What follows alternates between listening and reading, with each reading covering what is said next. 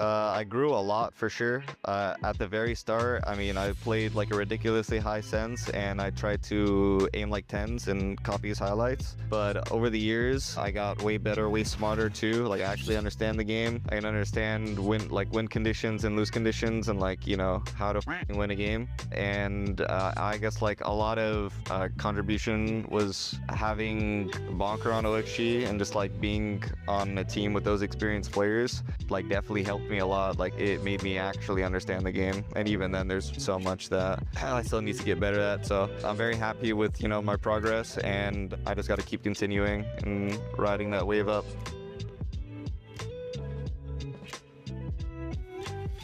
The adaptation, I mean, the adaptation, slowly but surely, we're figuring it out. I think we're taking steps forward and we know our problems and what needs to be like fixed. So I think our split one definitely helped us learn a lot. Our progress should get faster very soon. Initially, I just created a Discord server and I invited a bunch of people who I thought were good and I wanted to trial them and see how they fit in a team. I did some scrim trials where it was just like I picked a set 5, including me. I also had coaches watch. I did like the little EG method where we did like a 5v5 of like 10 trials. I learned a good amount of like from the players from those trials too. So that was pretty nice. And once I had my core, we started talking about, you know, who we wanted to move forward with, and by process of like elimination we figured out who we wanted to play with for the season. Well, if I wanted to speak very like optimistically, I want to win an international. If there's a world where that's possible, where, you know, I could win an international, I'd win an international. I guess technically that counts, but we can't even play Ascension. But I guess for tier 2, if I were to stay in tier 2, just to win. You know, if we won playoffs, because we can't qualify for Ascension, I would be happy with that.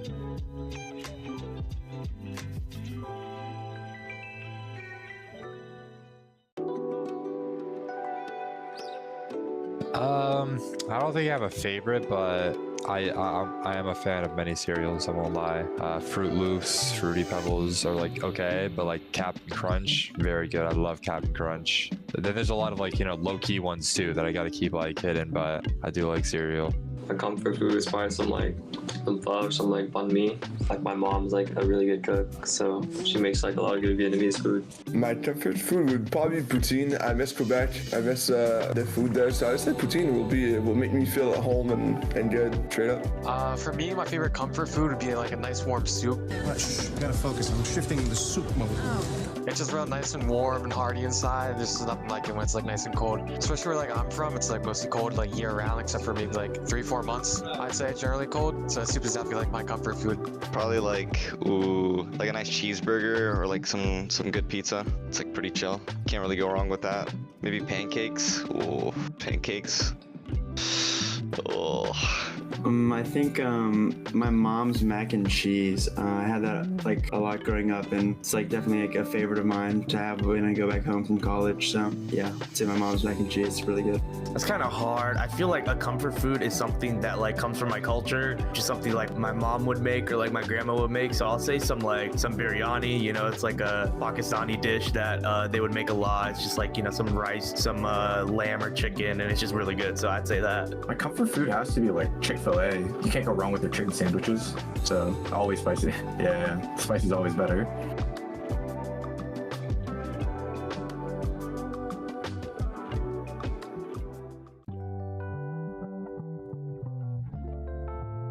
I don't really know. I don't really have that many skills. I guess I know how to dress sometimes. I'm like okay at dressing. I can dress myself. Yeah, I got the fit, you know, the fashion. You already know.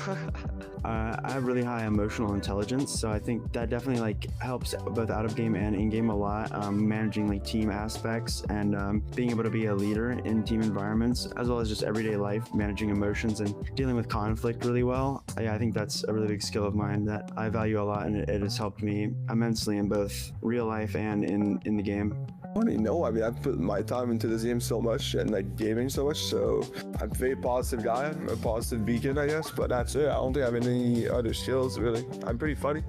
That's enough. My biggest skill outside the game is probably just work ethic. Like everything that I've done when it comes to like school or when it comes to like working or whatever, I have a very like streamlined mindset where it's not like what is the product of it, but the process. Really trying to like find joy and appreciate like the work that's like put in. I always try to have a mindset that's like continually looking towards like improving or getting better at whatever I feel like I'm lacking in. I don't know. I feel like my major in marketing, like I've always been like a very talkative guy. So I'd say like going towards like business and marketing, I would say that's one of my biggest skills. Just, you know, being a very talkative and someone that can, you know, just get along with a lot of people.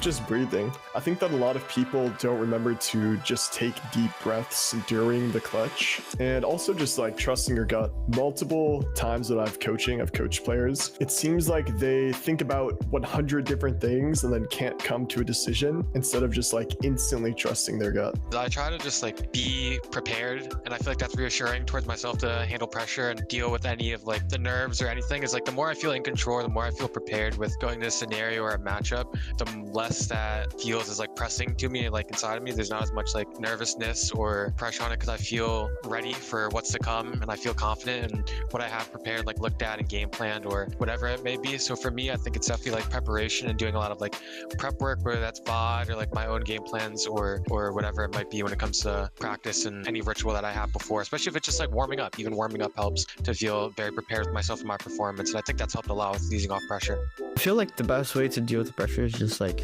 to accept that it is there. I don't believe that people cannot feel pressure unless they actually don't really care about what they're doing. Competition should have pressure, right? Otherwise it's not even that much fun. That's where the fun part of competition is, you feeling that thrill of, you know, playing something that's worth it. Maybe I'll feel like the nerves, like of the excitement of the match before. It really just depends on the match. It's just like having like a system and a team that you can trust. So no matter what, no matter who's playing bad or who's playing good, it's something you can hold on to and be consistent with. Even then, by like trusting your system, trusting your teammates, you know, that'll open up a lot more actual kill potentials than, you know, playing like you're Lionel Messi. Not everyone is Kane Zero on the ISO, you know. What I used to do was I would give myself at least piss around to kind of get my nerves out. So even if I whiff or don't do what I was supposed to do, I would kind of take it easy and be okay with, you know, messing up or being a litof bit nervous. But I don't really get nervous too much anymore. So because after piss around, I just completely forget about being in a match, and I just play like it is in practice and kind of just let things flow.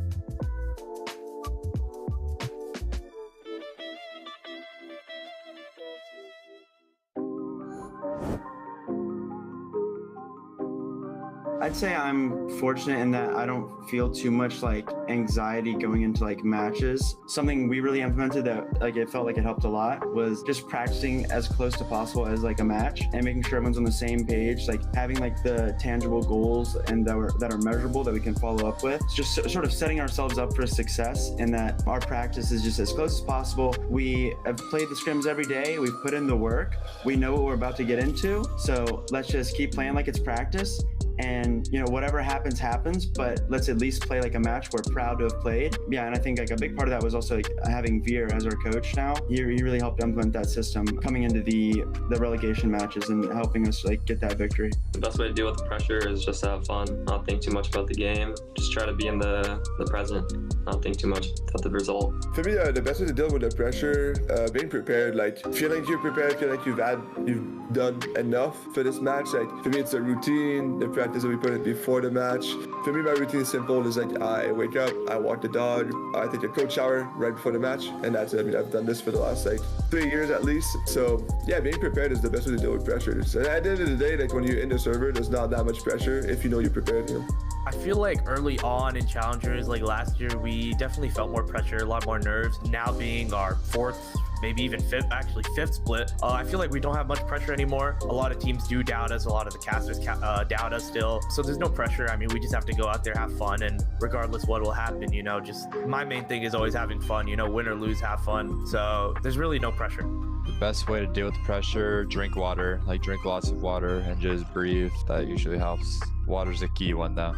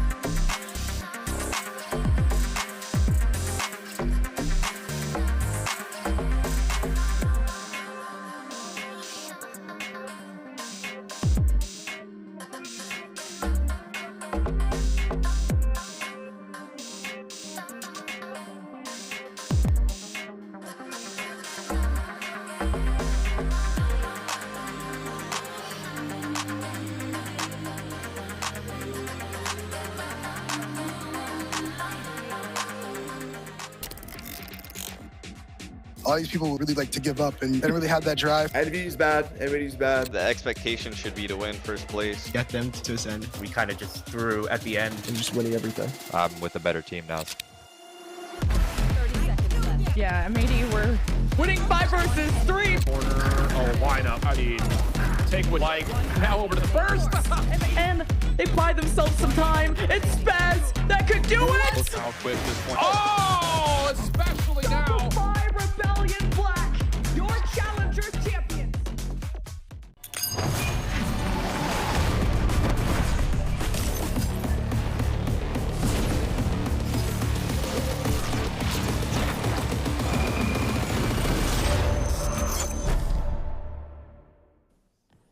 Hello, everyone, and welcome back to another wonderful day of Valorant Challengers North America.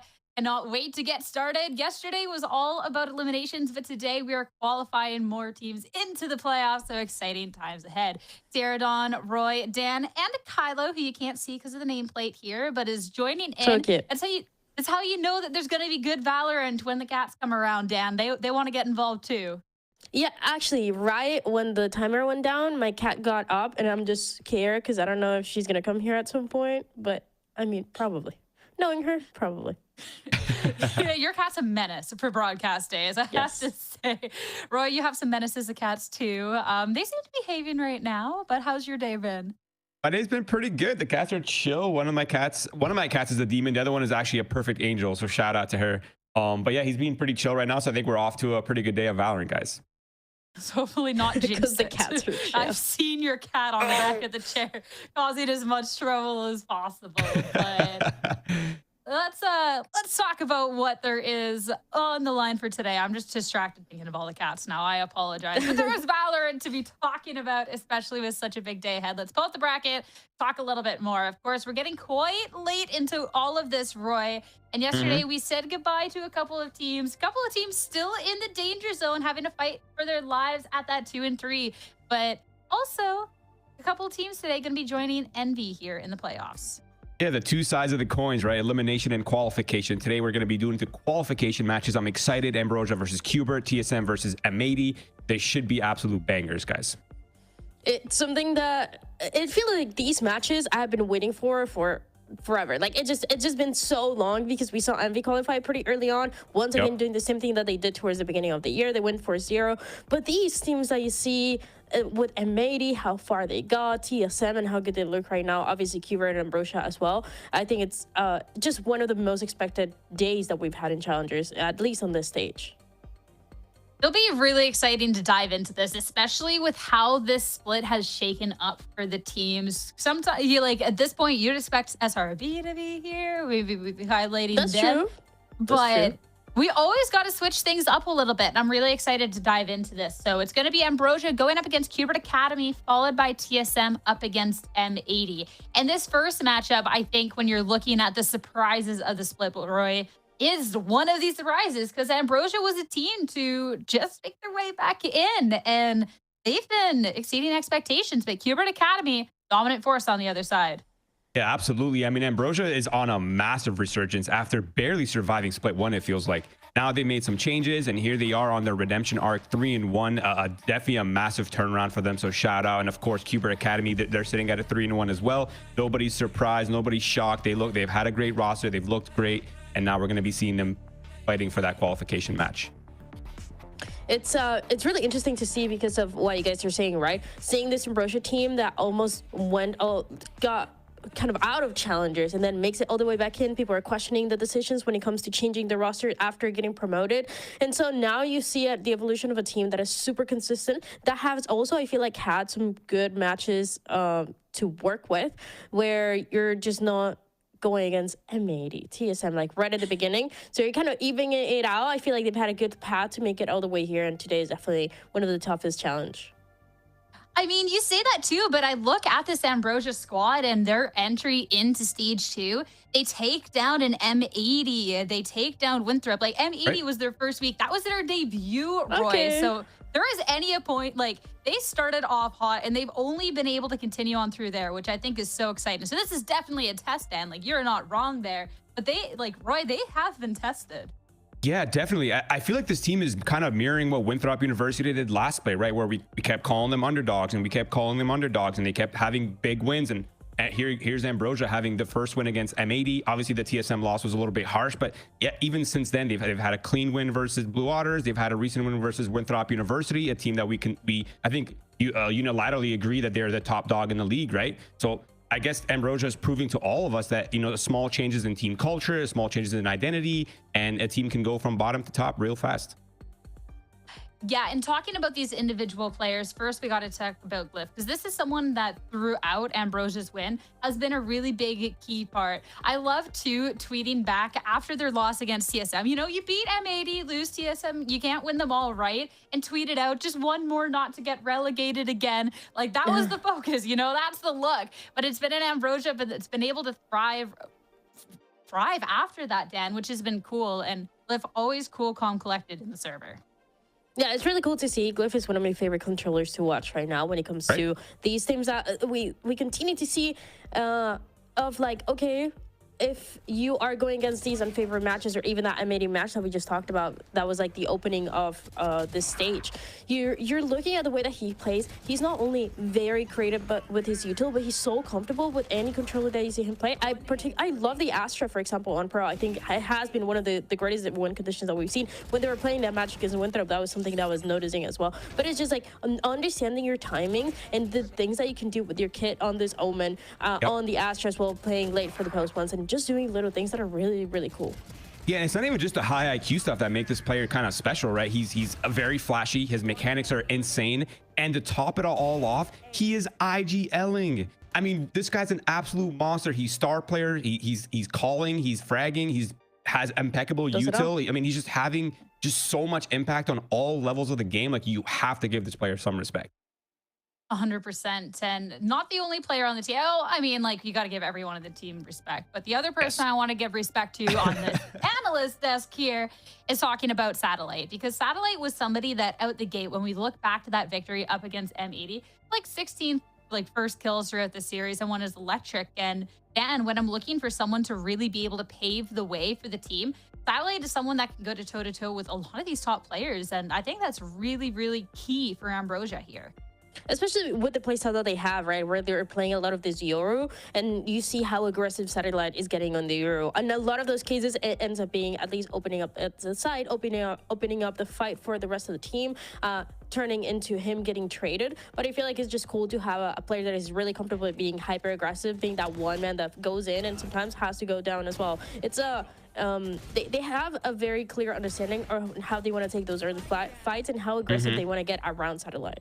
Yeah, absolutely. I mean, we've highlighted this player as one of the most underrated duelists in the league. I think there's definitely reasons for that. And he's had some pretty impressive performances, except the one time we kind of cast a curse and we highlighted him as the most underrated player, and we absolutely destroyed him. But besides that performance, he's had very clean first kill, first death ratios. He's very versatile. I completely agree with Dan. And I think the one thing that makes this duel kind of scary is the fact that he can pull out the op at any time. He's attack opping, he's defense opping, he's doing it on Yoru, he's doing it on Jet. It doesn't matter who he's on. He always seems to find his impact. The caster curse for the person that we talk about maybe not showing up in the server that day has to be studied. It has to be studied. It's crazy, guys.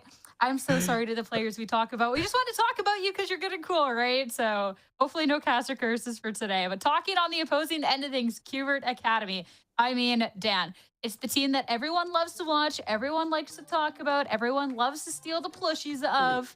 Exactly. And I'm glad you mentioned that. You're so right. Now, actually, hold up. Did you give it back or do you still have it? Oh, no, I still have it. I'm pulling it out of my shelf without making everything fall. Okay, it's with me.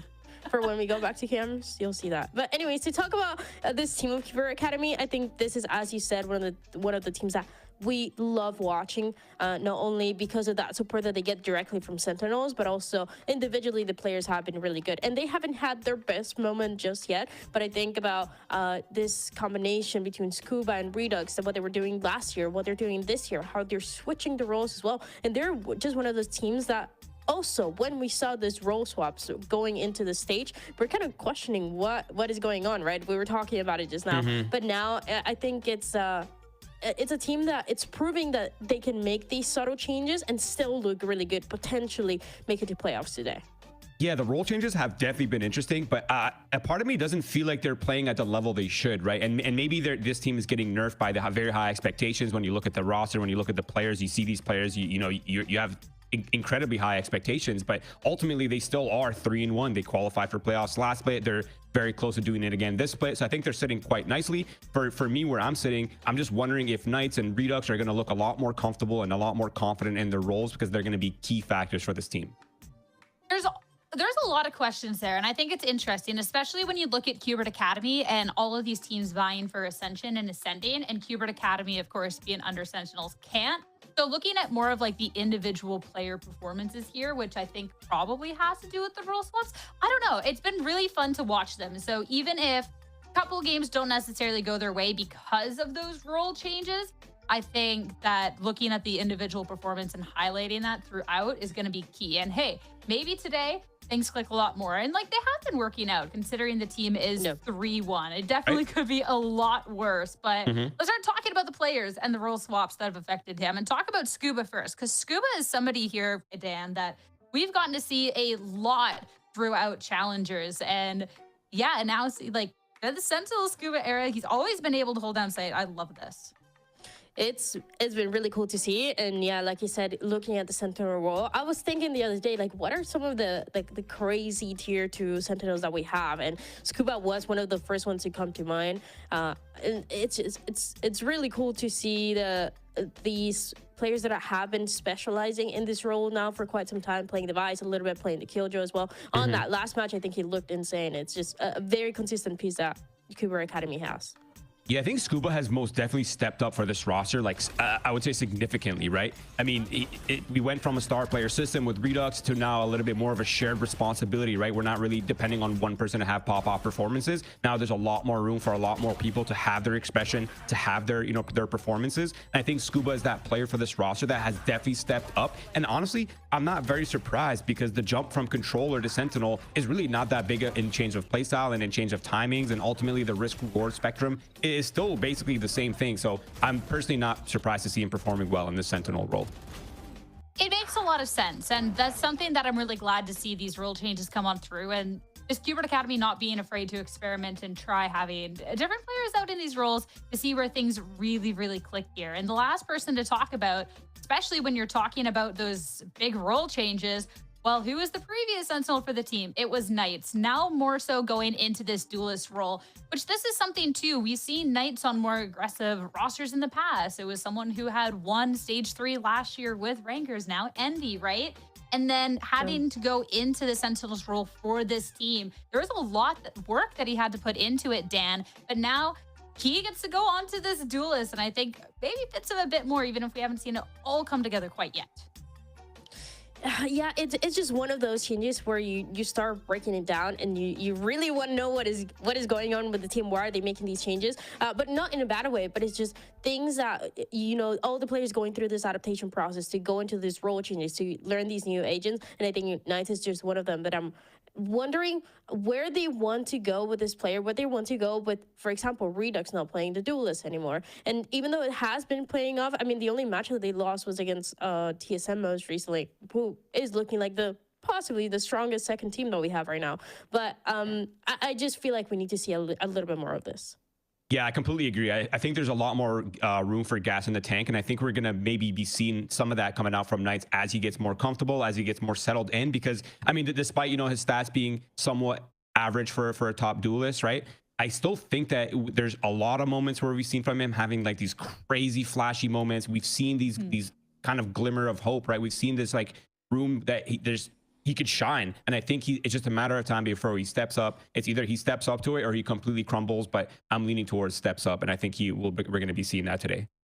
I definitely think there's a lot of potential here, especially too, like this is a team system where everything's changing, right? So looking for everything to click a bit more, and he had a strong Neon performance up against Cora, so I'd love to see a bit more of that today. But putting these duelists up against each other head to head, Roy, what are your thoughts? Okay, so my first thought is I'm really wondering to see what the Knights op looks like, because I feel like we haven't seen it a lot. We've seen it sometimes, but Satellite is the type of player that is going to be sniping quite a bit. He's going to be doing it on attack. He's going to be doing it on defense. And I feel like Knights this is going to be a very big test for him to see where he stands in terms of being able to read where he should be to find those opening kills. And I think ultimately this is going to be quite a battle. But Satellite is a very fierce duelist, and if we had to do like a head-to-head in terms of like predicting who's going to have a more pop-off performance, I think I'm leaning a little bit towards Satellite here. All right. I'm curious with how this one will play out, especially too for Ambrosia being on this winning streak, going up against this Qbert Academy that's been changing so much, but have had more time to get used to those changes. I think not just this duelist head-to-head, but this matchup head-to-head is going to be a really fun one to spectate as we're looking for our qualifying teams. But narrowing in a little bit more on the series ahead, let's talk about the map picks and bans, especially too. We are at a point here, Dan, where we do have a little bit more information as we're quite far into the stage on what the teams like to play, and Qbert Academy are going to be picking up Haven first.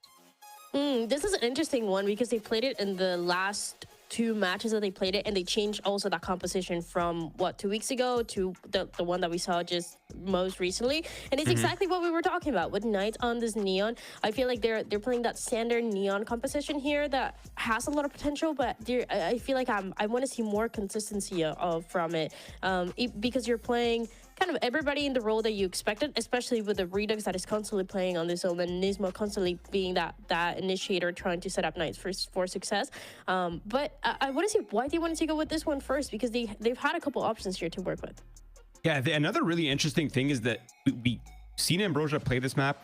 They looked pretty good recently. It wasn't in VCL, but they did play it. They did run the double duelist. I'm still wondering if they are running that composition as well. But to be honest, I'm not really surprised to see Qbert pick this map. Yeah, despite their loss versus TSM, they swapped their composition like Dan was saying, and they had a really pretty good pop-off performance with the Neon, with Knights on the Neon. I think it looked great. I'm not surprised to see it. But what I am surprised to see is the fact that Ambrosia's opted in for the defense on this map. This is typically a very hard defense map. It can really slip out of control. So I'm wondering whether Ambrosia was expecting this and they kind of have a read on how Qbert wants to approach it. So I'm looking to see what Ambrosia's got on their defense side for Haven specifically. And talking about the map pool as a whole, we got the Haven, the Icebox, and Ascent. Of course, when we're looking at a qualifying series, and a series that's so big, Roy, is there anyone that you're kind of giving the edge to in this, all things considered? Like overall for the entire Veto? But yeah, looking at the Icebox and Ascent next. Honestly, my instinct said this is a 50-50. Like, Icebox is a great map for Ambrosia. They've looked quite good on that map. I liked what we saw from them recently. Ultimately, it's their composition is good on that map. Obviously, Qbert Academy, it's really going to come down to how Redux is performing, because obviously he didn't have a great performance. Redux did not have a very good performance versus TSM. So I'm looking to see, you know, how well integrated he is now, if he's feeling a lot more comfortable, and how he's going to be performing if things aren't going well, or if the team's not performing well. So I think Icebox, I'm leaning towards Ambrosia for that one. On Haven, obviously Qbert maybe has a slight edge, but when we go into Ascent, that is a very interesting one because we haven't really seen it from Qbert Academy. We're not really sure what to expect on them in that regard, but we have seen Ambrosia play Ascent. They looked pretty good. They had a very good win against M80. They had a very clean win versus Blue Otter. Yes, they got tested by TSM, but they looked good on that map. So I'm expecting this to be a very, very close battle, guys. It is the same two maps that we saw Qbert Academy play against TSM, and that was that one match that they lost, right? That's why they're 3-1 currently. But what I want to see on Icebox is actually something a little bit different. I want to see what T-Dog is able to do on this Gecko, because we've seen teams like G2, for example, having a lot of relatively simple but cool ideas around this Gecko, especially when you're not playing your usual duelist on that role, and then you're having Redux, as we talked about on this Omen. So I want to see how they're able to start those fights, get those early flashes in the hands of T-Dog to potentially set everybody else up for success. You're looking at Nismo on this KO that is always looking so comfortable, but it was a match against TSM where they couldn't find anything on that defensive side. Talking about these teams a little bit more, as we are waiting for a player to get into the server. I promise, guys, we're trying to get to the game as fast as possible. But let's talk a little bit more into this map pool, because of course this is going to be relevant for now, if they lose, if they win, looking at playoffs, any other time. But we talked about that Ascent being something that they haven't necessarily played yet. I feel like there's definitely times where I see a team hasn't played a map and I'm like, oh no. But Ascent coming back, I feel like there's a lot of very similar things, and a lot of teams that have all these veteran players have just been so good at adapting to. So I don't think I'm too worried about that. I think my biggest thing, Dan, is I really hope we get a map 3 so we can see kind of what ideas they have if they go for the Waylay. What do they have to offer here? I don't think it's gonna be anything too crazy, honestly, from Qbert Academy on this map of Ascent. Maybe a little eyes that we get to see. I feel like there's a few things, but I don't really see the Waylay being played. No.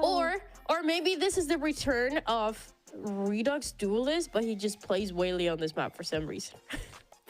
Maybe. Yo, I'm for it. Really switch it up, right, Roy? No, but I think it's going to be a pretty simple one here. And obviously for Qbert Academy, it's better if you don't get to that map of Ascent, because you get this win maybe in a 2-0 fashion, and then you're saving everything for playoffs. Yeah, I think I'm leaning a little bit more with Dan here, right? Like you swapped to a new duelist. He's already kind of getting overloaded with, you know, practicing in a new role, taking on a couple agents already. I think throwing Waylay on top of Knights as well might just be a little bit of an overload. But I think the interesting thing with Ascent for me is the fact that we're seeing some emerging metas happening. Like people are leaning into the Vice, some people are leaning into the Tejo. We're seeing some different compositions starting to be run on that map, even though historically it's really just been the KO composition that has dominated this meta for so long. So I'm curious to see which meta Qbert is going to be leaning into and how they're going to be approaching the map. But I think even within like the cookie cutter comps, there's still some room for interpretation. There's still some room for expression. There's a lot of things they could do differently. They can move agents around. They could have different setups. They could be leaning into the double sentinel meta. They could be leaning into the, there's so much that they could do. So I am very curious to see. I hope we get to see that third map, because I think it'll be very interesting. Yeah, good for Qbert to not show it, but I think it'd be nice for us if we can take a little sneak peek at what they're brewing up there. But talking back about this series, everything else, this is, I mean, to see Qbert Academy at this point, at this 3-1, not necessarily the surprise, but Ambrosia being here and looking back at their map pool and everything else, Roy, I think has been what's thoroughly impressed me about this series. Even when you're looking at an Ambrosia being the underdog, you look across the board, minus the split. Let's not look at split. Ignore that little thing right there. I'm turning a blind eye. Close your eyes. Turn a blind eye. It's like, it doesn't exist, guys. It doesn't exist. But across the board, like, they've been looking really strong. And like, again, these have been against some formidable teams. Okay, I'm gonna open my eyes for 2 seconds. Okay, that split. No. That split wasn't even that bad. Their 2 losses were against TSM and M80, and they were both 9-13s. Like even on their quote unquote worst map on paper, it's still really not that bad in context of the fact that M80 and TSM are pretty much considered top teams in the league. So I think ultimately Ambrosia's looking good. I'm very pleasantly surprised to see they've managed to turn their ship around. Obviously they've been struggling, but the fact that they've made some changes, they've made some adaptations, and they've looked great. I'm excited to see how they're going to be approaching this map. I'm excited to see their new form, especially with, as they get more time for reps. And ultimately I'm here for it. I want to see this Ambrosia pop off. I'm just eyeing up that 2-1 on Ascent for Ambrosia. So they're definitely got the reps on here, but also TAFE. So there's a lot to be discussing if we get to that map 3, but still got to focus in on this map and everything else and the predictions for the day. I mean, clearly going into this, Qbert Academy, they're going to be the overdogs here. Ambrosia are the underdogs, but I believe, okay? Are you ready? I'm ready. All right. This is a team that got relegated in the first split, right? I'm ready. I got my notebook and everything. I'm sitting up straight. They got relegated. They hit the lowest of lows. They made their way back up to the league, and they just had, a very humble request. Let's not get sent to promo relegation again. This is a team that had realistically, like, nothing to lose, everything to gain, and they've been stepping up with a pretty difficult schedule and thriving throughout that. Whereas for Qbert Academy, obviously there's going to be pressures on the team. It's Sentinels Qbert Academy, everything else. But they're going through role swaps. We're looking at individual player performance. And I think when you just have 5 people on the other side that are like, screw it. Like, we really have nothing to lose here. Like, oh no, like, we lose against Qbert Academy, so what? Or we win and it's the coolest thing. I don't know. I feel like that difference going into this is going to be what's it. That's what the underdog movies are made of, guys, okay? Like, that is the whole story. Okay, I like this, Cook. No, I actually like this. I do want to point out something, Sierra, that you and I are quite literally on the complete opposite sides on both maps today. Both series today. So you're going for Ambrosia, I'm going for Qbert, and then I got M80 in the second series. You got TSM. So we're on the oh, shit, my bad. But yeah, I mean, I think we're on the different sides. I think it's gonna be really interesting. And listen, there might be a battle happening with these teams, but there's also a battling happening on the desks, and that's where the fun is for us. So yeah. And for once, I'm not even involved. I have nothing to do with this. I'm just listening. I'm like, okay, people are arguing. Is this how it feels like to be you, Roy? You just watch me fight with Sarah all the time. I gotta say, fighting with you, Dan, over our predictions is part of my favorite broadcast moments, though. No, I agree. I love it. But you did have something. Well, okay. Do you have a Qbert? I think if you had a Qbert, your prediction would be different. It's hard for me to share. I don't have a Qbert, guys. I don't have a Qbert. And how would that influence your decision on the match today? Qbert Academy will never let me steal a plush because I think I've predicted against them every single week, even when they're clearly supposed to win. I am never getting a Qbert. You can say it was just say wouldn't be all of us voting, jinxing them, whatever. It's like you were the one who did that sacrifice. We're cooking here. I'm trying to help Sierra out. Now we're on the good side. Now we're together. And then there's Roy. The two of us working together and Roy. All right, Dan, we got to cook up a plan for me to get a Qbert plushie, maybe Roy too. And while we do that, and when you do, I have one. Yeah. I have one. It's over there. It's actually used as like a cat pillow. No, it's just me. Oh my God, I am the loser. That's crazy. We gotta get Rob on the line. Someone needs to call up Rob. This is despicable. This is crazy. I will start predicting Qbert Academy every single week if you send me a plushie. All right, that's all I'm saying. Wow. You can be bought that. You guys can be bought that easily. We're just being honest. Yeah, that's how it works. We can't be bought. Okay, I got to start writing a firmly written like DM to try and get a plushie. So while we do that, and so while we still wait for the same player to get into this server, we're going to be taking a quick break. On the other end, it's going to be Ambrosia going up against Qbert Academy. Stay tuned.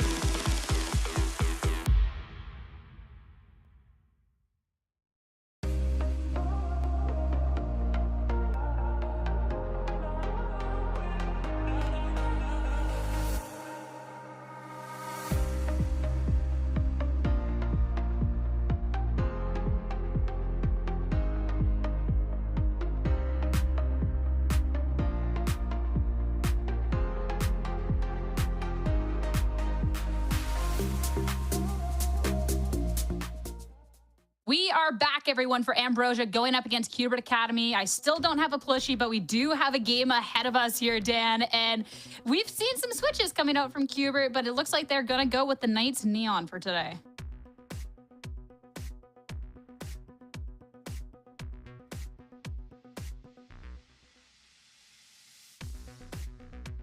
We be playing around Knights here on Neon, but on the other side for Ambrosia, this is kind of new territory. We had our questions on what they wanted to play on this map as well, and I like Acrean on this Vice a lot, actually, especially when you're playing against the Neon. I think it's really cool. Yeah, this is a swap up from the last showing I think we've seen from Ambrosia, where they had the double duelist, they had the ISO, they had the Yoru, but now they're opting for the double sentinel on that defense start. So now we know. Now I'm not as surprised to see them pick the defense side. Exactly. That's why. It makes complete sense. They probably have something that's going to slow down the Neon a lot, especially with double sentinels, the vines, the trap wires. It's going to be absolute hell for Knights to get on sites. I'm looking towards that, and I'm looking to see how Sentinels are going to adapt around this heavy utility defense style by Ambrosia to see how they're going to come out on top on this first map. I like what Ambrosia is cooking up here, and it's time to see if that will work up against this Qbert Academy, or if it's going to be Qbert to take their own map, as Haven is now ready, and it's time to head over to your casters, Shift and Van Silly. Have fun, boys. Yes, ma'am. Let's get this thing going, Van Silly. It's been a minute since we've had a chance to cast together, but pumped to do I'm it. going to pretend that Roy's taking his toss. What? Because I don't... you're muted on Discord, bro. I'm so muted on Discord. Wow, that's embarrassing. Wow. Let's start this thing off. It's been a while, bro. It's been a while. It's been a while since we worked together, you know? You gotta shake off a little bit of that rust. Yeah. Literally sitting here talking about how we haven't worked together in a long time. What is Discord? What is Discord? And it shows. Yeah. The good news is I didn't say anything of much importance. Just hello, how are you? But our desk actually pulls in the equipment and utility battle really nicely to kind of talk about the ability to try to deny Knights on this Neon. Agreed. As they mentioned on the desk, there's no changes going into this composition for Qbert Academy because of that. Having Knights with this new responsibility of playing this Neon on the site, and Ambrosia, a whole different composition the last time they played this composition around. It was with a different roster too. And they're about to get tested on the C site though, from where Shondex is always good on the anchor. Yeah, Sean gets a pretty solid read, just a little shoulder, also denies the recon bolt, but for Qbert, no commitment here, just a show of force. Defense pulls for a moment, but everything's cool and casual for now.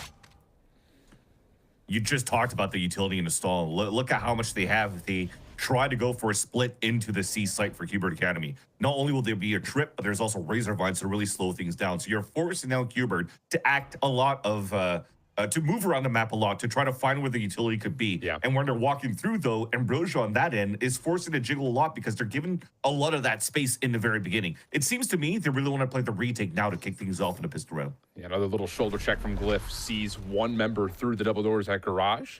Defense still not really modifying what their setup is at the moment. There may be a late rotation here from Ambrosia, and yeah, that was going to be the immediate call. Paranoia coming through, but the first shots from Knights are perfect, and Qbert will get entry and likely also have a plan. Well, that's a great opener to kick things off here for Knights. Again, the question coming in from the desk is how consistent can Knights be now with this new responsibility as the main duelist for the team, and that's great openers. It's got to be a lot of just feeling out that Sentinel utility like you mentioned.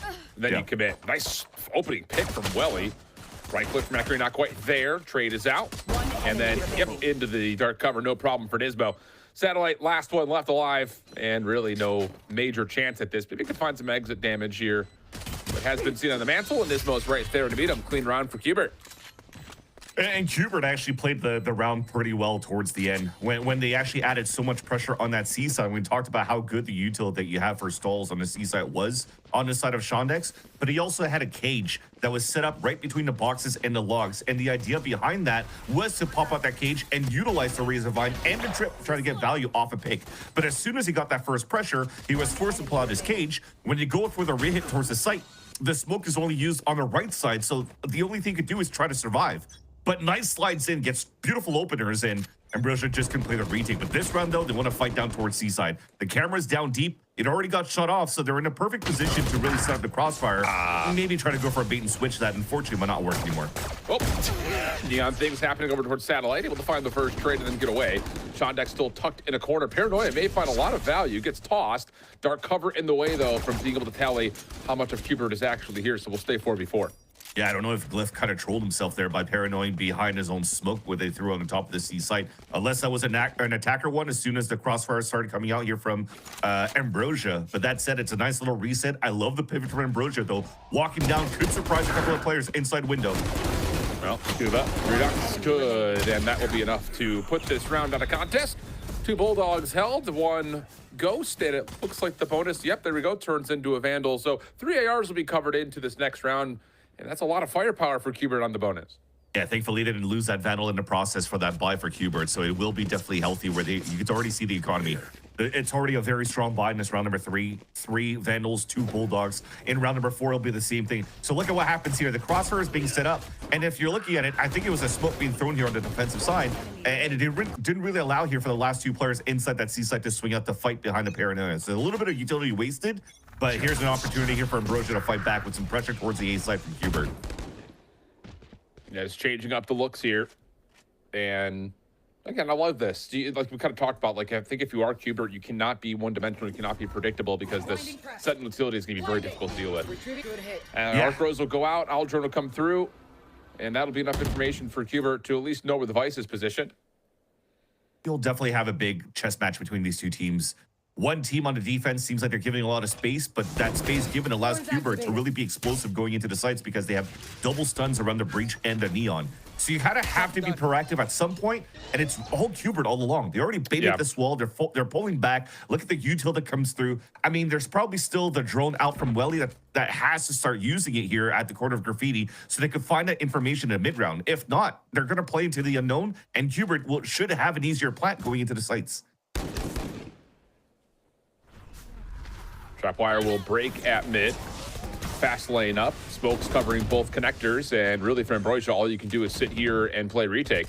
And I love this for Qbert. You know, you don't have the greatest weaponry in the world, but you can still fight in close quarters where that Bulldog could actually pack a bit of a punch.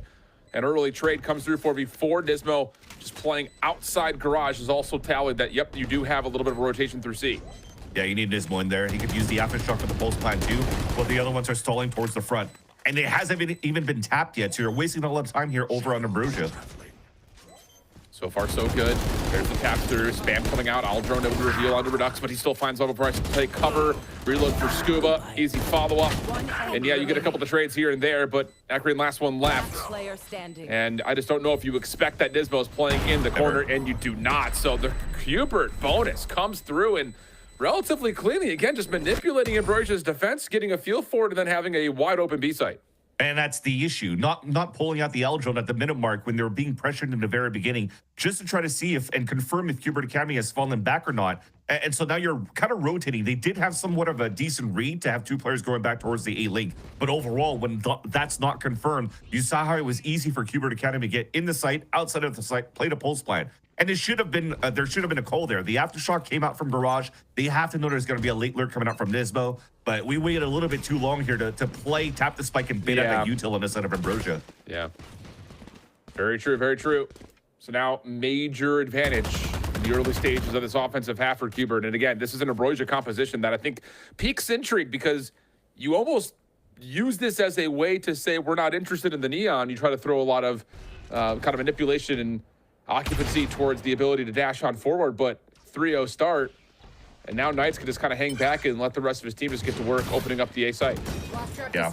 Right now, this should be an easy round coming in for Qbert unless you get some crazy shots coming out from the Sheriffs here. But from the position that Satellite's at with this shorty, he potentially could have been punished because you had a great lurk moving out from Knights with this Outlaw. But we're at the mid round. They're just going to slow things down for a bit, and try to figure out where a stack could potentially be. But what I'd like to see here for Ambrosia going into the later rounds once they have the economy rolling back in their favor is to try to conserve maybe a little bit of these trips here to be more reactionary. And we've seen Ye do against some Neon compositions on Fracture in the past that allowed for him to move into the lower brackets of the VCTs. It's such a good counter to what Qbert could bring out here with this Neon on their side. Yeah, very true. Well, here it comes. The hit back in towards B. Glyph. A little bit stuck here as Redux will find the first blood. That's on the worst over towards mid-grass. Hunter's Fury for well, he's just a little bit too late to stop really any sort of this post-plant setup, and an Aldrone will follow up just to see what's outside this A connector. I think they lost all that util. I mean, they have a couple of flash to do some damage, but you're in such good positions right now for Qbert Academy. Yeah, it's just especially against two, Shorty and Sheriffs. Once that play over towards Sewer doesn't really fully come through, it just feels a little bit too easy here for Qbert. That seems to be likely what's going to be follow-up here, if there is going to be a follow-up at all for Ambrosia. They want to chase these kills for some orbs. Why not? Just go ahead and get some more ultimate charge. Glyph Welly provide one in tow, but really not much to follow up with outside of Satellite following and falling to the spike itself. Yeah. Allows Nismo to get closer to his Rolling Thunder. You already have the overdrive available from Knights, who's been quite good at these entries so far for the team, at least in that second round. And yeah, there you go. You need this timeout. You need to figure out here how you can be a little bit more proactive around the map for Ambrosia. I respect Welly with the Hunter's Fury going into denying the plant, but it didn't really seem to me that there was a game plan around the Hunter's Fury when he was using it, because nobody was double flashing, trying to flood through. There was no really engagement from flanks or really trying to find ways to capitalize on players jumping and avoiding the Hunter's Fury. So I feel like that kind of went into waste, and now you need to be a little bit cleaner in your gun rounds, because this is going to start spiraling their way out of your control here for Ambrosia if you still allow Qbert Academy to get so much space. Yeah, and I think there's going to be some sort of a narrative follow-up here in terms of Ambrosia going to this composition in the first place. Now, to be fair, they have not played this map in this particular stage. They played it in their promotion match when they played up against Maryville, and it was an ISO in the mix the Fnatic with the comp, Oreo. Yeah, exactly. So that was more of kind of a stock. We'd seen it. We know it. You just kind of copy paste what you get from the Pro League. But here, this feels like something that is built as a way to counter out Knights. And honestly, Hubert has just been not only finding eco advantage, which has given them, obviously tons of advantages when it comes to how they want to play the map. But in particular, now you've got ultimate charge coming up that really doesn't require the Neon to be the first thing forward anymore. So it just feels like because of the hot start that Hubert have had, it's reduced the potency of this Ambrosia composition. Yeah, and now you're seeing out of the timeout, they're trying to find as much early information as possible to maybe not play with their bodies. They're trying to play a little bit more with util. Look at where the trips are at. You had a forward camera. The Euro now, satellites pushed all the way down towards the op, with the op down towards lower C. So now everybody could stack up towards A. Even if they lost Glyph in the very beginning, this is still pretty decent because the wall could stop the split, and then they have Razor Vines, and then you start using players within the sites to fight. Yeah. It's just one of those things, like, we just have not seen a lot of ice on Haven. I think a lot of the reason is, like, as much as the shear wall and the Razor Vines can be good, there's just so many choke points. And I get it, you're trying to put a piece of utility in each of them by countering this with a Cypher as well. But I mean, it does feel like a level of, like, you just have to predict that your setup is the right thing, because even with single Razor Vine is not going to deal with that much deterrence towards a hit, as Hubert will push right through one as a prime example. Reveal into Acreon is in. Here comes the high gear as Hubert find the trades, and that will allow them entry into A. Well, I mean, you kind of wish somebody's responsibility was trying to break the dart, because Acreon just got pinged twice and just got walled, ran down, couldn't throw up his second Razor Vines to slow down the sewers push after, it's even being pinged, I think, or looked at where Scuba's position is. He notices now the wall is being placed up a little bit further up where they could try to stall towards that spot. But that said, I mean, if you're looking at the Vice pick, I still think it's a decent pick. One of the teams that plays around the Vice quite well is G2, for example, with their comp using a Vice, but they're not playing double Senti. So when you're playing the Vice, or a lot of teams play around Vice, even on Fracture, for example, it allows for you to play a lot of, like, 4-1s on different spots, right? Anchoring, being strong on different areas around the map. But that's the thing. You're fighting for the space on the other side of the map, which you're not really doing so far here for Ambrosia. I respect it because you still have good stalls, but just the lack of not shooting a dart there just really didn't allow for you to really set up your triple crossfire setup towards the A site, where your read was correct. The hit still came towards that side for Hubert Academy. Is just lack of communication to break that util. Could we spark note this and just say that, like, the composition for Ambrosia may be a little bit too reactionary right now? Like, there's just not enough of the ability to actually get a read on where the hit's coming from to get their setup properly put together, because that's kind of what it feels like. Is, let's throw a trap wire and spy cams into 2 of the 3 checkpoints over towards C. Let's throw some Razor Vines and shears over towards it. It feels like we're kind of blindly guessing where we're going to put this stall utility. And I agree, and that's what's important here, that you have Satellite on this operator. He's going to be the sole person that's going to be trying to block out and section out a line here for the team, while the rest is trying to stall with the correct stacks. So you're trying to funnel your opponents into this Sentinel's utility, or at least the Sentinel players of Ambrosia's utility, not Hubert Academy Sentinels. But it just is unfortunate that they're not being able to fight back when the Hubert Academy actually goes for these hits. Yeah. Well, Hubert gonna put them into a position of kind of trying to show force over through mid at the moment. Just a smoke. It keeps the defense a bit more engaged, but here's that play for Satellite.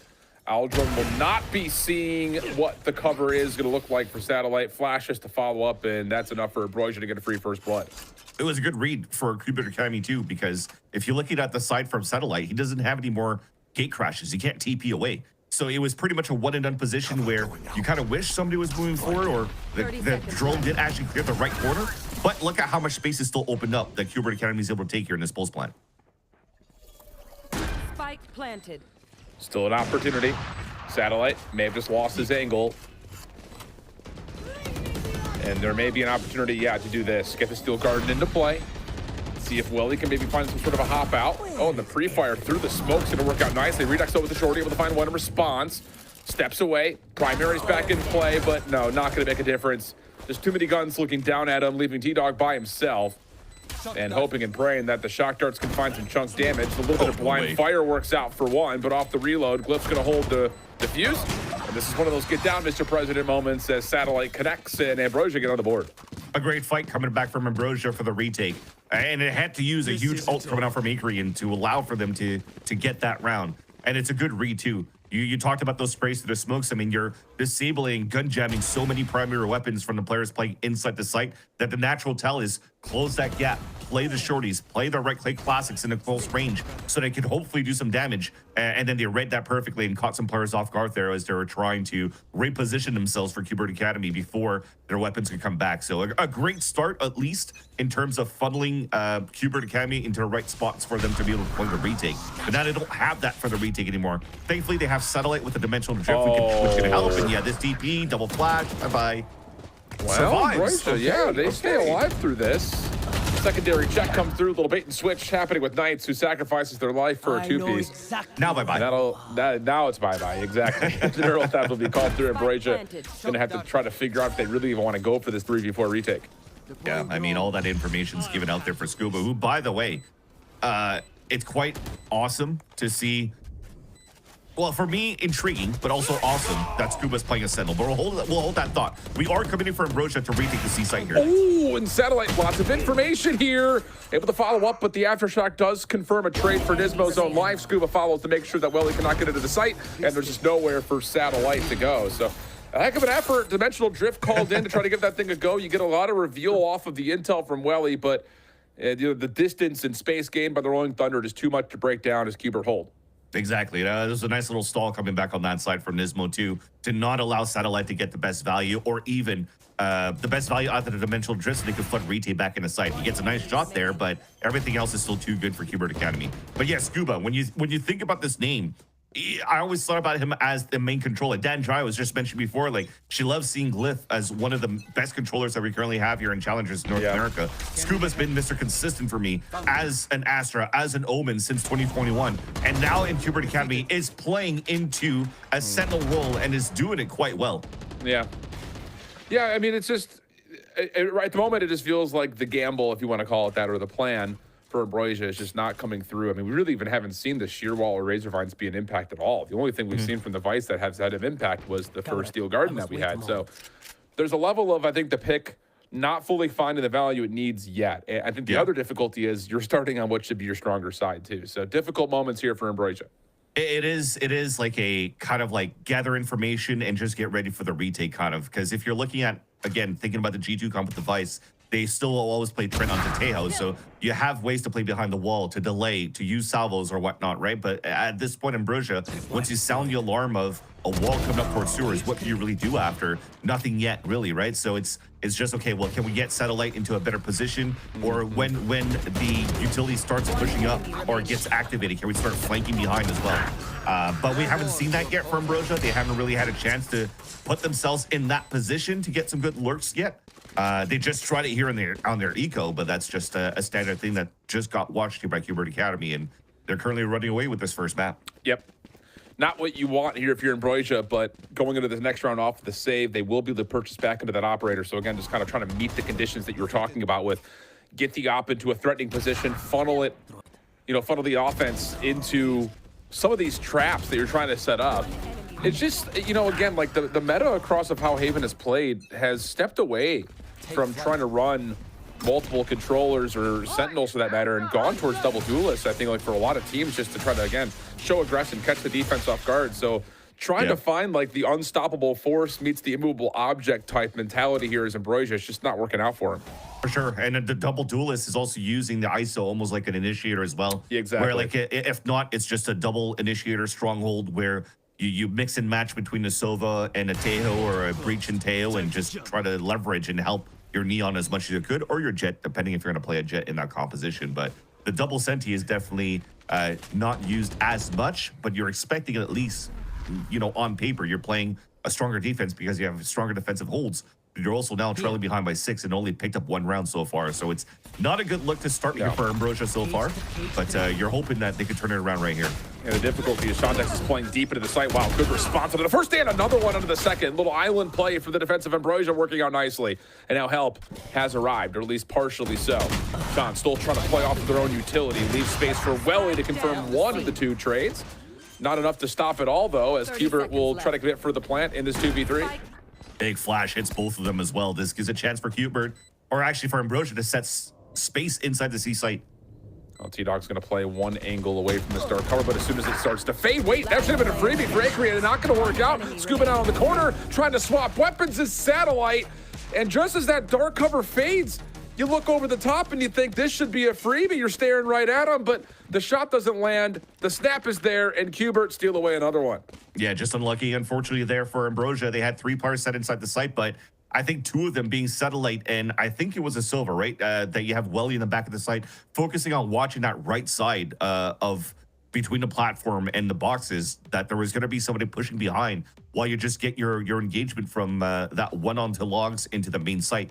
And unfortunately, when he falls, there's nobody there to trade with him, and then you just have individual 1v1s for the last 2 players remaining of Qbert Academy. And you know, if you're going to give duels against these type of players, this caliber of players, it's very hard for you to try to win or be able to win against those. And you just saw the demonstration coming out there from Scuba with the last 2 kills. Yeah, it definitely feels like this is starting to turn into a bit of a walloping. And, you know, just to kind of speak a little bit to it, like we talked about the compositions, let's talk about just how this stage has gone for both these 2 teams. Very shared results across not just, you know, win-loss, obviously, at 3-1, but more importantly, shared opponents that they've been able to play. The only real kind of distinct difference was the M80 win that Ambrosia had to start off their group stage. Both teams finding losses to TSM, but both teams bouncing back and finding wins versus Winthrop have them where they are now. And it's just one of those things that's like, you look at the Ambrosia versus M80 game and you go, is that fluky? No, not after they prove it versus how they played against teams like Winthrop. And then I even think that the game that played versus TSM was not a bad showing, even though it was an 0-2 loss. Yeah, TSM is one of the better teams that we currently have in this split as well. So the strength of schedule for both of these teams are quite good. But now finally going toe-to-toe against each other here, it's definitely Qbert taking the upper hand, especially with this kill, getting information there. I mean, the timeout that just came out from Ambrosia is just to get ready for the next round, trying to salvage the rest here, hopefully make it into a 9-3 going towards the end. Because I don't think that Welly should be pulling out another Hunter's Fury there into the B side again, unless they're trying to go for that tap after the wall came through. So there could have been some value because they actually had players within the site this time around for Ambrosia to really flood into the tap of the spike. But now going toward the A site is actually not so bad. The rotate's still there. They still have 2 Razor Vines. And well, he still has the ult, but he's playing within the site. So I'm not too sure if he's going to commit into this one either. Well, the other thing about this is Qbert can just show force and then send Scuba on alert. Wow, this one just walks into the site and somehow finds 2, make it 3. All right, casual business. And I think, you know, the important thing about that round right there, and yes, I know that there is a distinct weaponry advantage for Qbert compared to when Ambrosia brought in, but even in that execute or fake execute towards B, the sheer wall blocks off Knights from the rest of the team. And still, Ambrosia cannot even find damage into the Neon. So just another kind of showcasing that this setup is just not finding the value that it was designed to. Yeah, and also just unfortunate timing there. They were anchoring their spots for the longest time towards the A side. Again, they had the correct read that Qbert Academy was going to walk up into the site, but that's what Qbert Academy did. They kept walking, and you kind of felt a little bit impatient on the side of Ambrosia. You lose the position of Settle. It was that looking towards long, and then boom, you're dead. And now you're way too far to get any hits out of the Hunter's Fury, so you know that they're leaning towards that side. The only thing, though, that the saving grace is that if Welly starts falling away to support the rest of the team, at least Satellite's still there with the op. Well, Knights is able to see Acreon just through the A connector right through B. Trap wire in the way of this long play for Ambrosia through C long. The lurk from Scuba. Yeah. So this is just another one of those moments where, like, Ambrosia's going to be feeling pretty confident because they've got A long on lockdown, they've got C long on lockdown, and the only thing they're missing would be Garage. Yeah. I mean, everything's perfect so far for Qbert Academy. I commend that Ambrosia went for the recon dart to find information or the drone into sewers in the mid round. And it's like, okay, well, that's good. They actually know that there's nobody really hitting towards the A side. They have to be aware of players that are inserted at that point. But after throwing a recon towards the A side and you keep it Ambrosia anchored up towards A, it comes down to these battles from Shondex. Well, Shondex able to once again provide one. Slide out from Knights. Works out for an initial trade, but the damage and the numbers still favoring Ambrosia. Especially considering that you know for a fact that this is going to have to be some sort of an aggressive post plan due to the fact that C long is not an option here. So now it's on to Knights. Arc Rose, minimal deterrence with the flash. And how about this? Nismo here so much. He's got the Rolling Thunder to play with. Thunder, yeah. And Knights now gets the info. Little slide across. They just don't know about C-Long. That's the issue. But Nismo deals with it. And now can just wait a little bit longer. Welly trying to hop on for the fuse. Booped off of it. That doesn't get to halfway. Fault line to follow. Has to check for it in the corner. Spamming, finding damage. Pulls him off at halfway. But Welly steps away, finds the kill. It'll be a second round for Ambrosia. And that was such a good flash by Satellite. It fully blinded Nismo, who actually did get the dink while he was blind onto Welly defusing. And that would have been a whole different story if he was actually unblind, because he could have kept spraying in that spot. He still had an aftershock to work with.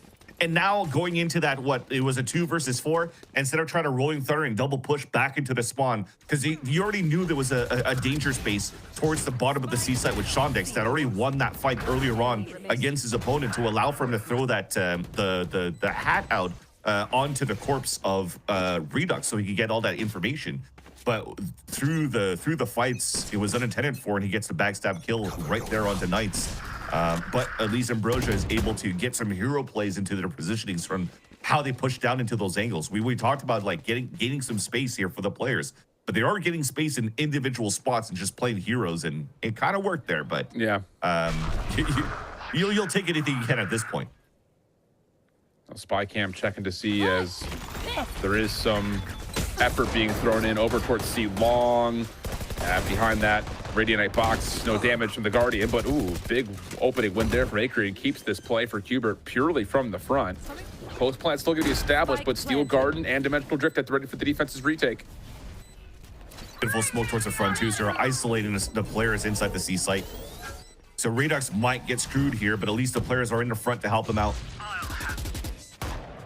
Decent idea with the spam, the dark cover, but no connection. Keep an eye on Scuba in the minimap. He is moving rapidly through the backside of Garage as the rest of Qbert are trying to hold desperately over towards C-Long. Not going to work out, losing Nismo by himself, and he does a considerable amount of damage, but not enough to stop all 5 members for Ambrosia. So it'll be a 3-9 half, and as much as you could say, cool, last 2 rounds look decent, it just felt like $1 late and a day short.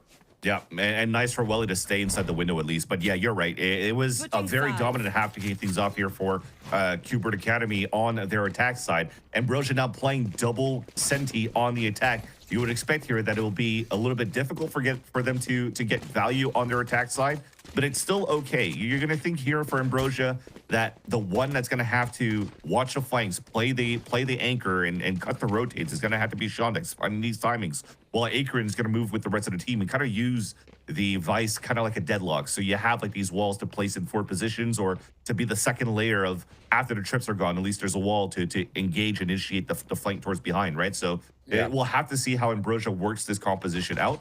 But it's the first time they're testing it out here against Qbert Academy, and you know it's tough. It's tough to do that when you don't really have that many reps and officials to play this comp. No, very true. Does make this pistol very crucial, though, for Ambrosia stepping onto the offensive side, where just based on composition, you'd figure they would struggle maybe a touch more. That told, though, I would say the kind of the one positive about this composition is that if you do get a spike plant and you're holding on to a lot of the Sentinel utility, wow, it's going to be difficult to break apart. But that requires, again, good information gathering from Welly and a good opener from Satellite for that to even come close to occurring. Yeah, and this round so far, you're seeing that Ambrosia and his pistol rounder literally using all of that free utility as much as possible to play information. So drone, recon dart, you have also the camera down towards sewers, and now you're trying to see where the players could be at. They have so many players inserted so far, where Satellite could force rotates. If he goes into this fight at Seaside and TP's away, that might pull some defenders out. Well, Glyph is going to get the plant, or try for it, pushed back. The defense rotating pretty late, and that allows Shondex to sneak in towards A.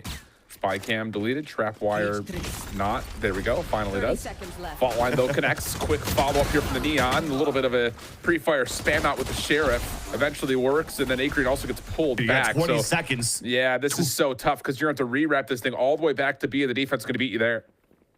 I mean, the only one cutting the rotates is Satellite, but you have no choice but to run into B, so Qbert's already going to be there. Even if you get the plat now, I mean, you still have to play a 3 versus 4 on the flood retake from Qbert Academy, sorry. Oh, they're going to play for the pinch, 2-2 split. This battle may dictate the pistol right here.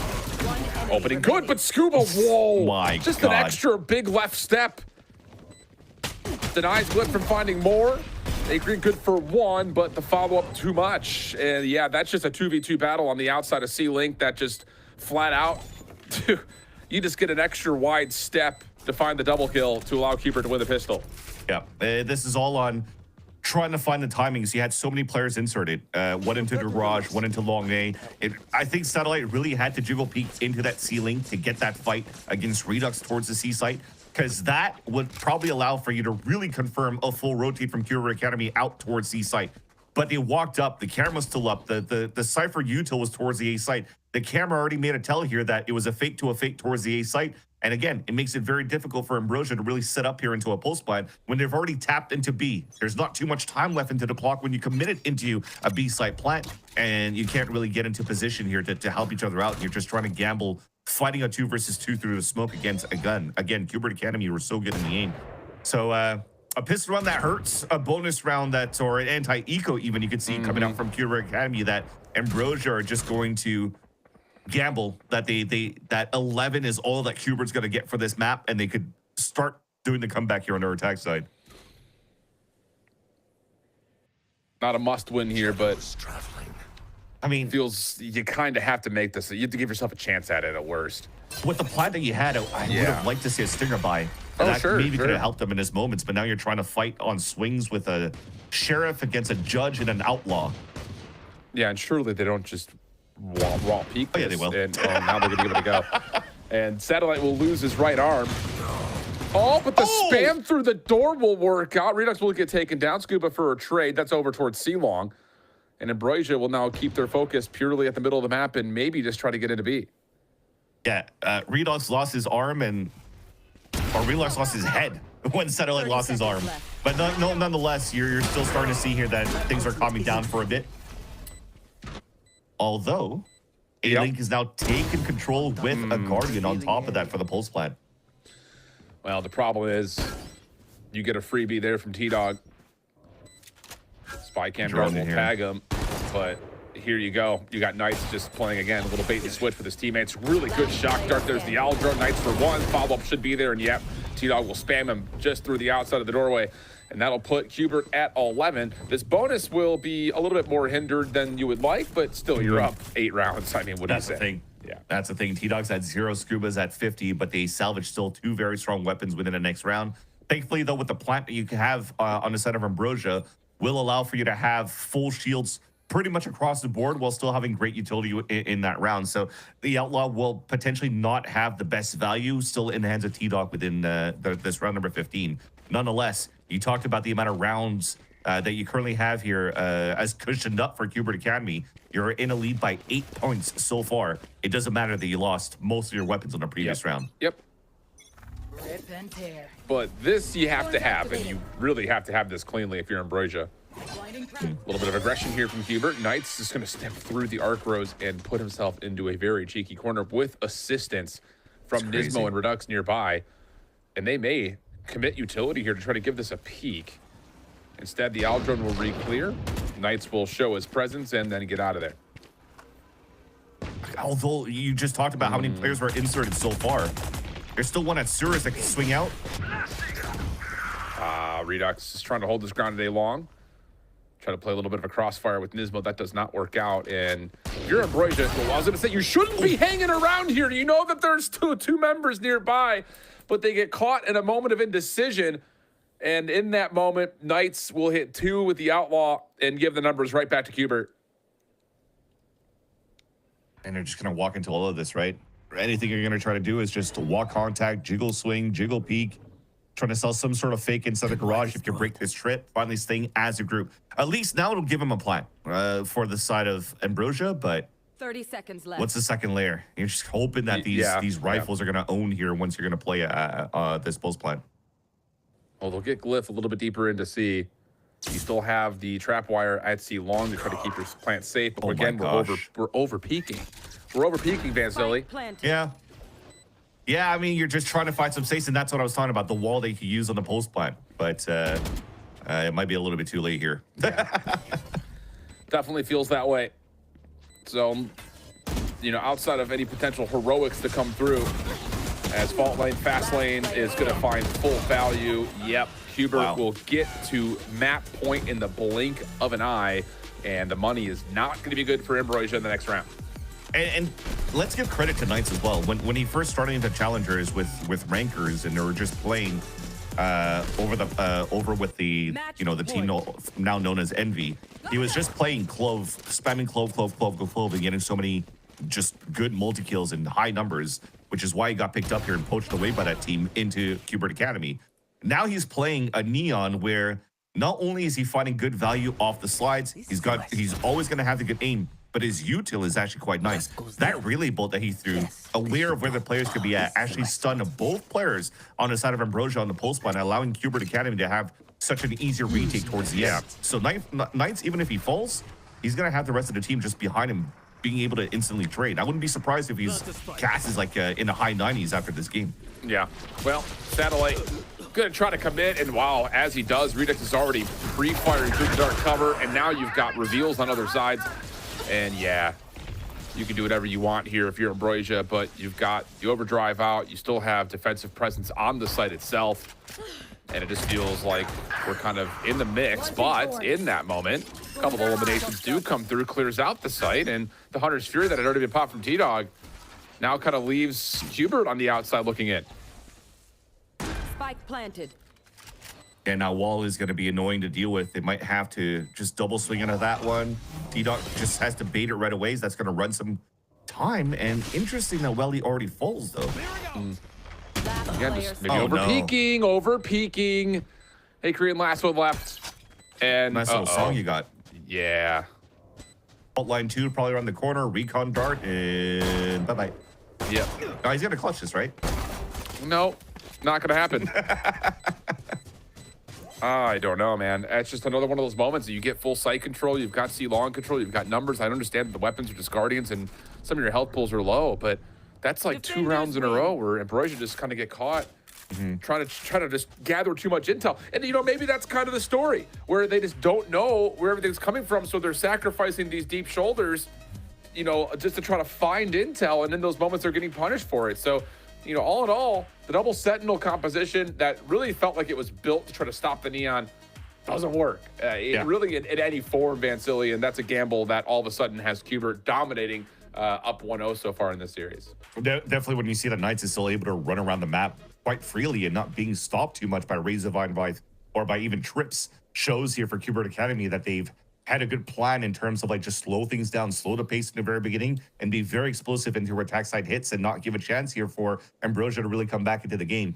But I think though, you know, my hopes going into the next map for Ambrosia in that second map is if they tailor a little bit better those fundamentals of at least sticking over as a group. That walk down towards the garage, I respect that play from Shondex, but I need that second player with him so they could actually at least trade out Nismo into the garage. They knew that T-Dog was stuck behind the wall. He was baiting that out, so there was only going to be one player inside the garage. So be assertive on those calls, work as a group in those funnies, and hopefully you'll have better team fights against Hubert. And I think that you point to an important player on Ambrosia. Out of the 3 rounds that they win, I think you could probably tally the win condition being Shondex both times, or at least all 3 times. So definitely feels that way. But the gamble doesn't work out here for Ambrosia. Find themselves down 0-1, but go into their map selection of Icebox when we come back.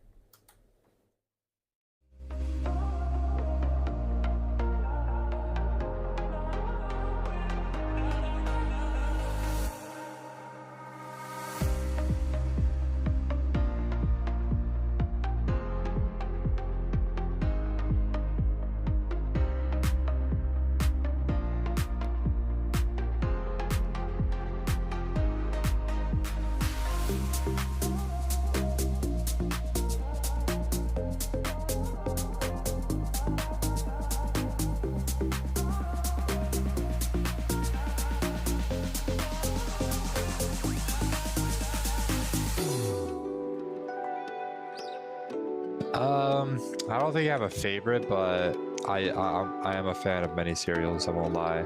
Fruit Loops, Fruity Pebbles are like okay, but like Captain Crunch, very good. I love Captain Crunch. Then there's a lot of like, you know, low-key ones too that I gotta keep like hidden, but I do like cereal. My comfort food is probably some pho, some like banh mi. Like my mom's like a really good cook, so she makes like a lot of good Vietnamese food. My comfort food would probably be poutine. I miss Quebec. I miss the food there. So I said poutine will make me feel at home and good straight up. For me, my favorite comfort food would be like a nice warm soup. Shh, I gotta focus. I'm shifting the soup mode. It's just real nice and warm and hearty inside. There's nothing like it when it's like nice and cold. Especially where like I'm from, it's like mostly cold like year round, except for maybe like 3-4 months. I'd say generally cold. So soup is definitely like my comfort food. Probably like like a nice cheeseburger or like some good pizza. It's like pretty chill. Can't really go wrong with that. Maybe pancakes. Ooh, pancakes. Oh. I think my mom's mac and cheese. I had that like a lot growing up, and it's like definitely like a favorite of mine to have when I go back home from college. So yeah, I'd say my mom's mac and cheese is really good. That's kind of hard. I feel like a comfort food is something that like comes from my culture, just something like my mom would make or like my grandma would make. So I'll say some biryani. You know, it's like a Pakistani dish that they would make a lot. It's just like, you know, some rice, some lamb or chicken, and it's just really good. So I'd say that. My comfort food has to be like Chick-fil-A. You can't go wrong with their chicken sandwiches. So always spicy. Yeah, spicy's always better.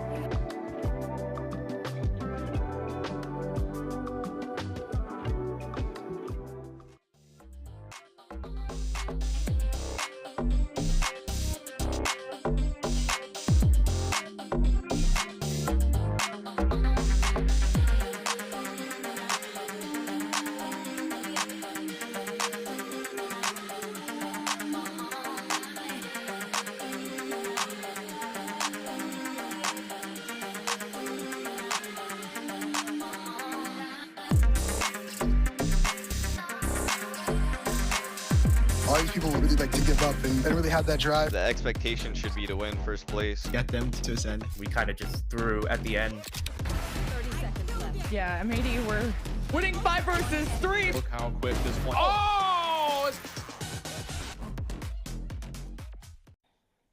Two teams fighting to try and be the next team qualified for the playoffs in a series that we thought was going to be decently close and getting into it. Hubert Academy wanting to prove us wrong. Dominant victory, 13-3 on their map choice of Haven. I mean, Roy, as soon as we got into the server, they just got a hold of the game and they never let go of it since, frankly. Yeah, after that 4-0 start for Cuber, it really did look like they just kept the momentum going. They kept the steam rolling, and honestly, they looked great. I feel like they dominated Ambrosia in so many different ways. Their pacing, which is very good against a double sentinel, unraveling the setups, you know, making sure they don't fall into traps, breaking a lot of their utility. Just so many great takeaways from the Cuber side. I'm not surprised to see them win now in hindsight, but I do feel like there was a bit of an error from Ambrosia picking that attack side, or sorry, picking that defense side, right? Because historically speaking, they have struggled a lot. Cuber has struggled a lot on their defense sides, and I feel like they could have maybe, you know, especially on Haven, they could have taken their attack side, they could have taken their chances, but that 9-3 finish plus that second pistol for Cuber really did not leave much room for Ambrosia.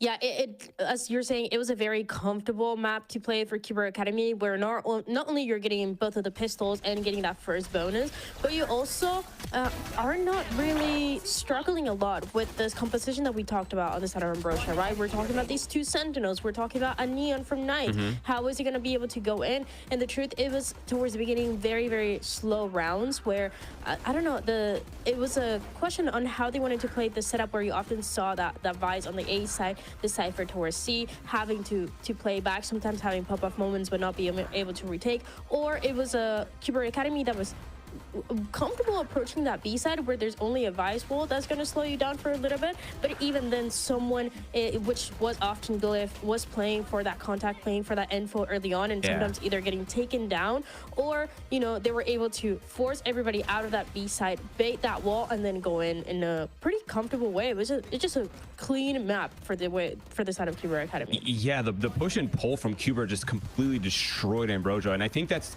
kind of my call whenever I see teams running the double sentinel, right? Is you almost feel pigeonholed into playing this like very defensive, very passive style, right? You're waiting on the utility to do stuff for you, and you're not really being proactive. You're not really challenging a lot of the map space. But I mean, historically speaking, whenever you see teams having a lot of success on that defense side on Haven, those are the teams that are getting very proactive, right? They're the ones walking down long C, they're the ones walking up close on A. It's things that we didn't really see a lot from Ambrosia, right? Relying a lot on their setups, relying a lot on their double sentinel utility to do their work for them. But of course, Cuber, they made their adjustments and they had a very clean, sweeping win on this first map. Even trying to rely on the operator as well for the couple rounds that we got to see from Satellite, but that operator was playing so far back, and because we're talking about the sentinel utility on those two extremities, he had Satellite trying to get that first contact towards B side, doesn't work out. He's playing back. He's not even he's not playing this Euro the way that we often see it on this map, where it's like you're taking full advantage of that TP to go from one side to the other. I was just like in that last clip, like, oh, I forgot about the little classic around the corner. But both of you bring up such great points about all of this too. And for Ambrosia, definitely have to re-hit the drawing board when you are looking at this Haven in the future. But that will be something that they'll have to table for a little bit and just make sure they collect themselves for the next map in the series. Performances on the other side too. Not only did Ambrosia not quite have that read on the defensive end, but we got to see just an even step up across the board here, Dan, from everybody on the side of Gilbert Academy. I mean, we've talked so much about all these role swaps and how some have looked good, some things are still clicking, but it seems like everyone was here on their A game today for the most part. Yeah, which is great to see because as we talked about, it wasn't a super complex map on the side of Cuber Academy. They're not doing these crazy executes, crazy fast plays around the neon. It was just understanding how this double sentinel worked on the other side. It really using that time to their advantage and then going for the side hit where you saw Nismal popping off, getting 2, getting 3. Then you saw T-Dog as well initiating it pretty well, and obviously Knights being that entry. But it just having an understanding on how they wanted to bait these rotations or just make that passive setup really uncomfortable to work with.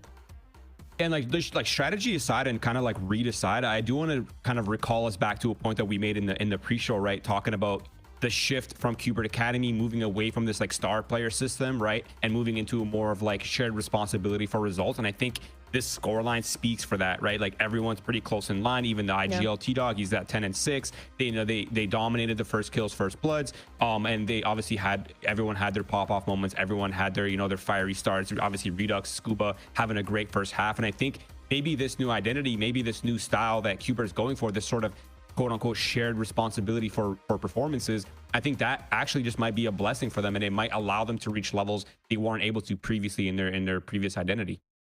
I definitely like what they're cooking up over there, and we'll have to see if that continues on into the next map of the series, as first one was Cubert Academy's pick, and now we're going into Ambrosia's pick in the series, looking at this icebox next. Though one thing that I am worried about when I see this icebox, sure, this is Ambrosia's pick, that's all fine and dandy, but Dan, if you look back, it's not like Cubert have had a bad showing on Icebox. They're 2 out of 3 wins, and their loss was to TSM, which is, well, one of the best teams that we have. Yeah, is the one that we talked about where TSM was just winning, what, 10 rounds in a row? And then nothing that you can do in that defense for Cuber Academy. But I think this should be a little bit different. I like the composition that they have, where it seems like for a while we were always seeing these no duelist composition on Icebox. They kind of made a comeback in different ways with the Jet especially. And now we're going back to, okay, how do we explode and become the most annoying thing with utility? And then that's when you're starting to see those Gecko players coming back alive. So for T-Dog, as we mentioned in the pre-show, it's just one of the guys that I want to look at on what you're able to do with this Gecko, not only with your mollies, but those flashes early on. How are you picking it up? How are you gonna be able to use the trash to go in, get that info, come back? There's some little things that teams have been doing at the top level that I think Cuber Academy got it this time. Yeah, I mean, I have zero doubts that they've improved their tech, like no doubt about it. For me, though, my big question mark is obviously their last showing versus TSM was not great, and I feel like Ambrosia is learned a lot from that, right? Like what made it awkward for TSM, or sorry, for Cuber, what was TSM doing that was succeeding, and I'm sure they've picked up a few tips from that match. But on the other hand, Cuber, they've had their best performances on that attack side, and they're starting on that attack again. They almost have a 70% win rate on Icebox attack. They've looked very dominant. Their composition just has so much utility to work with, right? The Omen Smokes to deny B main. They have the Gecko, the refreshable Gecko utility to help them on their defaults, like Dan was saying. They obviously have a lot of, very good ults to use as well to accomplish so many things on the map. And honestly, at this point where I'm standing, I'm a little concerned right here for Ambrosia. Yeah, I think too, especially with everyone from Qbert Academy being able to step up in that first map, when you are looking at an icebox for going this duelist, and again, it's a shared team responsibility thing, brings up some worries. But Ambrosia, they've been strong here, and the agent select's ready, so let's head on over into that. But I'm curious with how the compositions will stack up against each other. We talked about the no duelist, and Ambrosia, they do have that duelist, and yeah, how this is going to be faring up against what Qbert Academy's cooking, Roy. Yeah, I'm actually really, for me, what I'm looking towards specifically is I want to see what they're doing with the Jet. What you're right, like, are they going to be doing the sort of the ASPAT style where they have Satellite locking down that B main and having everyone just stacking util towards A? Because, I mean, Icebox has been an A simulator for a long time, and now it's even more so. Some teams don't even go B at all, right? They go B as a mix-up here and there, maybe 2-3 rounds a half they're going B, but A is really the main point of contention on this map. So I'm looking to see what Ambrosia's got on lock. You know, what are they going to do with the operator? Where's Satellite going to be? And what kind of setups are they going to be running on the other side of the map? And we already talked about the Gecko as well, but another guy that you need to keep your eyes on is Redux. This is the map where often those duelists are going into the controller, the Omen specifically. We've seen it from 100 Thieves a lot last year. We're continuing to see small ideas like that where Redux, the guy that was always playing the duelist, this is his map to pop off once again. All right, it's time to head into Icebox as again it's qualification into the playoffs on the other side. Can Qbert Academy keep up that winning momentum from that map number 1? Or is this going to be where Ambrosia strikes back? Icebox is ready, so it's time to head back over to your casters. I hold shift and ban silly. Yes, unmuted this time on both things. Unmuted on both things. Yeah, I think this is an appropriate call from the desk, talking about the fact that yes, this is Ambrosia's pick, but Sentinels have not necessarily been bad on this map. I think the thing is, like, they play it very dynamically different, even though you know, the agents are relatively similar across the board. I put a lot of value though into just kind of what Ambrosia is able to do when it comes to clearing space after the intel comes through with the combination of Sova and Tejo and then the Jet dashing in. But that was mostly on their offensive side, like Roy was talking about. So there will be kind of an interesting look here to see if Ambrosia can find ways to marginally improve onto their defense and get them going. Yeah, if anything, it's hopefully you're going to be able to use both Welly and Agrian to get Satellite into those positions, right? But it is going to be difficult to deal against this double controller setup that is being laid by Qbert Academy, especially if you're trying to get Satellite onto like Jenny or something like that and trying to fight through. That's exactly what's going to happen. You're trying to get a position onto pipes here to get an early shot. Nope, there's going to be a smoke blocking your way. You already used your dash, you haven't used your dash rather, but you're already forfeited that space. And it allows you for Qbert to just wait for this smoke to disappear, and then they'll just brute force their way into the site, especially if a knife gets a good hit here towards the back of the site. Yeah, there's the smoke, there's the knife. Knife, actually, I don't think it's fully deleted by Welly. Defensive wall, though, goes up. Orb going to be collected, and even though Qbert are making noise and showing force, it hasn't been a full commitment as of yet, but as they do, there's the follow-up for Ambrosia's defense. Really well done. The Nanostorm really kind of stopping a lot of that initial play as Qbert are paused backside at, and now backside at A, all the way back to their spawn. Yeah, just trying to re-hit it right after, but that was actually quite nice by Glyph. Getting away outside of the radius of the knife, and then also Welly not shooting it, so he could still get elevation control here against his opponents. Knowing that it was already a Satellite that was on top of pipes that jumps away, you don't think that there's going to be somebody on the screens. So to get a nice little ambush at the very beginning here for Ambrosia's side, and they're forcing Qbert to plant towards B. There might be a small stall though, because we're not breaking we're not breaking the Nanostorm until now. And here's a clean plant, and we're playing forward though. This might start looking dangerous though, especially with Scuba. Yeah, may get an isolated 1v1 here. Oh, better than that. All the footstep sounds. Yo, he's getting all 4, right? Oh, well, he's going to get a couple. Oh, maybe just 1.5. But a little bit of a secondary peek from Knights. Again, tallying a little bit more damage. On the other front, though, you're taking a look at Shondex, seeing if they can find a way to hit some sort of a pinch timing, and that'll work out for 1. Shots from Scuba, though, too good for the trade. And now, again, it's down to a 2v2. Spike is way out in the open, but Scuba gets deleted by Welly. And now, all of a sudden, Knights, now it's just down to Scuba, who is in a really miserable spot to try to hold off that defuse. And Ambrosia will take the pistol. He ended up having a super nice shot, I think, onto Knights there, who was trying to retreat towards green. And as soon as he tries to peek and tries to do a little bit of a damage, he gets deleted which allows Ambrosia to have a cleaner defuse towards the end. We just mentioned it. Shonix in this position could do a lot of damage. He already got a pick, did some more damage coming through, but unfortunately, missed comms come out here from Qbert Academy, not identifying that there would be this late lurk from Shonix back from Orange from under pipes. And everything just falls apart here when you're thankfully playing a 2-player advantage on the side of Ambrosia on a retake. You should be able to win that round. It got dangerous at some point, but at least they have strong money to work with in the second round. And Scuba, interestingly enough, goes for a stinger buy at the very beginning, but finally drops it for Redux because you're going to leverage him to try to get entries. He's got this region shield. He's playing an Omen. He could probably TP somewhere and close gaps within the sites here. So you're expecting these double initiator plays from Qbert Academy to allow for him to get that space and see if Qbert could have some sort of miracle with the stinger buy. Well, 5-man stack. Opening shots from Satellite, not going to connect. Nano Swarm, Poison Wall, just to kind of slow this down just a touch. Defense going to rotate over just a furthermore, but Akrian doesn't actually have any salvos or anything really to work at the moment. Finally get the charge up, but Satellite connects to the first blood. Well in the corner, good for a second.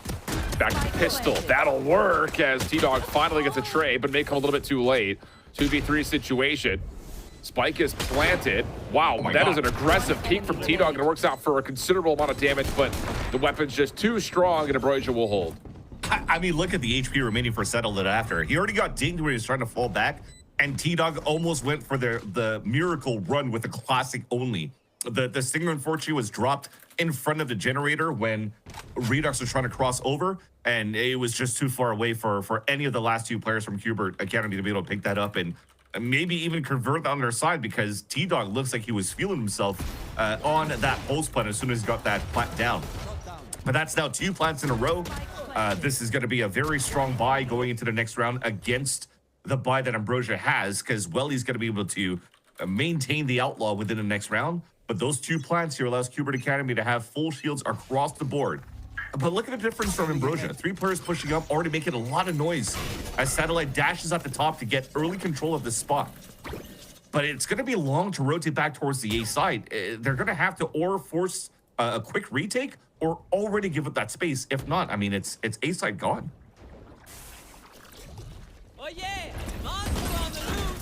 Well, Thrash will come out, and I think that might be some of the resistance for Ambrosia trying to play forward onto A. Defense rotating over. If Welly can find one, maybe he gets the Hunter's Rig, try to help re-clear this, but it's going to be a long play for Ambrosia. You've cleaned out middle, you've cleaned out B long, and this pinch, it needs to move faster than this, and this is taking too long. And especially now that the Thrash second wave is out as well, they're just in a good spot here to delay even more. And that double flank that we were talking about before, it's way too long. Timing on that alarm bot, though, not ideal, so there is one connection there for Glyph. But again, this is taking too long from the back. And for the post plan of Qbert, they can just keep focusing on this hit up towards topside rafters, and they've already found the first 2 kills. Now you can turn to deal with the pinch. Yeah, that's just a little bit too easy right now for Qbert. Now again, granted the weapons are not great, but the timing of this play never really allowed Ambrosia to have a chance at this retake.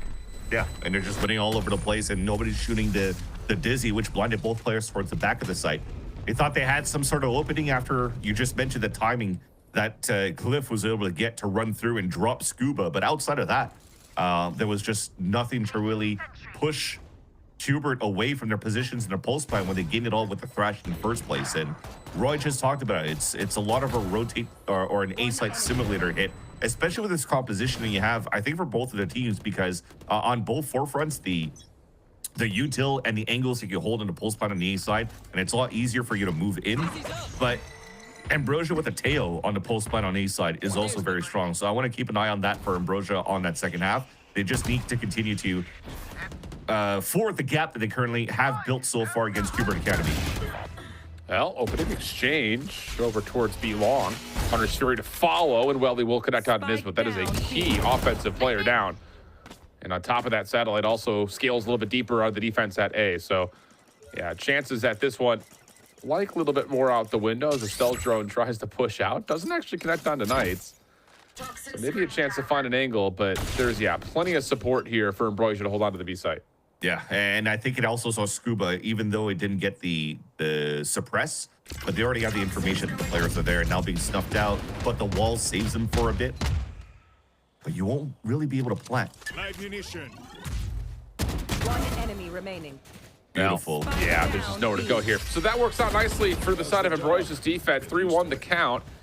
And honestly, it's just, you know, that's just raw contact play. We haven't seen much of that over through B, at least not aggressively to this point, but Ambrosia just kind of finally get a chance to use their defensive setup on the B side, and it works out nicely. Yeah, all thanks to the contact of Glyph. You saw that it was instantly traded in the first place, but it was a selfless play so that you could get value out of the Hunter's Fury from Welly. And that, the stun going into the recon to get the ping on the last two players is quite nice. And I respect the timeout call, though, from Qbert Academy's side, because that is probably the first time that they've encountered such a long Hunter's Fury coming in from the A side. So at least you're looking from the setup from Ambrosia. So far within the last few rounds, they've already kind of really set up Welly on this A side. And then now noticing that, you know, Glyph is playing forward positions. Akrian's also there because Qbert Academy hasn't really been met by early salvos to try to push them away. But with that information, you're kind of expecting that Qbert Academy are trying to play potentially like a 2-1-2 or a 2-3 setup or a 3-2 setup. That means that they should have a weak side over towards middle that hasn't been utilized yet. And Ambrosia allows himself to play these extremity holds because nobody's really challenging Shonix's utility on mid. So I wonder now going to the later rounds for Qbert Academy when they have weapons to work with. Are you going to try to, especially with Redux, you're playing double controller, Redux should be smoking out the boiler so you can start inserting some lurks, pull out some rotates, make it a little bit difficult for Ambrosia to really anchor up towards these sides. So you force them to play the flood retake, and the flood retake has always been in favor of Qbert Academy in the pulse plan. Well, scattered by here, as you would expect for Qbert, just two Stingers and Sheriffs to be added to the firepower here. And it looks like Qbert may try to get some sort of presence established over through yellow. For the time being, though, Satellite is here, feeling a little bit of maybe anxiety, has the dash queued up. Knife will reveal this. There's the play over the top, and Redux, good control. With the dark cover plus the teleport, they find a freebie. And now Ambrosia have to kind of very rapidly rotate over to try to deal with this. I mean, it kind of shows as to, oh, okay, it was the first time we saw this type of composition coming out from Sentinels into VCTs. But now it's like, oh, this is just practice runs against Qbert Academy because it's almost a similar composition with the exception of a Teo instead of a KO on the side of Nismo and John Cutie. But the TPs on yellow got so much value for Qbert Academy for the opener onto Satellite. Well, here comes what looks to be the execution on to B. A little bit of spray coming through from Ambrosia's defense, not connecting though. The wingman will get to work. Oh, nice little double peek coming out from Qbert. Plus Knights So nice. is finding long range shots with the Sheriff. That'll work out for two. And I just don't know what you do here. I mean, you're in a 5v2 situation. Save. You've lost weapons already. And yeah, the credits aren't necessarily bad, but you've got a couple of the teammates that may not be able to afford. It just comes down to, ooh, Akrian can find some sort of an opener because he does have the Armageddon now. Salvo first. If you can find another, maybe a chance at this. Welly not going to give up on the angle yet, but yeah, Qbert is not going to give them a chance to find, well, you would think anything more, but now Welly's found an elimination, and that makes things maybe more interesting, but no, not enough time to go for it.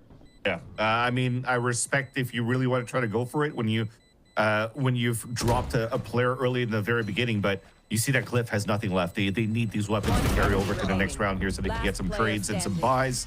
Only Akrian survives, but it's still good enough. Shonix and the rest of the crew should be able to still purchase. And even if Akrian buys a bit of util here, he may be able to drop something that's not a Vandal, but at least could muster up something here for the side of Qbert or Ambrosia. That said, though, a simple protocol to try to take down Satellite, and that manages to take down Satellite towards yellow. And the only thing you had to do was wait for the second wave, for the Toxin to come back up. You go for the Flood exec with the knife and the mollies to push them out of positions. But the double swing coming out of the wall was something that was unattended for the side of Ambrosia and really threw them for a loop. So you ended up having a nice little bonus round out from Qbert Academy. And now you have an op from Satellite. Knife has already come through. Satellite stuck here at the moment. Wingman, flash comes out, but Satellite holds his ground, finds first blood. And that's just one of those moments for Qbert. you're sitting there like, hey, we're throwing some pretty decent clearing utility at this, and we're still not getting out of position. Now the Armageddon comes through to give Satellite a second chance, and he connects. Oh. Okay. That was nice from Redox to run behind the Armageddon and just fight back against Satellite to not really allow Ambrosia to run away with the man advantage in the very beginning. So a big battle about to come up here from the lurk of Scuba. But let's say he doesn't want to fully commit yet. He wants to wait for his team so they could maybe go for a high-low off the rope in the orb. But Welly, if he's playing this solo in a 1v1, he should be able to win it. But now you have 3 players grouping up. Might be a little bit more difficult now. Footsteps come through. Here's the first check. Wide is the running peak for Redux. No chance for Welly to hold his ground. So now the Viper's Pit coming through almost as a desperation measure, trying to push back this Cubert offense. And it will work out. 25 seconds on the clock. Yeah, they're going to teleport over to B. Everyone else is going to take the long route, and that should be a free plant. And look at what they have here on the pulse plant. They still have a pit for the B side and a paranoia. This is going to start looking difficult here for Ambrosia. You're just hoping that the salvos are going to come back up fairly soon by the time you make it back into the site. Can also maybe toss in a couple of nanostorms, try to clear some of this out. Yeah. But here we go.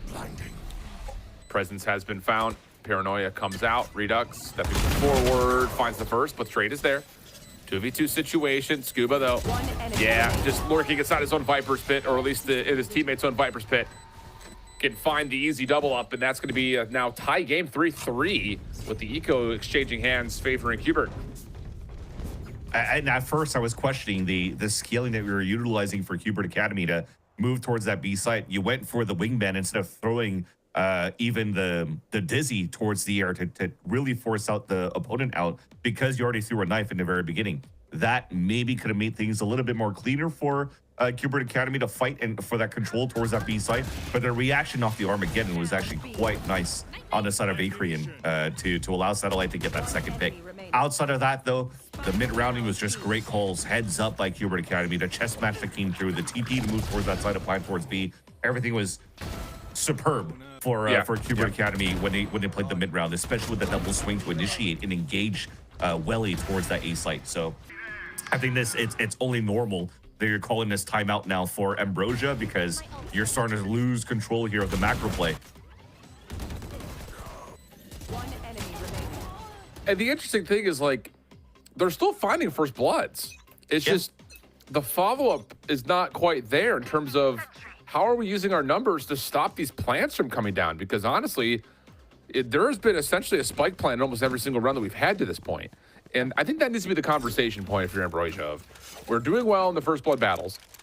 We're finding numbers advantage, but we're still allowing plants to come down, even in the face of having a Tejo, a Killjoy, and a Viper. So we just got to be better, I think, about just what we want to do to kind of suffocate space. And in this round, again, off of the poor Eco, it'll be knives and some quick play over towards the front, but Satellite doesn't even come close to hitting anything. And now Acrean just playing a little bit of a timing peak will at least get one in response. Yeah, old man still's got it for the side of Nismo. I don't even know why I call him old. I'm like probably double his age still, but nonetheless, you're gonna stop the bleeding here from the. Oh wait, okay, now you're gonna start the bleeding, unless this Marshall, it doesn't 101, but now that he's escaped, everything should be fine here on the pulse plan. So I just want to talk about it in the next round. You just mentioned it before here, Shift, in terms of what Ambrosia could do in the mid-rounding or whatnot, is I think it's just really trying to understand where their weak points are. And when you have these weak points, you kind of maybe have to start playing a little bit more soft. What I mean by that is Welly, when he got challenged here towards the A site, he was holding that solo. When they already had like a 2-player advantage to kick things off with Satellite for the kills with the op on that B side. And when he gets challenged at that spot, well, they lose all that space. You're forcing over-rotates to happen. And yes, maybe they haven't been as successful going into flood retakes for the side of Ambrosia on that previous map.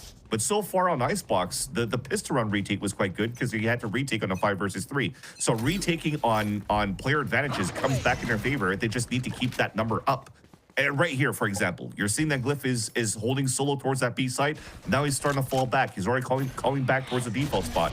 You see that the other side too. You have Sean that says jump spotting inside the pipes. So they are playing more soft side at that point and trying to find the mid round information. I like this, at least from how they're approaching their macro this time around. Yep. But new challenge comes through. A little bit of a forced issue at mid. And Glyph, I will say, is relatively lucky to be alive. It looked like the opening shots were going to be guaranteed a first blood, but not the case. We stay 5v5. Yeah. Stealth drone will re-clear out towards green. And Hubert, this killing of the noise will have to eventually lead to a commit as Ambrosia have retaken most of the map. Still both Vipers playing against each other for that combat in middle and virtually at the same HP. Here comes the contact, Nismo for the first. And now Knights can get right back to work over through mid. And this timing, oh, so deadly. Welly denied from being able to pop the Hunter's Fury. Hubert finding every single kill over the top of the B site on top of that. And yeah, there's just nothing Satellite can do besides run away and try to hold this op. But you see where it falls apart. So when they first get the contact of a push down towards pipes and a jump spot came from Shondex and he saw, I think, at least like 2 players down. But Hubert actually had 3 players trying to fight for mid control. So you start moving some players across. You see that Glyph is moving towards that spot. They have a beautiful, 3 players trying to crunch in at that moment. But you're not playing as soft there on that B side. I mean, maybe you got unlucky as soon as you went for a jiggle, you got immediately deleted. But you see how everything falls apart after. Everybody's getting caught, knife out on rotates, caught rotating back towards Snowman because Hubert's moving forward. You don't have util to play ahead because you already lost Welly off the rotate. So it just all falls apart here on how you're playing the pulse pipe towards the end for Ambrosia if they're losing the space that they're supposed to create at the very beginning. Well, after a strong start for Ambrosia, things are really starting to turn here. And the issue is your Hunter's Fury got called in that last round right as soon as he died, so you only have the lockdown to work with. On the other side of things, though, for the offense, Thrash is back in the action, which you would assume means there's going to be a play over towards B, but Satellite really well done with the stealth drone, kind of in combination of the aggressive play allows Ambrosia with weakened utility and armory to still come away with the first 2 kills.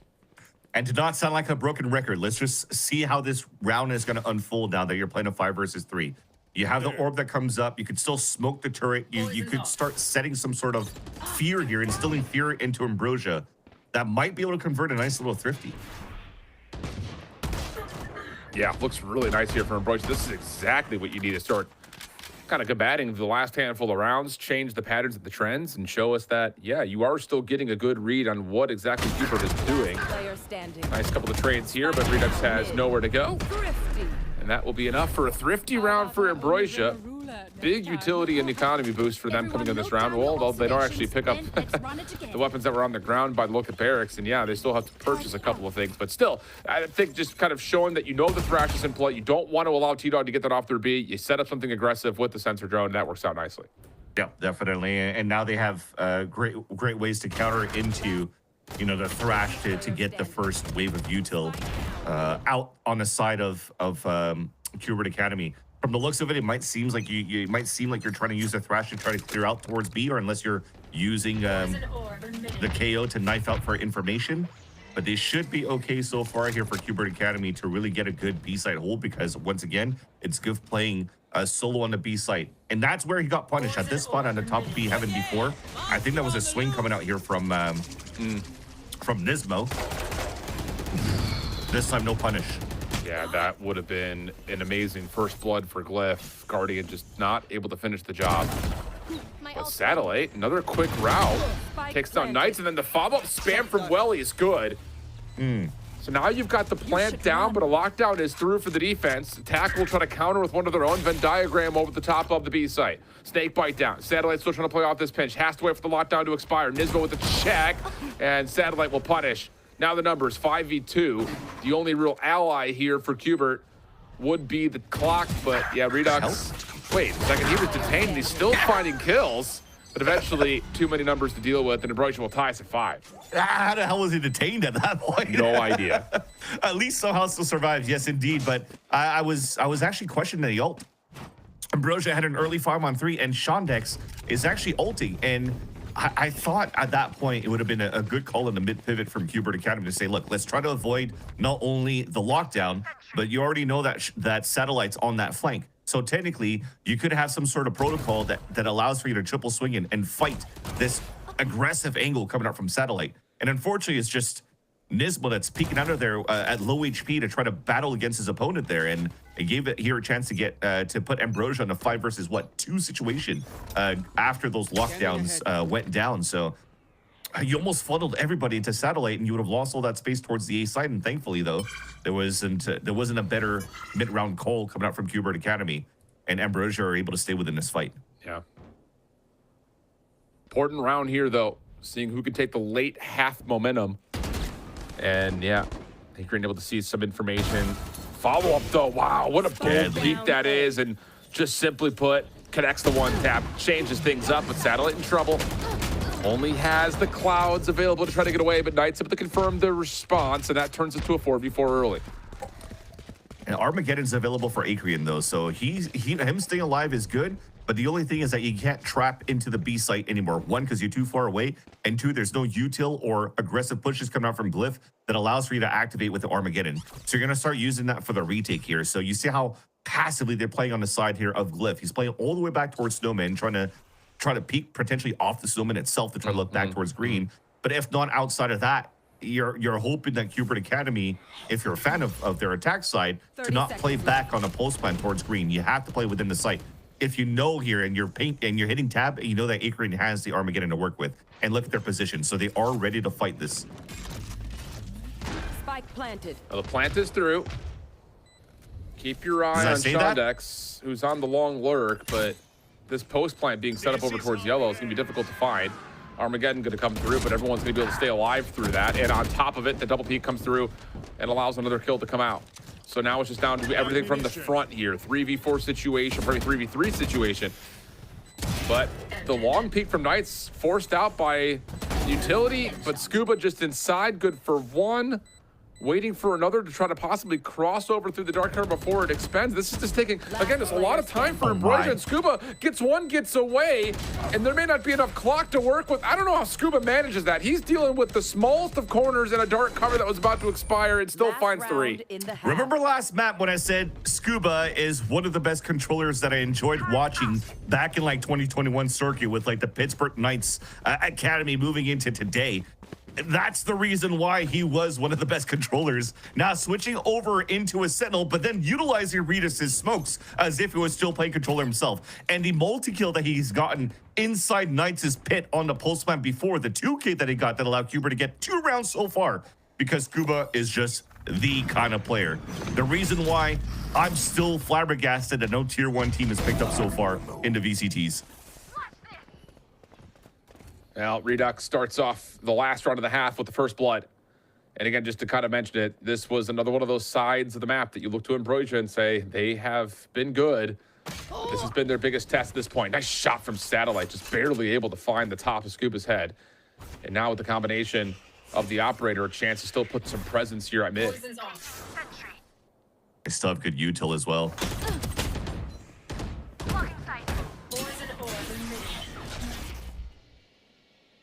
Well, Battle for Tube comes out, and the respect for the remaining knives, and more importantly, the operator will have Qbert resetting and looking to go A. Not enough fuel. I'm just surprised here that we're not leveraging smokes yet from the Omen to try to force some rotates across, weaken out the sites, as I was mentioned before. Smoking out Boiler or smoking out the turret could really keep those players anchored down towards middle. But Ambrosia is still deciding to play soft. They're playing a 2-2 setup, forced to play the retake. They don't really have the best ults to work with either for to allow this retake to happen. And after that ult coming out on the attack side, they know that the A side's here for a plant. Real Salvo will come through, and it does connect. It's onto the spike planter. I don't know if there was just too much smoke to know where those salvos are coming from or what, but that's enough for another kill to come out. And now numbers for Ambrosia. All the fall down. Good information from Acreon, but only gets the first. Satellite floating, but suppressed, and oh, this could possibly lead to a huge mixy battle right on top of the spike itself. Redux, Nismo, well, really it is Redux, last one left. Spam shots work out, but to take one off the spike. And now he's dealing with the 1v2 situation. Does he see Satellite over the top? He does. And now it's just out of the 1v1. Shondex has to play forward. Over the ropes, finds the kill. And the foot race to get back will have him have plenty of time for the defuse. 6-6 will go the half. I thought it was going to happen where Redux is going to have a highlight reel with a huge clutch for the last round here for Qbert Academy, but you're playing against Shonix, somebody who's been consistent so far for Ambrosia throughout the last series, and winning that 1v1, dropping, making noise, forcing your opponent to swing against you, and Shonix gets the most important kill so far for Ambrosia to tie up the game 6-6. He's only 4 kills on the scoreboard, has gotten the most crucial one so far. I'm surprised here that Knights died to salvos. I don't know if there was it was on the top of green and he didn't really see it. Or top of the site. Yeah, unlucky. That said, though, 6-6 scoreline, it's not too bad, but we talked about how this composition for Ambrosia should be very good here for the post plan, especially on A site hits. Although Ambrosia are leaning towards B to start, this should be, I was going to say maybe Acreon I thought was going to invest into a drone to try to find information. Okay, it's Welly instead. So Welly goes for the drone. He's going to try to clear that out. They might get punished, but at least would allow for them to pivot back into an A site quite easily. Oh no, what are we doing? Oh, we're just peeking it out, right? And now all of a sudden numbers are gonna come through here. Qbert looking for more, knife is out, that does not get a reveal. And there may be a line in the sand here, but no, Qbert are still just gonna push forward. Good sheriff angle here from Shondex. Willie also playing off a corner. This works out nicely, but Qbert just not showing any respect here, Vancillier. Still just going to try to force the fight backside at A, and they will win out the gunfight, but the spike will go down. This is where the kid is good, though, for the Teo. A 3 versus 1, we've seen, I was going to say many, but mainly Trent being able to win in these scenarios, but I don't know if Acreon's going to have it against T-Dog, Scuba, and Knights, moving all together from screens.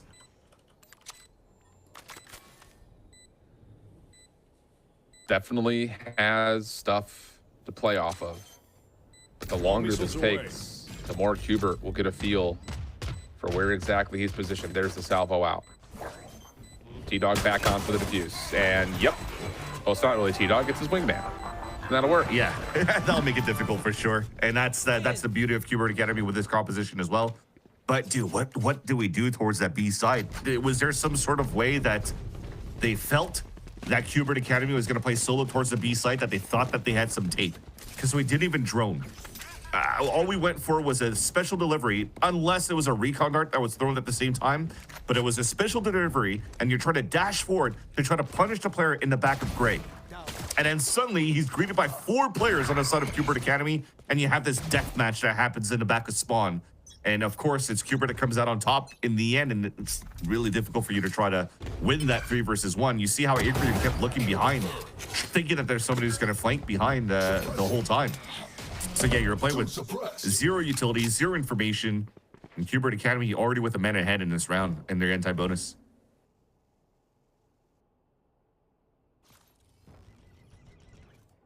Stealth drone seen. Also, all of the offensive utility coming out for Glyph.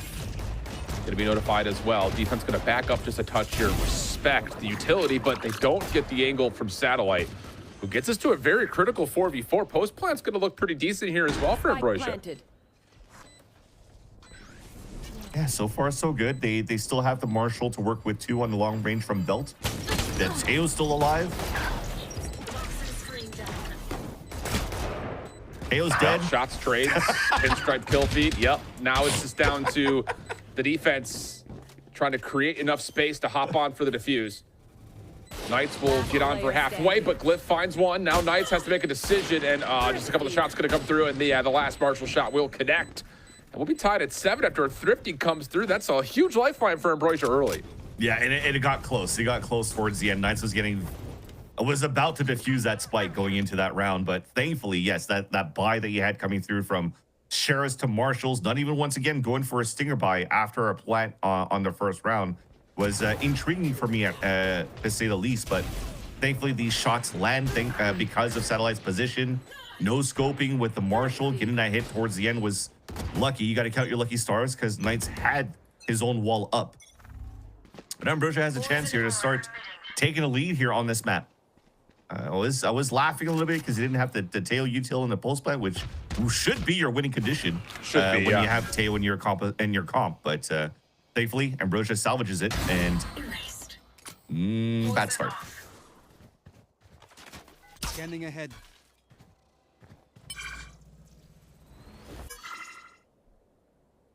Orb collected.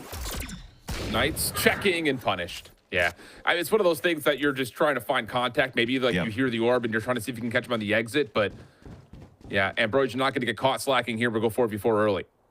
If anything, though, this is what, the second time that Ambrosia are kind of really slow defaulting towards B main and they get first blooded. I wonder with how the results have been going for the second half that you just might want to start pumping your way towards the A site every single time, because it is a lot easier to really get into the A site. If you're looking at the composition that they have, like, you don't really need to sage wall. You just try to find your timings. You get the salvos across. You try to get like maybe an attack, a cloud burst maybe from satellite, and that's already good enough for you to have a safe plant towards the A site.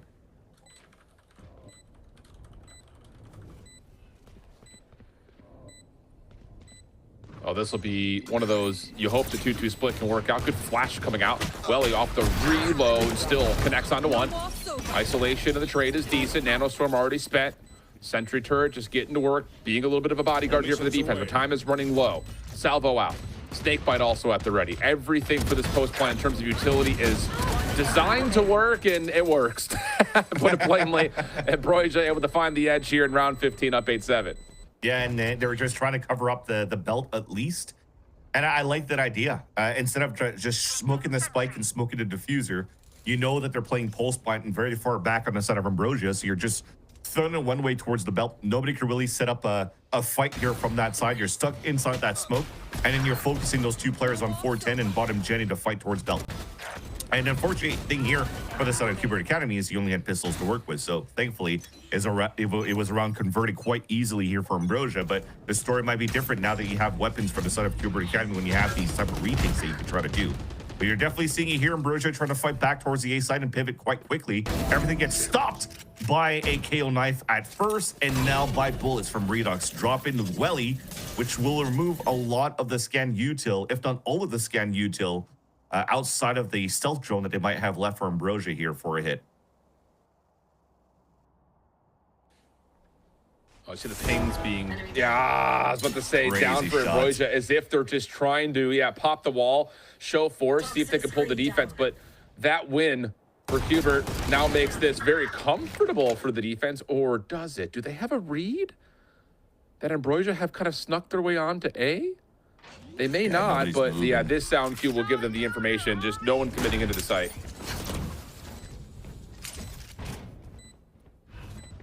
I mean, at least they made it back to safety. True. Gives them a chance, but T-Dog instantly going to try to get the utility on for, well, this is more than halfway. Oh, boy. Wingman MVP, by the way. A very anticlimactic finish to that post plant, because it looks like Ambrosia had really gotten away with one there, but Wingman too strong. Please nerf. And you have to thank both initiators actually in that round for Qbert Academy. First, starting off with T-Dog, that pushes both players away. But while he does that, Nisbo throws a knife onto pipes, and it actually hits both players. It doesn't allow here for the salvos to get activated by Ikrian to deny, at least one player trying to bring it to halfway. And by the time he is not suppressed anymore and throws out the salvos, because he's even further back towards the ANS, it takes a little bit more time to travel towards the spot where they planted, and it becomes a free defuse, full defuse before even Windman falls apart. And that's Qbert Academy denying here the. I mean, you say nerf Wingman, but you should also nerf Teo in the pulse pipe. It's kind of annoying to watch, after like 2 months. That's fair. Small memes, Van Silly, small memes. True. Very, very, so very Wingman tiny. 1, Teo 0. Let's keep that count. Valid. Well, this round, a critical one here. Both teams fully invested, fully purchased. Hunter's Fury at the ready for the offense. Lockdown close, knives close, Armageddon close. Other side, Null Command at the ready. T-Dog kicks us off for first blood. Knife to follow. That's going to reveal 2, make it 3. And yep, if you're Ambrosia, you're 50 seconds already left on the clock. You really can't fiddle around with killing noise. You're going to have to commit to something. And it may be off of what Shondex can grab out a kind of solo mission into A. I think right now, what Shondex should do is sell that fate towards that B site. Liv has to stay alive because you need the second wave, his toxins to come back up. And then maybe you could start opening things up with the Hunter's Fury. When you're able to do that right after, then you can go for a plant. Then you have Armageddon, salvos, and that should be the game plan. So The mid-round call is, Shawnex, what can you do?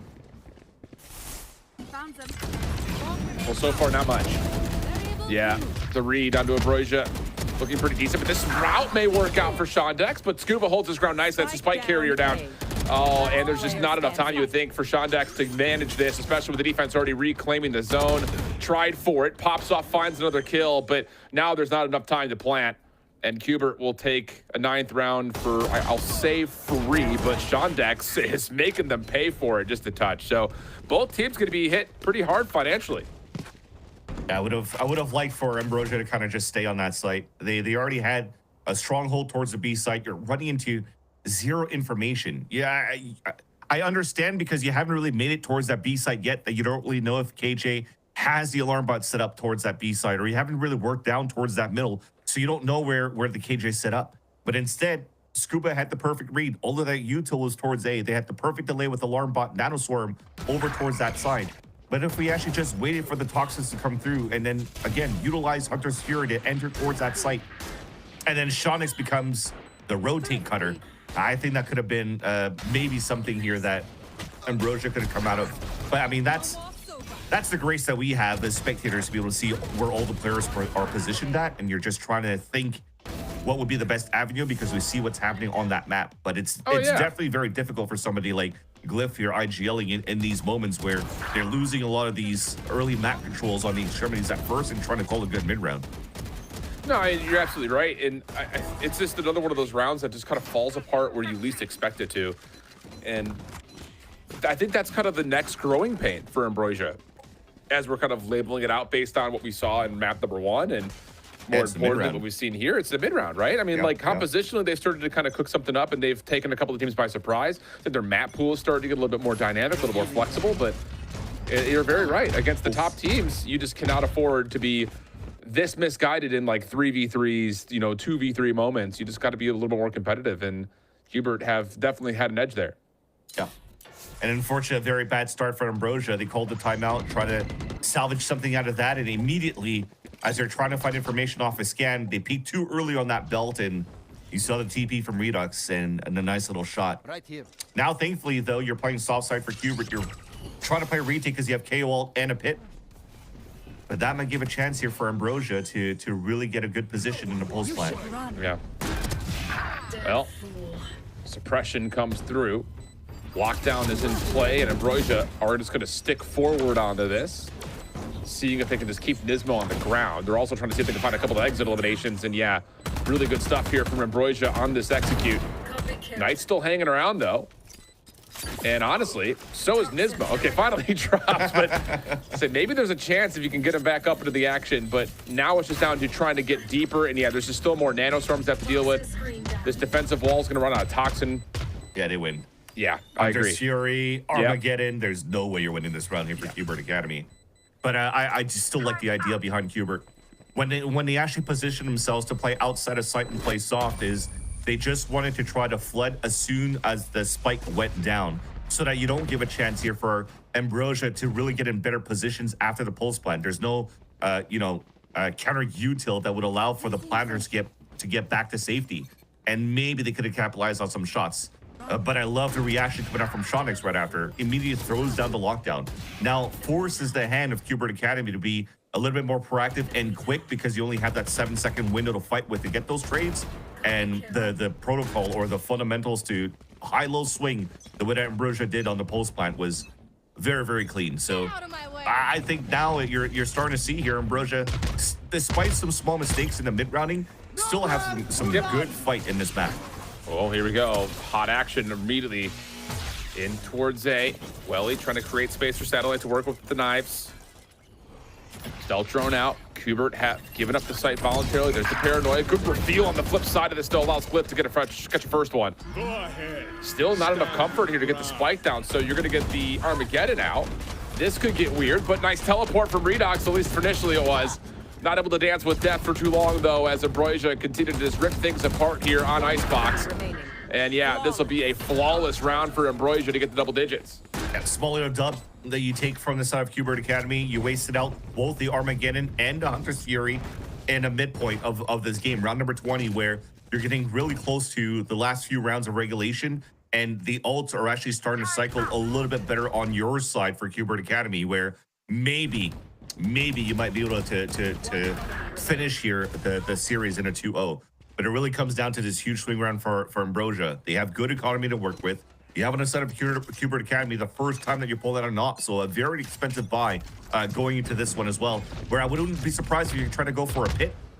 So you're trying to force players out towards the B site for Redux to try to get a pick here with the operator. But I don't know if Knights missed the jump. So the pit never came out, and he's stuck down at the bottom of 410. So that gives a window here for Ambrosia to work with.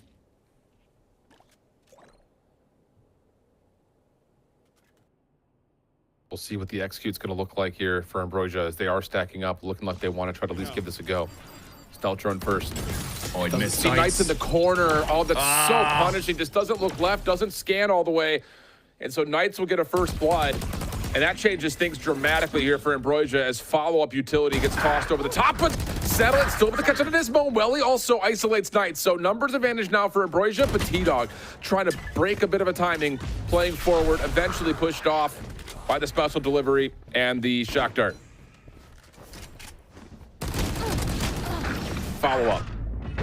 Trade still coming through, but Ambrosia with the numbers, and Shantex high to low takes care of the last two, and Ambrosia get themselves to 11.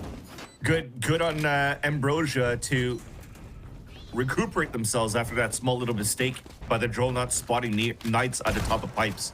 You saw here after that pick, they overextended their stay on the side of the defense because Knights popped up the one-way smoke. And that's what I was mentioning before. It's something difficult to deal with when you're playing against Redux as an Omen. They're doing similar things here with Knights with the poison orb. But that said, they stayed out in the open. They stayed behind the smokes, and Ambrosia were able to just punish them right after and isolating those fights. So I like that at least, and they're going to capitalize that round into this fight. That changes, though. Love this out of Qbert. Again, just playing with a weakened economy. Yeah, Redux will get one, but will not be able to get away. It does give some good map control early here, though, to Qbert. You don't know what's behind 410 at all if you're Ambrosia. And then on top of that, you still have Sheriffs that could pack a punch over towards this B long play if there is a peek over towards green. Yeah. All you got to do is slow things down for Qbert Academy. You still have sorry, for the side of Ambrosia, the drone to work with, though, to see if there's going to be more players moving across.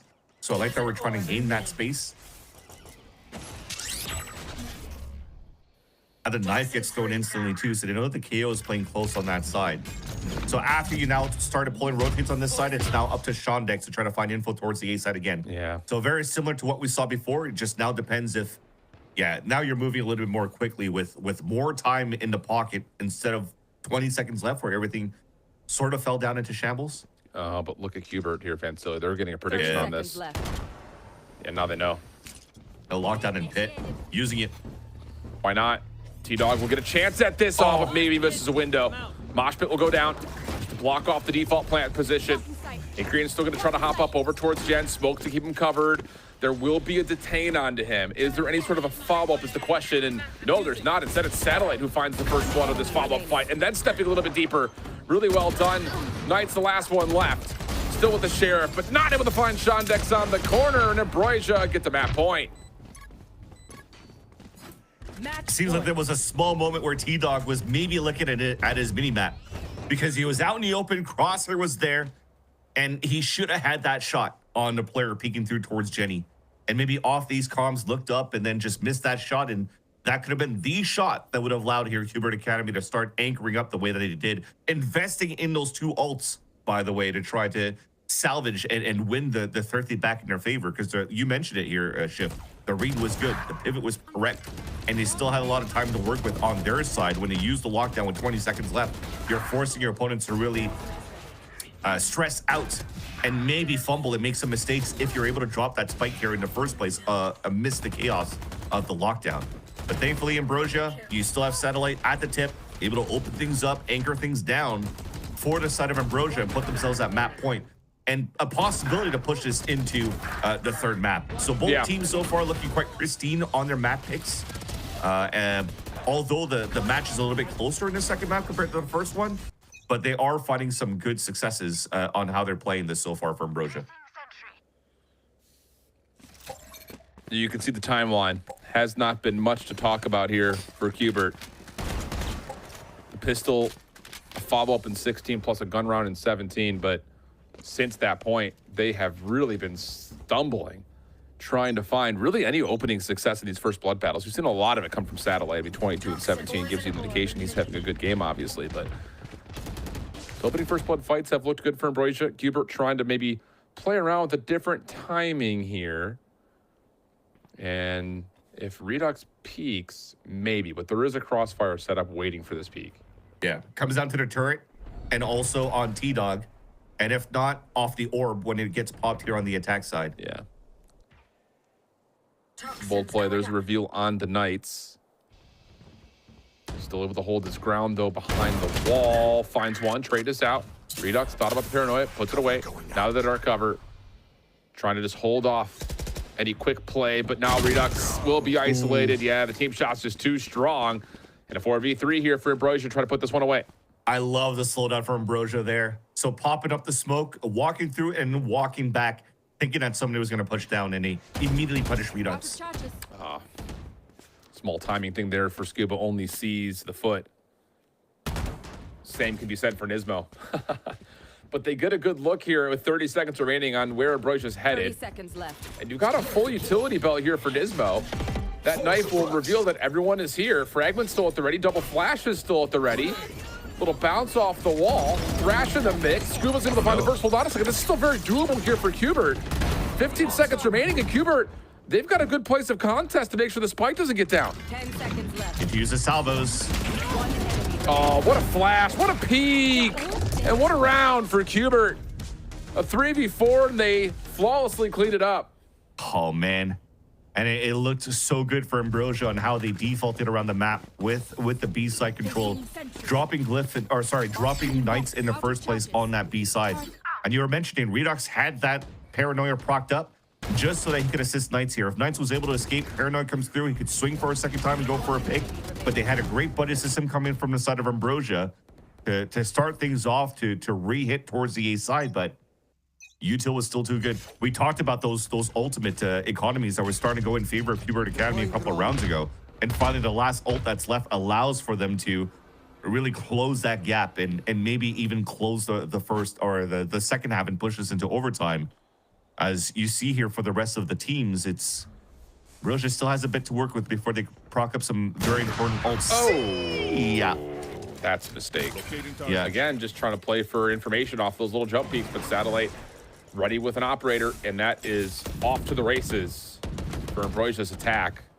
And there really are not the same amount of tools here for Qbert trying to stop this spike plan, although that is some decent damage onto Acreon, and they will find the kill on the exit, but the Viper's Pit is down here for the post plant. That's huge. Armageddon and salvos are down. They can actually flood retake this for Qbert, and it's hard to hold with Satellite with an op only as well. Yeah, damage spam coming through, trades come out. Shondex, good read down low. Scuba, the last one remaining for the 1v3. Has found the first, but is down to minimal amounts of HP here with the decay becoming a major problem.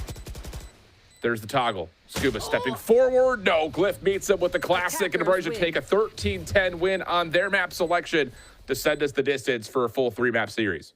Great job from Ambrosia once again in terms of the first bloods at the beginning of these rounds on their attack side. And I think, if I can recall this correctly, that's the first time that Satellite even brought out an op on the attack side that really threw here Knights for a loop and opened things up to allow Ambrosia to get that plant towards that B side. With the amount of times here that we saw a little bit of fights coming in towards A, with the composition that you have that allows for you to get some good success on post plants towards the A side, the win con wasn't really around Teo and the Salvas. It's just for the rest of the team on how they worked as a group here for Ambrosia to capitalize on those rounds.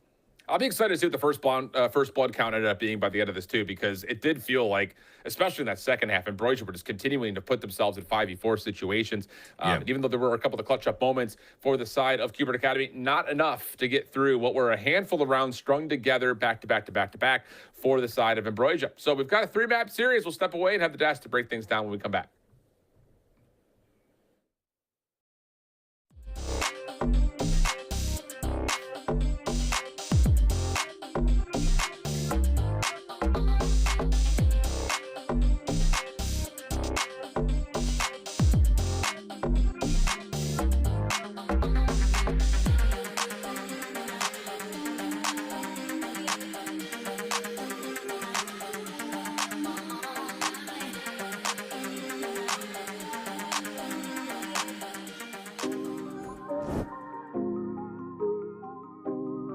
I'd say I'm fortunate in that I don't feel too much like anxiety going into like matches. Something we really implemented that like it felt like it helped a lot was just practicing as close to possible as like a match and making sure everyone's on the same page, like having like the tangible goals and that are measurable that we can follow up with. It's just sort of setting ourselves up for success in that our practice is just as close as possible. We have played the scrims every day. We've put in the work. We know what we're about to get into. So let's just keep playing like it's practice. And whatever happens, but let's at least play like a match we're proud to have played. Yeah, and I think like a big part of that was also like having Veer as our coach now. He really helped implement that system coming into the relegation matches and helping us like get that victory. The best way to deal with the pressure is just to have fun, not think too much about the game, just try to be in the present, not think too much about the result. For me, the best way to deal with the pressure, being prepared, like feeling like you're prepared, feeling like you've done enough for this match. Like for me, it's a routine, the practice that we put in before the match. For me, my routine is simple. It's like I wake up, I walk the dog, I take a cold shower right before the match, and that's it. I mean, I've done this for the last like 3 years at least. So yeah, being prepared is the best way to deal with pressure. So at the end of the day, like when you're in the server, there's not that much pressure if you know you're prepared.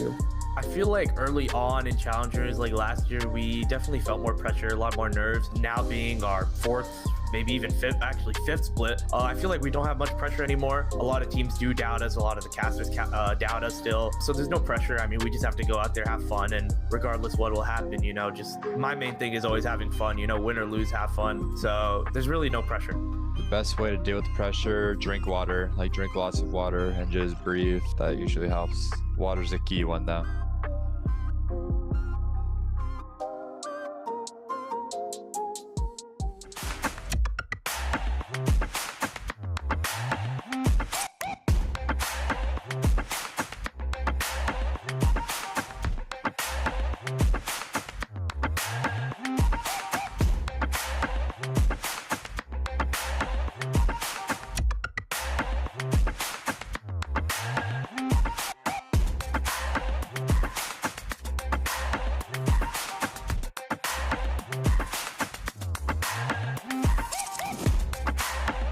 All these people would really like to give up and they don't really have that drive. The expectation should be to win first place. Get them to ascend. We kind of just threw at the end. 30 seconds left. Yeah, M80, we're winning 5 versus 3. Look how quick this one. Oh!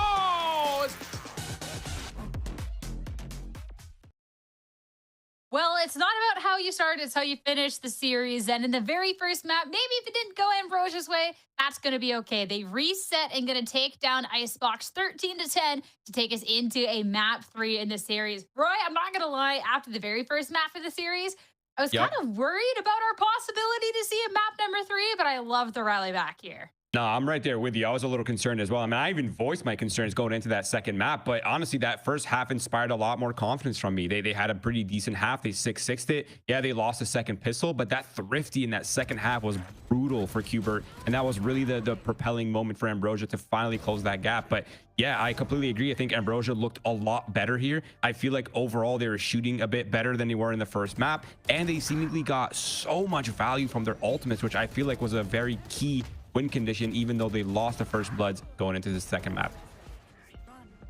And Dan, this turnaround, I think too, when you're looking and you're talking about this Qbert Academy composition that has all this utility, everything else, it was something that we highlighted quite a bit going into this. But Ambrosia, they seem pretty decent with having to deal with it. I would think I was pretty impressed.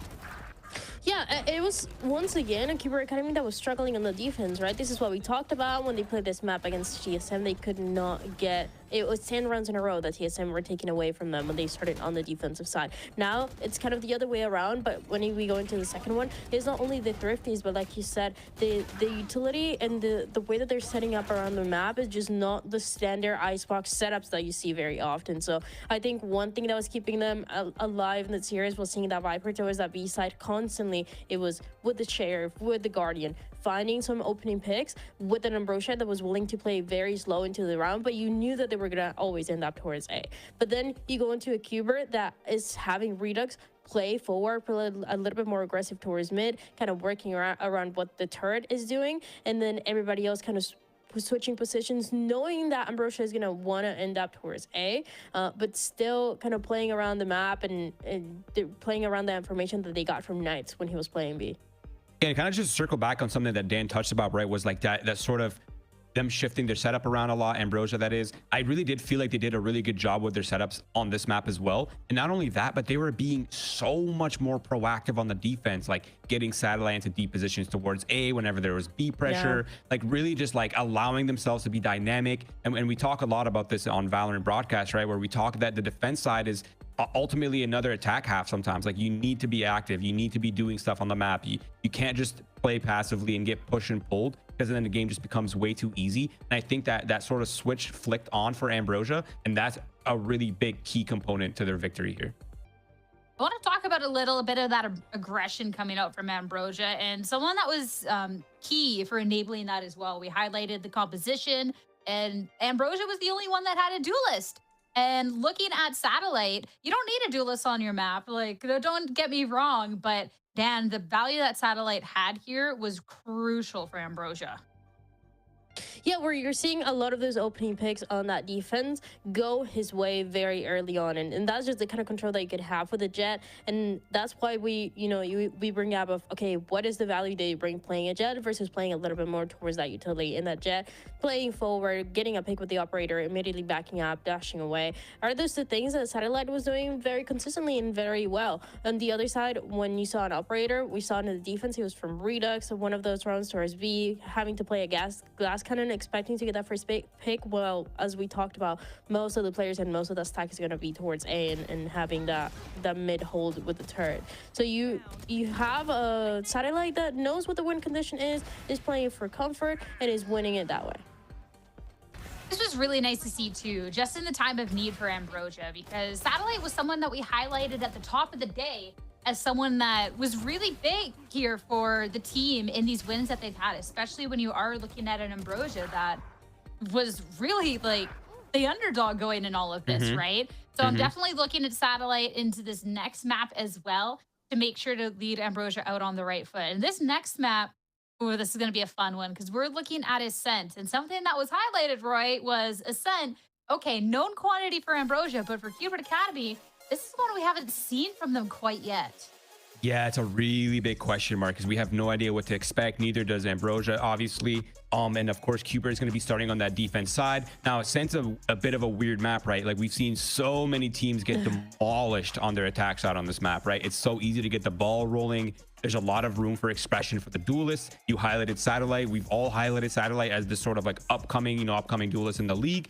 I think he's been showing that in a lot of his matches. And this is one of those maps where it's just so easy to find your picks. There's so many places you can play. There's so many nooks and crannies to avoid, avoid util, avoid drones, find your timing with the operator, and obviously have that explosive sort of play style on the attack side as well.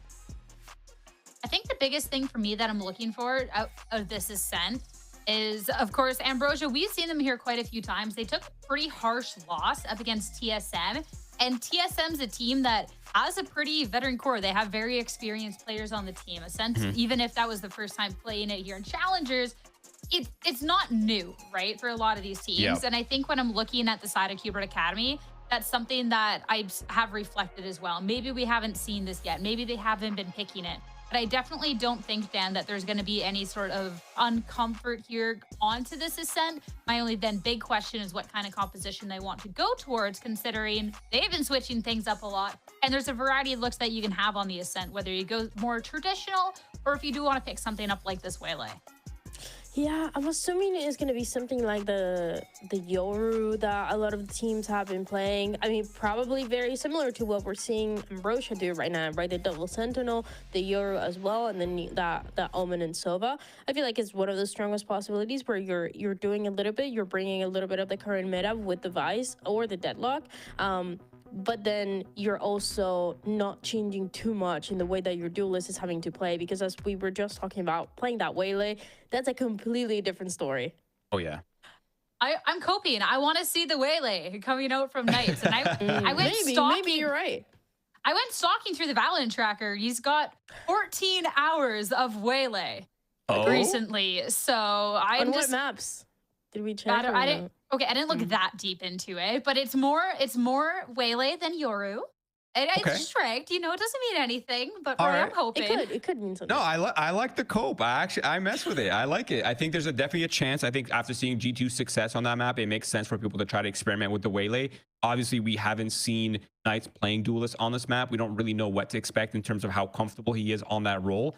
He has countless of hours in ranked. I'm sure some of it translates over, but competitive matches, the pacing is very different. The utility is a lot more tight. There's definitely a lot less room to, find your expression sometimes, depending on how well teams are playing on their attack side. But ultimately, we're going to have to wait and see what the Aegis select is. And that's really when we're going to know what they're up to. I'm just hoping. I'm already excited we get to see a map 3 in this series, and now I'm getting greedy over here, guys. All right, I want to see all the fun agents. Let's see everything else here. For Ambrosia, the fact that we've seen them play this quite a few times, I don't think they're going to be switching anything up at this point. The Euro was something that looked quite comfortable for them. Seho and Sova, Dan, I think that there's a lot of great stuff here for the team. So I'd be hard pressed to see if they make a change, but that then also gives Hubert the academy to really just kind of have the read. Yeah, you have the read on all of the times that we've seen this Ascent played out before, and you're also going to be starting on the defense, which helps massively. Ascent right now is currently the only map where you see a 9-3 or even a 10-2, and you're like, wait, it's not over yet. Wait, they can come back. And oftentimes it gets very, very close between the teams. So I want to see what they are going to be doing on this defensive side. As we talked about, I feel like a double sentinel is very likely. They have enough roles. And even with the changes that we've talked about when it comes to all the role subs for Hubert Academy, they look so comfortable, but it seems like they're comfortable even going back or needing that extra support on the sentinel. It's fine. They can make it work. Yeah, I think beyond that as well, they also have the double info initiator. So even if they manage to get into a comp they're not very comfortable playing against, or something they don't have a lot of experience playing against, they do have double drones. They do have a lot of info utility. They can play slow. They have a lot of utility to deal with a lot of the sentinel utility as well. So there's definitely a lot of tools at their disposal to be used to try to get an edge over what Hubert might be running. But I want to see them play that pace out. I want to see them have a bit of dynamic approach to the map. I want to see them being able to default. And there it is. We're seeing a very similar composition to the G2 comp, except they're opting in for the Jet. This is closer to, I believe, the Sentinel comp. If they're running this currently, there's probably a lot of footage and a lot of inspiration. And I mean, they're the Academy roster, so it kind of makes sense. They would kind of take inspiration from that. But yeah, I'm not too surprised to see this composition. It's a great comp, and I think we have a great match ahead of ourselves here, guys. Yeah, just a little bit. That's fine though. I'm excited to see Knights on. I guess I'm excited to see Knights pop off on a Jet. I guess that's fine. But Dan, thoughts with this look coming out from Hubert Academy, especially with how it can stack up against this Ambrosia squad? I like it. I think as we've talked about, the roles, they just kind of fit for the composition that we're looking at right now. Now that Knight is playing this Jet, and also Redux only playing the Omen. If you've seen the matches that he's been playing, is Omen and nothing else. But Nismo and the KO, I feel like this is his strongest agent as well, one that fits so well with how this map works out. So it's a nice mix of like the old and the new that I feel like for Hubert Academy will allow them to get enough rounds on that defensive side. We'll have to see if that can be realized, though, as tied in the series. It all comes down to Ascent. This is for qualification into the playoffs. It's time to see if Ambrosia can take another win here, or maybe a Hubert Academy coming out ahead. Time to go to the map and back over to your casters, Shift and Vans. I always like to say when we have mirror matchups or near mirror matchups, whoever's better is going to win. Exactly. It's your John Madden comment of the night. No, this is where I think, I don't know if the devs really touched on this too much. I think the focus for me is going to be down when you're playing these kind of parallel matchups in a lot of regard. Again, mid-rounding is going to be key. I think as much as there is value in saying things along the lines of like being down 9-3, 10-2 is not the end of the world to map like Ascent, I do think that just seeing both these comps be so similar is going to put a lot of stress to see which of these two teams is just the overall better mechanical protocol-based team in the mid-round. I think mechanics is going to be very important. Look at this for sure. If you're looking on the side of Hubert Academy, you have Dismo that's able to play his signature KO just like he did on the previous map. So you have the only thing for me looking at this comp is maybe between Scuba and Redux, because Scuba is my smoker on this map. When I'm thinking about again, somebody amazing on an Omen or on an Astra, I'm thinking about Scuba on Ascent. That said, though, Hubert Academy starts off on the defensive side. Ambrosia's going for the full hit. And forcing now with this comp, I mean, that's what I've always mentioned before. You're forced to play the retake. What a shot, though, from Knight's door down, but broken, and Hubert profit. every single kill go their way. That is not a POV we want to watch more of from Sean. Next, swip off of that. Too many targets to shoot at, none of them really being hit, and that is a flawless pistol from Qbert. All of it starting, though, with the Sheriff shot right over the top of the box from Knights. Yeah, I mean, that's a great way to engage.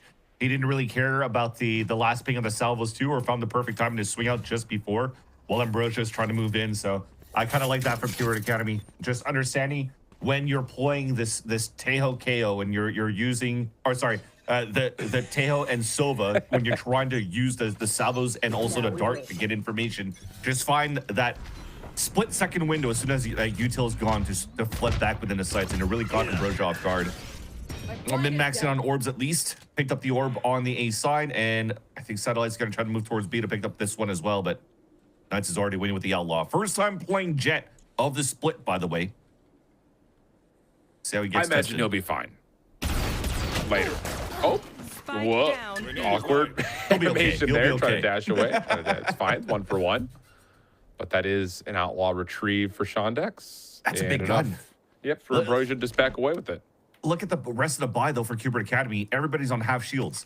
So Ambrosia has actually a window to slow things down for a bit and leverage Satellite, who's been awesome with the up to try to open things up. Well, the defense stacked up very aggressively here on the corner. Fragment will be placed. Aldrin finding a lot of value as Ambrosia starts to make their move towards the middle of the map. Satellite able to get the Outlaw to connect. And Qbert are now stuck in the back of the site. So much info being tossed their direction. Nismo just trying to hold on as best he can to this dark cover. Spam shots largely avoided, but he does get tagged. But the spike is not going to commit yet. And honestly, Nismo, good flash, but cannot connect onto it. Redux only gets 1. Has a judge to work with, maybe a chance to clear out this corner. A little bit of damage. Scuba on the way. Oh, if he finds that kill, maybe there's a chance, but 1v3 for Scuba is going to be difficult to manage here. He's got the Bulldog at least, though. He's been good in these spots. Lowering the HP of Shondex and Glyph as well. But I think he might choose to go for exits if Ambrosia are good on the protocols to not overswing. Here's the first check. Scuba tagged down to a single shot worth of health down. And yeah, there's just not going to be enough time for him to do much with this. So good follow-up here for Ambrosia. Just able to punish on the Knights, just not anticipating the triple stack. There was no util really thrown his direction to give him the intention he needed to queue up the dash, and just isn't able to get away. That's the important thing. He should have queued up the dash. That was the thing coming out here for Knights. Losing the Outlaw. And then Shondex getting hit by the knife and also droning from Welly into B main. Just allowed for you to get good position on where 2 players were at when they were trying to just hold the B main line. And then you just saw Satellite just book it forward right into the market. Pre-fires and aims the shot into Switch and just allows here Ambrosia to start flooding into the site, keeping those 2 players in the back of B site and engaged where they cannot go for trades. They cannot go for picks on the side of Qbert Academy. And that's such a beautiful way to retaliate after. Yeah. Keeps us into a very weird opener here as the sheer wall for the offense is seeing if it can maybe catch some early aggression from Qbert on what is largely a save, but no such aggression here. Well, that's a position that you have too, right? The TP they had all the way going back towards the spawn here from Satellite. They were expecting some sort of a tiles crunch on an eco from Qbert Academy. And then the sheer was going to split here, the double push that would happen usually on that side. And then the others could just focus on win trading, I guess, at that point in terms of power of weaponry and numbers right into the B link. But instead, everything stays quiet. So you're playing double initiator, able to find that util, find the information off the drone that just got put out here by Welly into mid. But yeah, that's losing a gun towards B main though. Yep. Oh, and Knights uses it perfectly on the follow-up for a second. But how about this? A little bit of a deep play coming through for Glyph. Now in the rotation back over. Yeah. 30 seconds left. T-Dog, no way he can stand tall in the mix of what is a dimensional drift response over towards A, and tough timing there for Nismo again. So Scuba last one left, 1v3. Spike will be planted today. Be safe towards the end. I don't think Scuba in another scenario here on the 1 versus 3, but this time you're playing against 3 rifles as well. But it started off really good here for Knights. A solo walk up here towards B main. Very difficult for you to try to get B main control unless you're good on your shot, or you're good on throwing like a flash on a side of Scuba to guarantee and confirm somebody playing towards that spot. And Knights was able to open up with 2 nice little kills at the very beginning that could have been dangerous there for the set of Ambrosia. And we would have seen thrifties after thrifties, and maybe the story of this game here for both of these teams that seems to really want to just brawl it out. Okay, but now after the anti-eco thrifty comes through for Ambrosia, we're into our first full gun round essentially here. And this is where we're going to really need to take a tally. Again, talking about the fact that both these two teams are playing essentially the same composition, just a difference in preference of duelist. What kind of patterns will start to develop for both these two squads? And Ambrosia not going to allow Qbert to take away the map at all. Again, they've shown good presence over towards B long. Now they're showing a full stack towards A. And it's just forcing Qbert to play from deeper in towards the site. Knight's looking for a pick through mid, but nothing there. And this is now just down to, yep, Redux inside A, just nowhere to go. No punish coming out from heaven either, so closing this door, trying to see if you could catch some players off guard as they're trying to plat. So you see these wall bangs come through, but we seem to be in a good position here for Ambrosia. Well, Cliff, wow, just teeing off. 3 for him. Knight's stuck. He has to try to navigate in and around all the explosive utility from Acreon, and there's just no way he plays this. So in terms of how start is concerned, this has looked really nice from the side of Ambrosia. Yeah, the pistol didn't really go all that well, but everything since then has been absolutely flawless. Yeah, and I want to continue the conversation as you're mentioning with the composition of both of these teams, where the duelist and one of the initiator is kind of like the main difference from both sides. And you see that the way that you want to attack here for Ambrosia could be very similar to how Qbert could do it here on their attack side. When it goes to these flood hits, you're creating the space and creating more ruckus by having the Euro TP within the site for you, because you could do these lineups. So then for Qbert Academy on the defense, it's okay, well, should we try to stay back and try to break the orbs here so that the satellite cannot get the most value out of the TPs within the sites? But as you do so, you're also forfeiting a lot of the space in the front where you can play in front of like the tail utility and really catch some players off guard. So now coming out of this back on the defensive side here for Sentinels, or for Qbert Academy rather, off this timeout, is just to try to figure out how to pick and choose your poison. Do you want to play a little bit more passive and punish satellite when they're going for exits, or do you want to be more aggressive so you play behind satellite and get rid of the second entry and the third entry that's going to try to engage into the fights? Well, let's take a look to see what we're going to get here off the timeout. As for Qbert, I don't know, it's one of those things that, like, their executes aren't even able to really be punished at this point. Like, we're trying to see, I think Qbert, like, I won't say like setting up trap plays, but they are trying to play off a little bit of aggression through the extremities of the map. It just hasn't worked out. So, I mean, does that give you the intention of, off the timeout, you need to play more reactive, a little more stable? Hard to say, but we're going to get our answer here pretty quickly. Yeah, one of the things though, if as Roy has mentioned, this is like the exact same composition from Sentinels overall, is middle control from Zekid in the past too on the VCTs, and Knight's doing that just right now with the Blade Storm, and he gets an opening with it. So that's one way to do it, and then we'll have to see later rounds when Knights is going to have an op if they want to continue to add that pressure at middle, so you don't really allow here Ambrosia to default on this 1-3-1. Well, the first one to drop. Qbert just going to play a little bit deeper here. Satellite off his own decoy. Well, this has worked out nicely for the side of Qbert. And I kind of like this a little bit more in terms of like what Ambrosia are attempting to do, which is largely kind of feel things out with like low utility checks with like 2-3 members.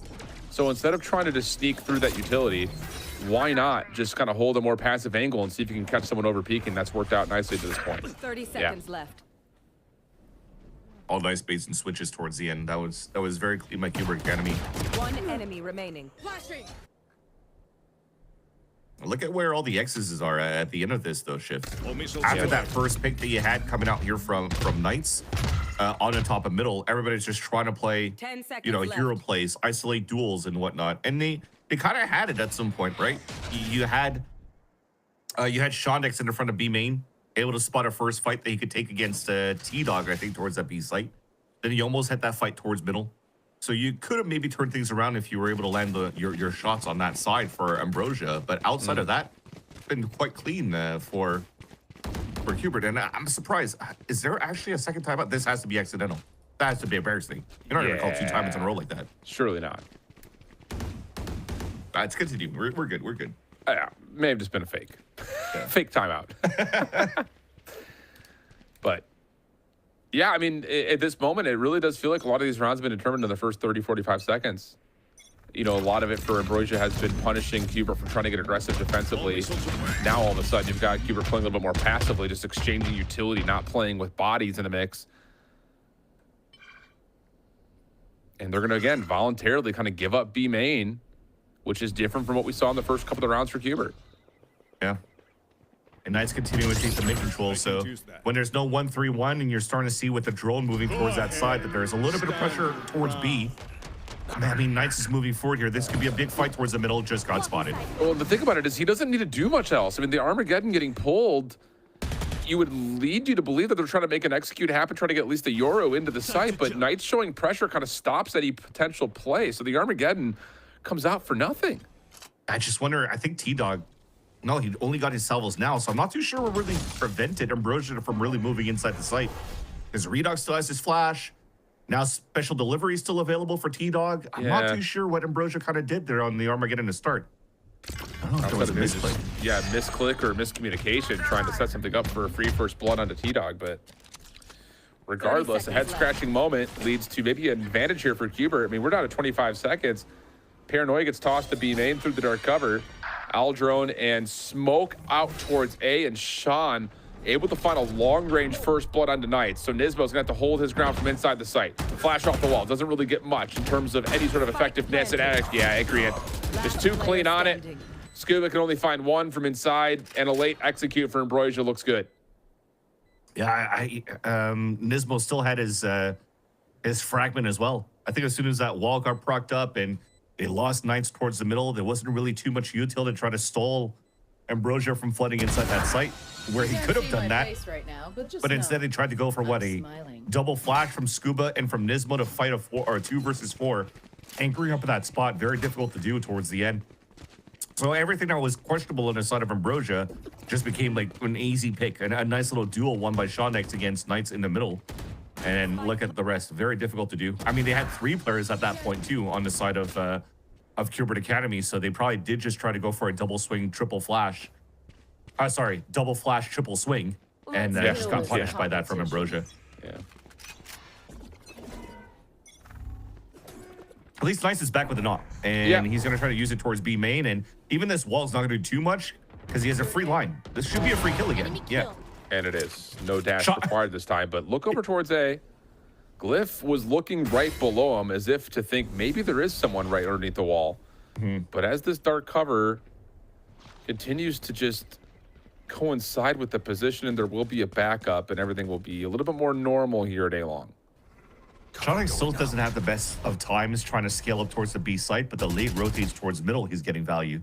That said, though, finally you saw the insert from Glyph, just got spotted. He has a TP. He can meet up anywhere that he needs to, and he's going to do so by trying to clear out this B site. Won't really see where the op is, though.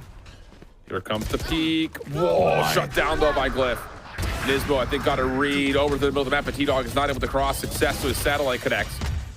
And Scuba's got nowhere to go. The Hunter's Fury will take him out of commission. And yeah, another successful execute here for Ambrosia, leaving Redux and Nismo by themselves. Utility is abound, though, especially with the knife to guarantee information, if not suppression. Try to save that off if you can. Yeah.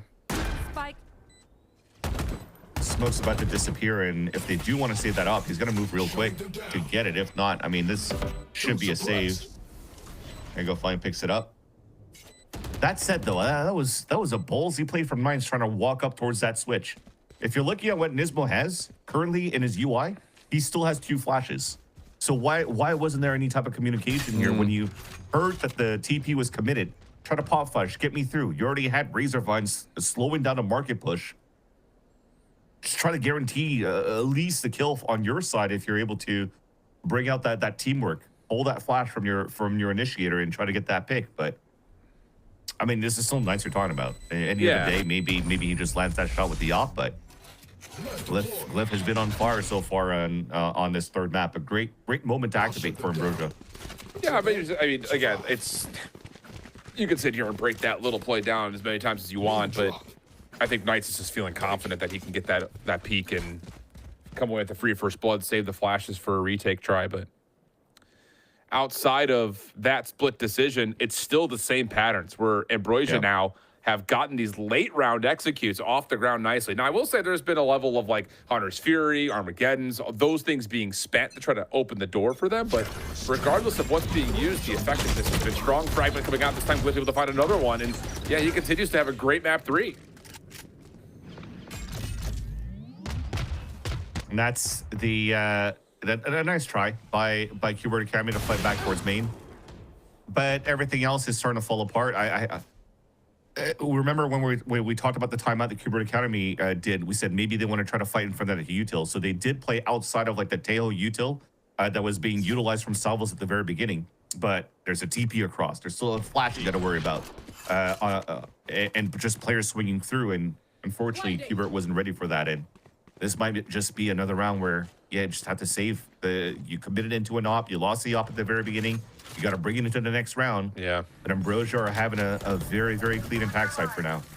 Well, T-Dog is going to give this some sort of a go. At worst, you find a death for the Armageddon. At best, you find a kill, and maybe you open the door to try to come back into this, especially with Welly way outside of this play. And doesn't have Hunter's Fury to work with either, but he's going to be the late lurk. So here's the salvo. Trying to give this at least some sort of an effort. That clears out backlog. Nothing there. A little bit of pre-fire over towards B main. Nothing connects, and that might be all that Qbert tried to go with. And now Welly can play spoiler, but no. T-Dog finds the elim.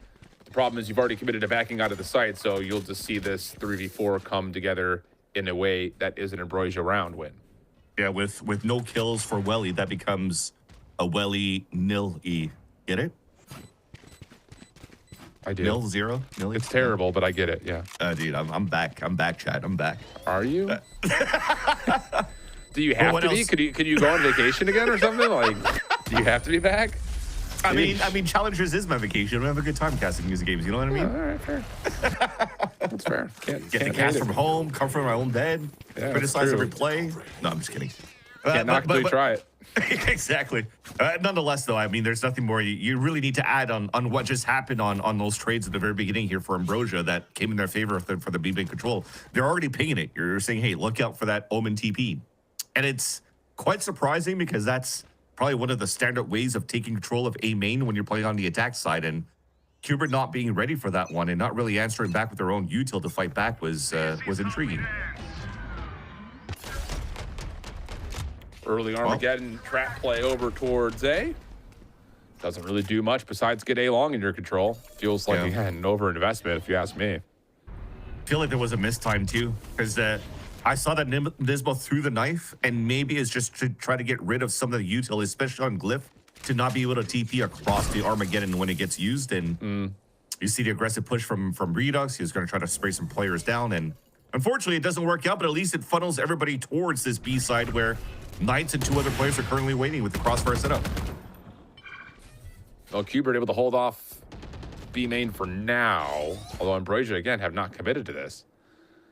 And they're just kind of walking up a little bit onto this A long corner to at least see if anyone's going to double check this. And another round where Qbert really won't be in position to contest the execute. It's going to have to be some sort of a retake if this holds. The read is good at least because they avoided the KO knife, but that's good also for Qbert Academy to have T-Dog ready. He's got salvos and a stun. Once they're going to try to full hit towards the site. 30 seconds left. Won't use it. So they'll use util for the flood retake instead. Waiting at least for the Steel Garden to finish up so they get their primaries back and there'll be a full 5v5 fight. Opening exchange decent. Ambrosia trying to play back over towards tree. Shock dart out. Opening shots missed though. Qbert ripping him apart through tree. How critical that little flash play that comes out deters Ambrosia's post plant. Now Shondex by themselves. 1v3. Doable on this angle, but wide peeks into the waiting try setup that Qbert have. They get their third. with a couple more to play. Very nice flash from Scuba for sure. I think that blinded everybody towards Jenny, where that line of X's that you see from the door all the way back to Jenny, I think was all fully blinded. Then with the stuns coming through, the swings coming out, good protocols for the retake. And just came down here to Ambrosia thinking that they had a good stop and go in a re-hit towards the A site, because both Welly and Glyph were never re-challenged by anybody trying to re-clear towards A main. So instead of going for a split though into the A site, it's just all brute forced into A, trying to play salvos for the pulse plat, and they couldn't really get back into main. Now pings are coming out on the defense though, just to be wary of the late lurk and the push forward from the B side. Already the first arc rose being thrown on the attack side broke here by Scuba could give him a tell that this should be a mid to B split. Well, Qbert getting in towards the dimensional trip for Satellite. Awkward timing, but the shotgun works out. Knight's stuck in the back. Yeah, Salvo comes through, but the shorty still connects for one. T-Dog trying to step up to give the defense another layer, but doesn't work out. And yeah, the dance for Knights eventually comes to an end with Welly planning. Spike plant. What? No. This is a round that Ambrosia should be feeling really confident in a 4v2 post plant, but a couple of shots is over peaking. Why are we over peaking? In a 4v2, just set up crossfires inside the site. Oh no! And now the knife also confirms nobody's playing towards B main, so they know that Welly's inside site somewhere. Yeah. Hopefully it's some good protocols here for the last few players. Oh, first shot good. Follow up not going to connect, and that is a massive missed opportunity. Just put a post-it note around round 10, because if this ends up being like a one-round affair between overtime and a game lost, that round should have been one that Ambrosia walk away with comfortably. Definitely. And I think it's just one of those moments where you are feeling good on your duels, on the way that you're executing towards these sites. You're playing these pulse plants, and you're also not allowing Qbert, or you're trying to prevent Qbert from setting a flood retake, just like the previous one when Qbert looked so amazing with the Scuba flash flood. So they were just trying to catch him off some sort of tempo when you had player advantage, and man, you just got owned. Yeah. There's no other way to put that. It's easy analysis for you. You just got owned. Oh, that's such a massive round, though. Weaponry still good for Ambrosia. No ultimates worth noting of, at least at the moment, in terms of the offensive opportunity, but null command, Steel Garden, the ability to send Ambrosia to nothing but secondaries. Stealth drone out. Doesn't do too much to deter the offensive setup, though. Ambrosia still did a good job to push everybody back for Qbert Academy all the way back towards the spawn. They just need to try to get this smoke back into M3 towards the spawn so they could maybe go for a split into the B site. But instead, it definitely feels like Glyph is the one trying to just keep them at bay so they could finish towards the A site. And that's not going to happen. You're going to probably stop those plans of moving back into the market, though. Because now there's no more smoke for a spawn after Glyph dies. It's dangerous to cross this. Yep. Yeah, you're just trying again to create something out of nothing there. Salvo's out. Knights has the knives at the ready in case he gets pushed. And, stuck behind the door. That's not where you want to be. Yeah, Knights is patience comes through. Satellite isolated. And Welly's stuck, nowhere to go. Oh, it's an unfortunate opening exchange for Ambrosia. For so many rounds that went so well in favor of Ambrosia, the last three that Qbert's able to capitalize on were, I mean, small mistakes going into round number 10 and round number 11 where just nothing worked on their side when they were defaulting the way that they did. So Qbert playing a little bit more passive, but making sure that they're watching the angles, because Ambrosia seems to just play contact instead of just being like, we're ready for a 3-2-1, let's smoke everything up and use our actual utility from Nateo and Nasova to push players out. It just catches them off guard. Now finally back into like, if it ain't broke, don't fix it, but that's an interesting TP. Yeah, just behind the Salvo? Don't love that if you're Ambrosia. And now Knights gets an opportunity at mid. No worries there. And what was a really solid first half for Ambrosia is going to end in a whimper. If this continues, Hunter's Fury only connects once. And that's a lack of utility for the side of Ambrosia. I would still respect that TP. Oh, wait, hold on. Let's hold that thought. No, not much to hold here. Yeah, it's a 4v1 now, right? Yeah, Nismo down, but then up again. Yeah, this is just down to Welly. So, yeah, I think it's just a lack of util coming in from Ambrosia's side. Because, yes, trying to TP in that out in the open in that spot in A main is respectable. But usually with that composition, when you have a KO, for example, that Hubert has, you need the pop flash to go from Gelato all the way above the wall so it blinds into the main. They don't have that, but at least they also have a Yoru. But the Yoru is playing towards spawn still, and it wasn't really trying to flash across to try to fight unless he TP'd away. And then that was a different story. But that said, it was just unfortunate there for the last few rounds on the side of Ambrosia on their attack side. And now Hubert Academy has a chance to turn things around. Yeah. Yes, they do. Oh, that's just that string of 4 rounds there at the end. I think in specific, those final 3, you're going to look back at if you're Ambrosia and be like, damn. Yeah. I mean, really, the egregious one is round 10. That one is by far the most. That's just like, ooh, 4v2. We have to win those. But we'll see what happens. 6-6 count. Nothing too crazy yet. Nice flash coming through. Has Shondex completely crossed up. Satellite trying to get in to contest at least some angle, but yeah, the team shots coming through. Ambrosia still fighting though. Follow up off the paranoia looks decent initially, but can't connect. And all of a sudden, Ambrosia hold at least a health pool advantage in the 2v2. That could work. Stealth drone out. The reveal is through. Acreon for another. Leaves Scuba to the 1v2. No spike to play with. Plenty of time on the clock though. And as the dark cover blocks line of sight, Scuba is going to try to pick up the spike cleanly and get to work.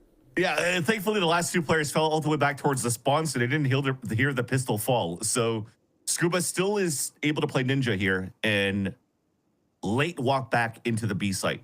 So both Ambrosia players, they're just going to play their numbers, wait for the salvos to come up. So Scuba will definitely have to start activating a little bit more quickly. 30 seconds left. If not, you're just simply winning on time with Ambrosia's salvo still available.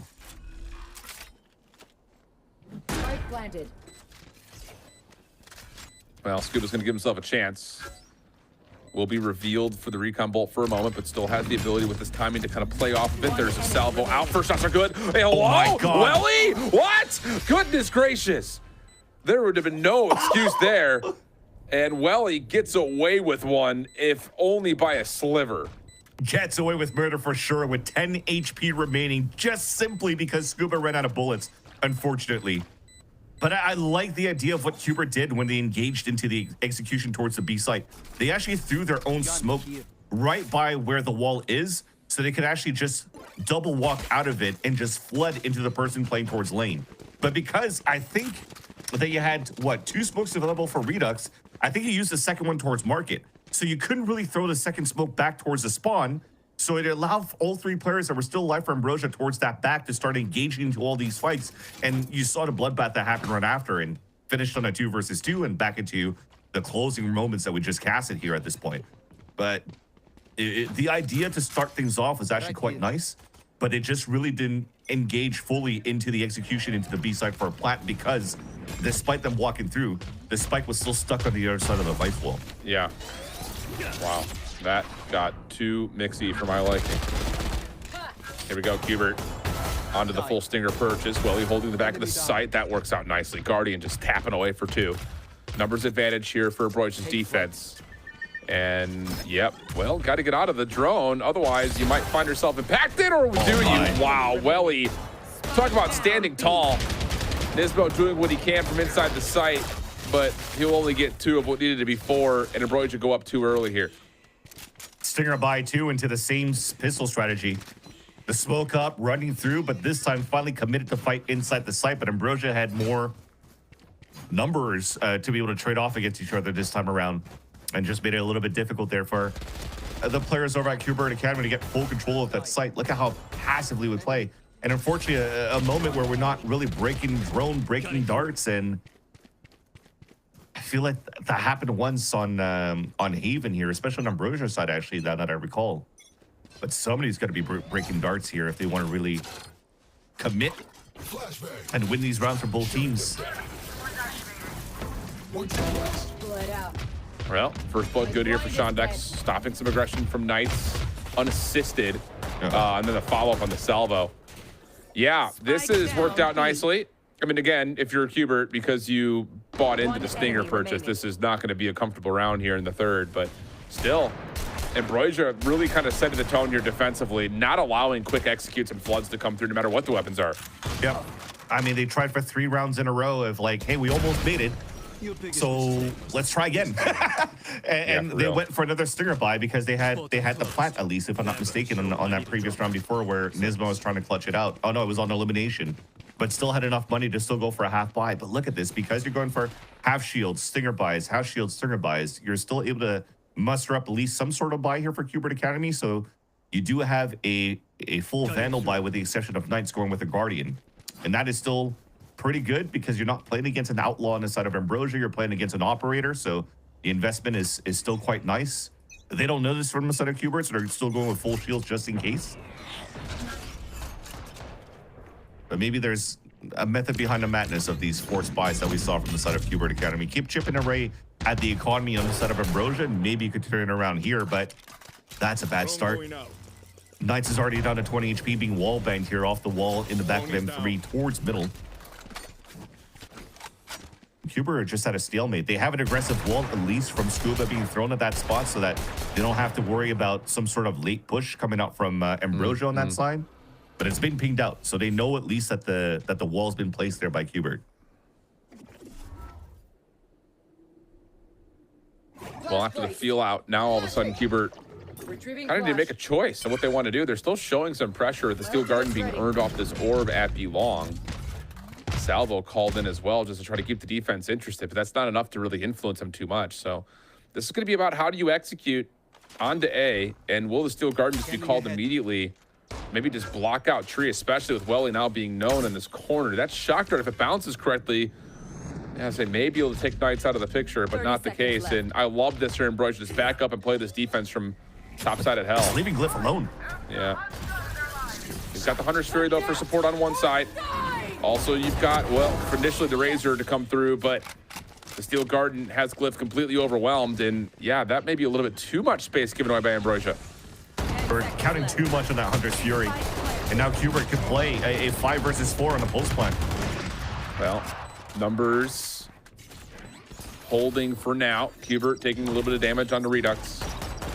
And Ambrosia, this is peculiar. You've got Welly kind of by himself in the start cover. Everyone else is just backing up and looking like they're going to save here. I'm surprised they don't give this a go, really. With 2 Guardians to mix, I'm really surprised they're not trying to give this any sort of an effort. But yeah, the main thing is the Operator from Satellite as well. Because Satellite, I don't think was able to get a shutout yet. So I think on the side of Hubert Academy, or at least on the side of Ambrosia, they don't really, Hubert doesn't really know yet. So they have an opportunity to use it as a surprise within the next round. That said, that's a nice little pick by Akrian. He's one way from the Armageddon. But yeah, I feel that because that recon dart was thrown out there at the beginning by Welly, that does get the ping onto Knights. Yeah. With the amount of time remaining into the round, it's like, well, he's got to be the tip of the spear. They have to try to finish towards the side. So I would have liked to see at least somebody rotate over to help out Glyph towards that site if Welly had to fall back to play their Hunter's Fury. But small little fumble here allows Hubert Academy to find some silver lining and some hope here on their attack side. That's been Ambrosia all along. Shadows traveling. Well, here we go again. Utility exchange over towards A long. Ambrosia able to stay a little bit further forward here. But yeah, a little flash peek comes through, but Satellite gets the collab playing deep inside Wine. And that changes everything about how this round may go. Well, now they know that Satellite's using it up. Correct. Try to pop flash. I mean, the idea was there. They pop flash under the smoke. They tried to swing out, and as they jumped across it, Satellite was able to avoid the flash. Glyph baits it by TPing away. They focus on Glyph. He swings out, gets a double kill, and now Ambrosia has a 2-player advantage, and Kubert Academy has to gamble this split into the B site where they read it correctly, at least for now. The wall is going to engage the rotate across, but it might still find a timing here for Kubert to overtake Shondex towards this B site.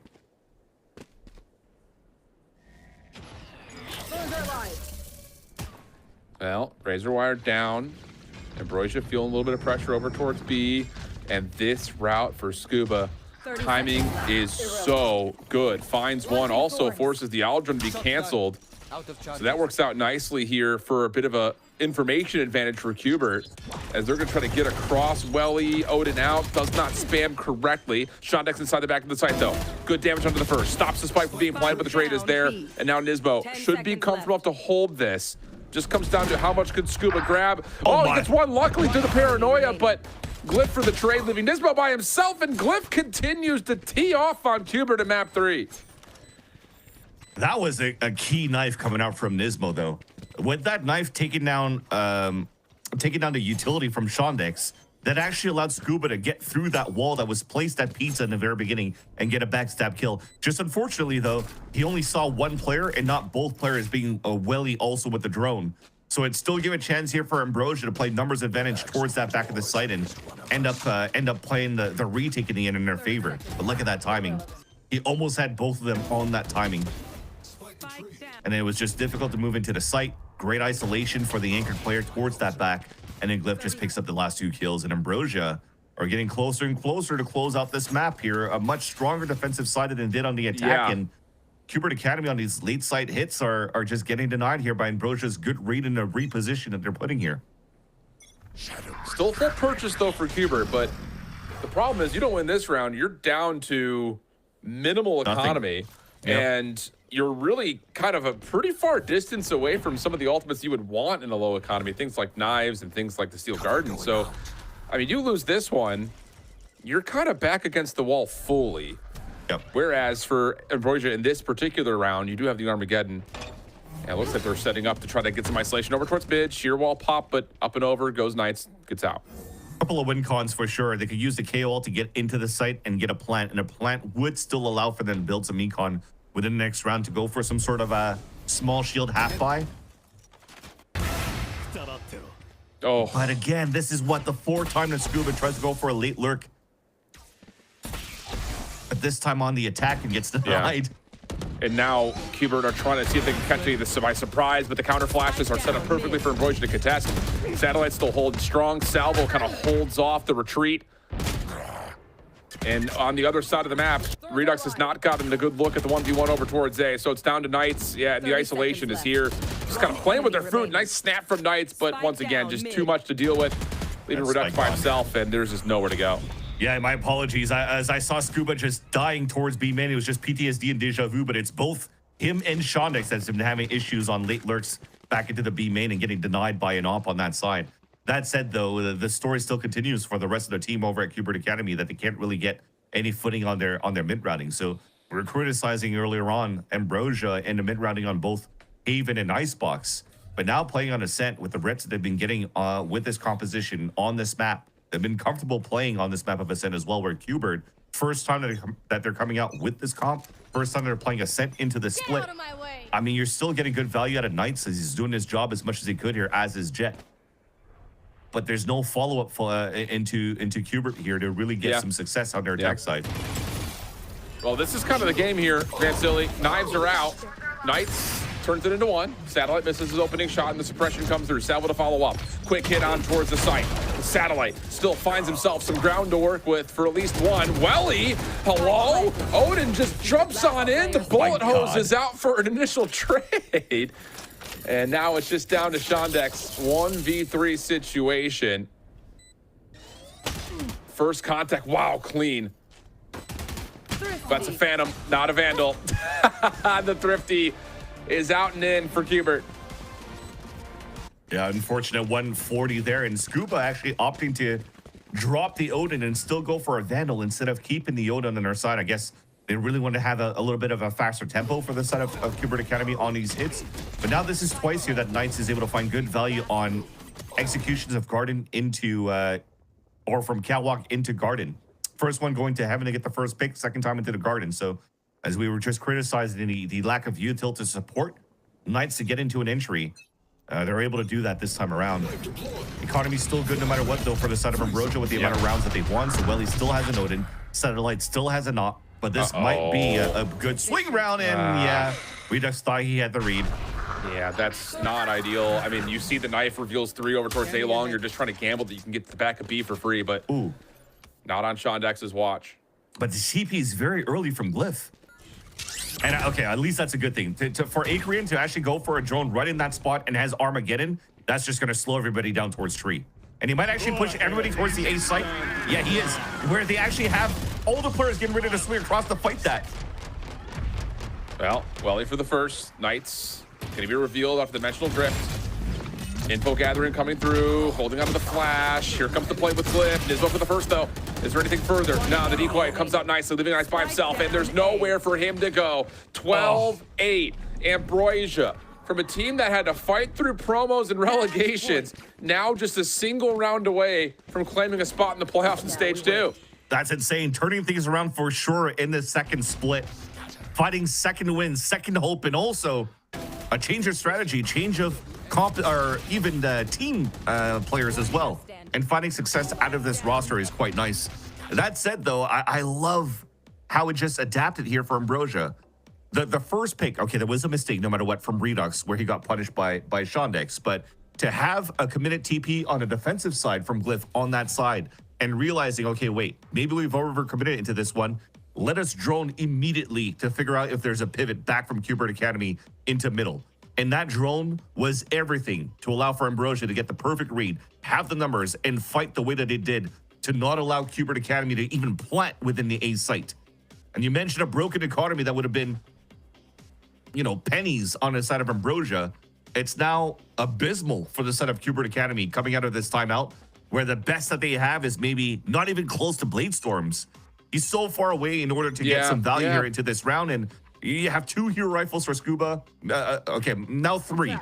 Now you need to be perfect in your read with the Steel Garden. Scuba needs to stay alive, but remember, the amount of times that Scuba tried to work towards B main was stopped by a satellite op towards B, and that's where the TP's going for the rotate back towards A, but at least ready to fight Scuba into B main. This might be GG right here. Very well, maybe. Qbert dealing with some early aggression and an early look here through B long, including the stealth drone and all. That's so nice. Yes, it is. Scuba misses the shot in the stealth drone. The follow-up from Satellite is perfect. And between Glyph and Satellite in this map, how key have they been? Because now you gate crash back over, but Satellite this time misses and puts a little bit more pressure on the Shondex inside the site. Yeah, they need to give him a sight smoke. Glyph needs to throw one at the site to help him. There it is, finally. A little too late. Yeah. The Steel Garden was used as kind of a survival tactic there, but the flashes that come through provide Qbert a chance to plant. Salvo pushes off, staggers this just a moment. Defense now fully rotated over. T-Dog trying to get back to work. Well, he's spamming it all out. Finds Nismo, and once again, the plant gets denied. So in terms of Qbert building themselves a lifeline, it continues to get stalled. And now that they're going to a full-on 3v4. They don't have the info of where players could be, though. That's why players are still watching flanks. Knight's good opener in a second. Satellite misses once again. Flash to come through. Now the focus toward the other side. Glyph able to get back down into sight. But there's so much to worry about here. Yeah, the long pinch over towards heaven. The connection through tree. The follow-up through long. Just so much you have to watch, and Satellite comes up empty once again. Easy follow-up peak for Redux and Qbert. Stay alive. That's room to breathe there for Qbert Academy. Again, I wanted to stress the fact that the win con at the very beginning was Scuba with the Steel Garden, because you only had 3 rifles. You had a way to really stop and stuff the utility from Ambrosia in terms of weapons and just have a better sight. But that util coming out from Acreon, so salvos followed by a drone to give all that space for a Satellite to get that pick was huge. But then Knights came up with that double kill into tree, and that changed everything there for Qbert Academy to stay alive in this fight. We're going to do it again, though, because that Steel Guard is still available. The unfortunate thing, though, for Ambrosia is that the econ is finally done so. Yeah. Well, you see the sheer wall for the offense is already placed over towards B main, and, well, the defense okay, used up already. Yep. And they do get it out, so that's at least a little bit of utility off for Qbert. Not that it really would make too much of a difference, you would think, towards executing, but still, in a round where Ambrosia are left with pistols, anything that you can find an advantage for Qbert to get closer to 12-12 is what you're looking for. And here, Satellite, this is bold. Stepping into the dark cover. Paranoia to follow, allows the peek, and no, timing not there. And a drone also cleared towards B link, so they don't have too much util to clear towards Pizza. So if Ambrosia stay tucked in right now and continue to play like backside, crossfire set up into B, they might have good position here to snuff the push from Qbert. Yeah. Well, here we go. Steel guard now. Qbert showing force over towards the top side at boat. Paranoia already been spent in. Ambrosia stacked up heavily in the back. It looks like Qbert are very aware of this. Yeah, they sure are. Right to the dirt cover. Flashes pop. Everyone drops. And it will be likely a 10th round here for Qbert, just seeing what Ambrosia can do to try to force some repurchase. I mean, doing some damage on exits would be huge here because Scuba's only at 400 and Redux at 300. So this would be kind of nice for Glyph and Shondex. And you're seeing also that T-Dog and Nismo are getting very close to ults. So the decision here is maybe not go for exits, try to tuck as much as you could, die to spike, so that Qbert cannot swing things back in their favor. But I was scratching my head, dude. Scuba used his Steel Garden for them to execute into the B site against Ambrosia's Eco. So you could definitely see here that on the side of Qbert Academy, they're still struggling to find the right footing to come back in this game. Sure. I don't think that's a fair, a false evaluation. It really does come down to the simple fact that, you know, again, Ambrosia have put together, I would say, a defense that has been kind of perplexing in a lot of different ways, because they start off by showing you aggression, and then all of a sudden you're thinking about you're going to be able to re-clear that with numbers, you're going to flood through whatever kills you get, but there's no kills there. Ambrosia just kind of gives up that space, forcing you to use your offensive utility. So it really has been kind of mind games for Ambrosia throughout a lot of this defense. Now, that told, it's starting to be figured out a little bit by Qbert, but again, that causes things like the, you know, Steel Garden to come out, things of that nature, to make things a little bit easier. So we'll see if Qbert can continue to manipulate the map and put stress to Ambrosia's defense, which to this point has still looked pretty comfortable. Yeah, now we have a fun little mind game to see what's going to happen after the timeout. Do we actually want to try to just stop it right there and not give a chance for Qbert Academy to set up at the beginning of the rounds and try to go for some sort of aggressive plays? Because usually after timeout, you're thinking that you want to get some value out of the buy that you have and potentially even the ults that you have. So they have a Hunter's Fury available for Welly. So for King Fred calling this timeout is, has he figured out any type of, you know, tendencies that's coming out from Qbert Academy? So far, they're going back to a lot of 1-3-1s on the side of Qbert Academy. So do you want to try to fight back on middle with the Hunter's Fury? Yeah. I'm glad you brought up the fact that it would be with the Hunter's Fury here. I think that's the biggest part about that. We'll see. Stakes have been labeled. Qbert still fighting. Odin, operator in the mix, though, for Ambrosia, gives them a lot of ability to play this just a little bit more passively if they want, especially, like you mentioned, with the Hunter's Fury in the mix. So there's a 1-3-1, but there's no pressure coming out from Ambrosia. So the smoke comes in towards middle. You see that Welly's playing it very passively, and the jiggle comes down into right over here, this position from Adrian. He hears noise. You're going to drone to find some information. It's going to spot at least one or two towards Catwalk. There's the reposition coming back from Welly towards Spawn, though, but he's using it. And, well, that's going to be simultaneously put together with the peek from the satellite. Welly will find the first. It's on to Knights, a critical first blood. That's your entry man down here for Qbert. So now you're going to have to stun Paranoia and just walk into sight, and you don't love the idea of that, I think, if you're Qbert right now, especially considering that you don't really have much intel with what's in A. Especially when the person that was able to turn it back into your favor in these hectic rounds, it was Knights. Now you lose him at the very beginning.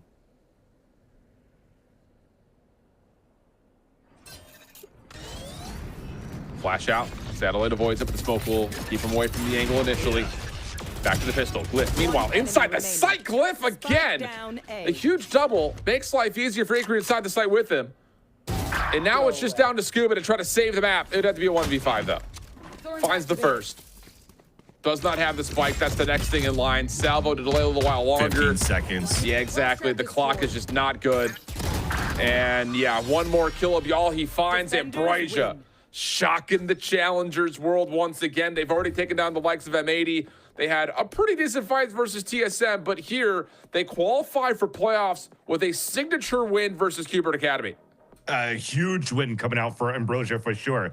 And even the win that they got against Winthrop University, if you're listening or watching Challengers last year, you'd be like, okay, well, it's just Winthrop University. But Winthrop University is the other team that is like the new dark horse going to split 2. And to see that Ambrosia is able to turn things around within this split and the strength of schedule that they had to play some very tough teams to make it to this point and qualify. Dude, this is looking promising for this team for sure. And King Fred's got to be super proud of this team and what he's been calling so far and what he's cooked up for this team so far. And it's just one of those things that I started to kind of brew up. If Cubert were continuing to make that comeback, round 10 would have been in the mix again, that 4v2. But outside of a couple of small mistakes, again, patterns and trends for Ambrosia, good on both sides here, not just over the course of Icebox, but especially here on Ascent. So they qualify. They join the likes of Envy to make it into the Stage 2 playoffs, whereas for Cubert Academy, the fight will rage on another week. We'll step away for a break, have the desk to break things down, and then set us up for our second match of the evening. Don't go far. It's another banger right after this.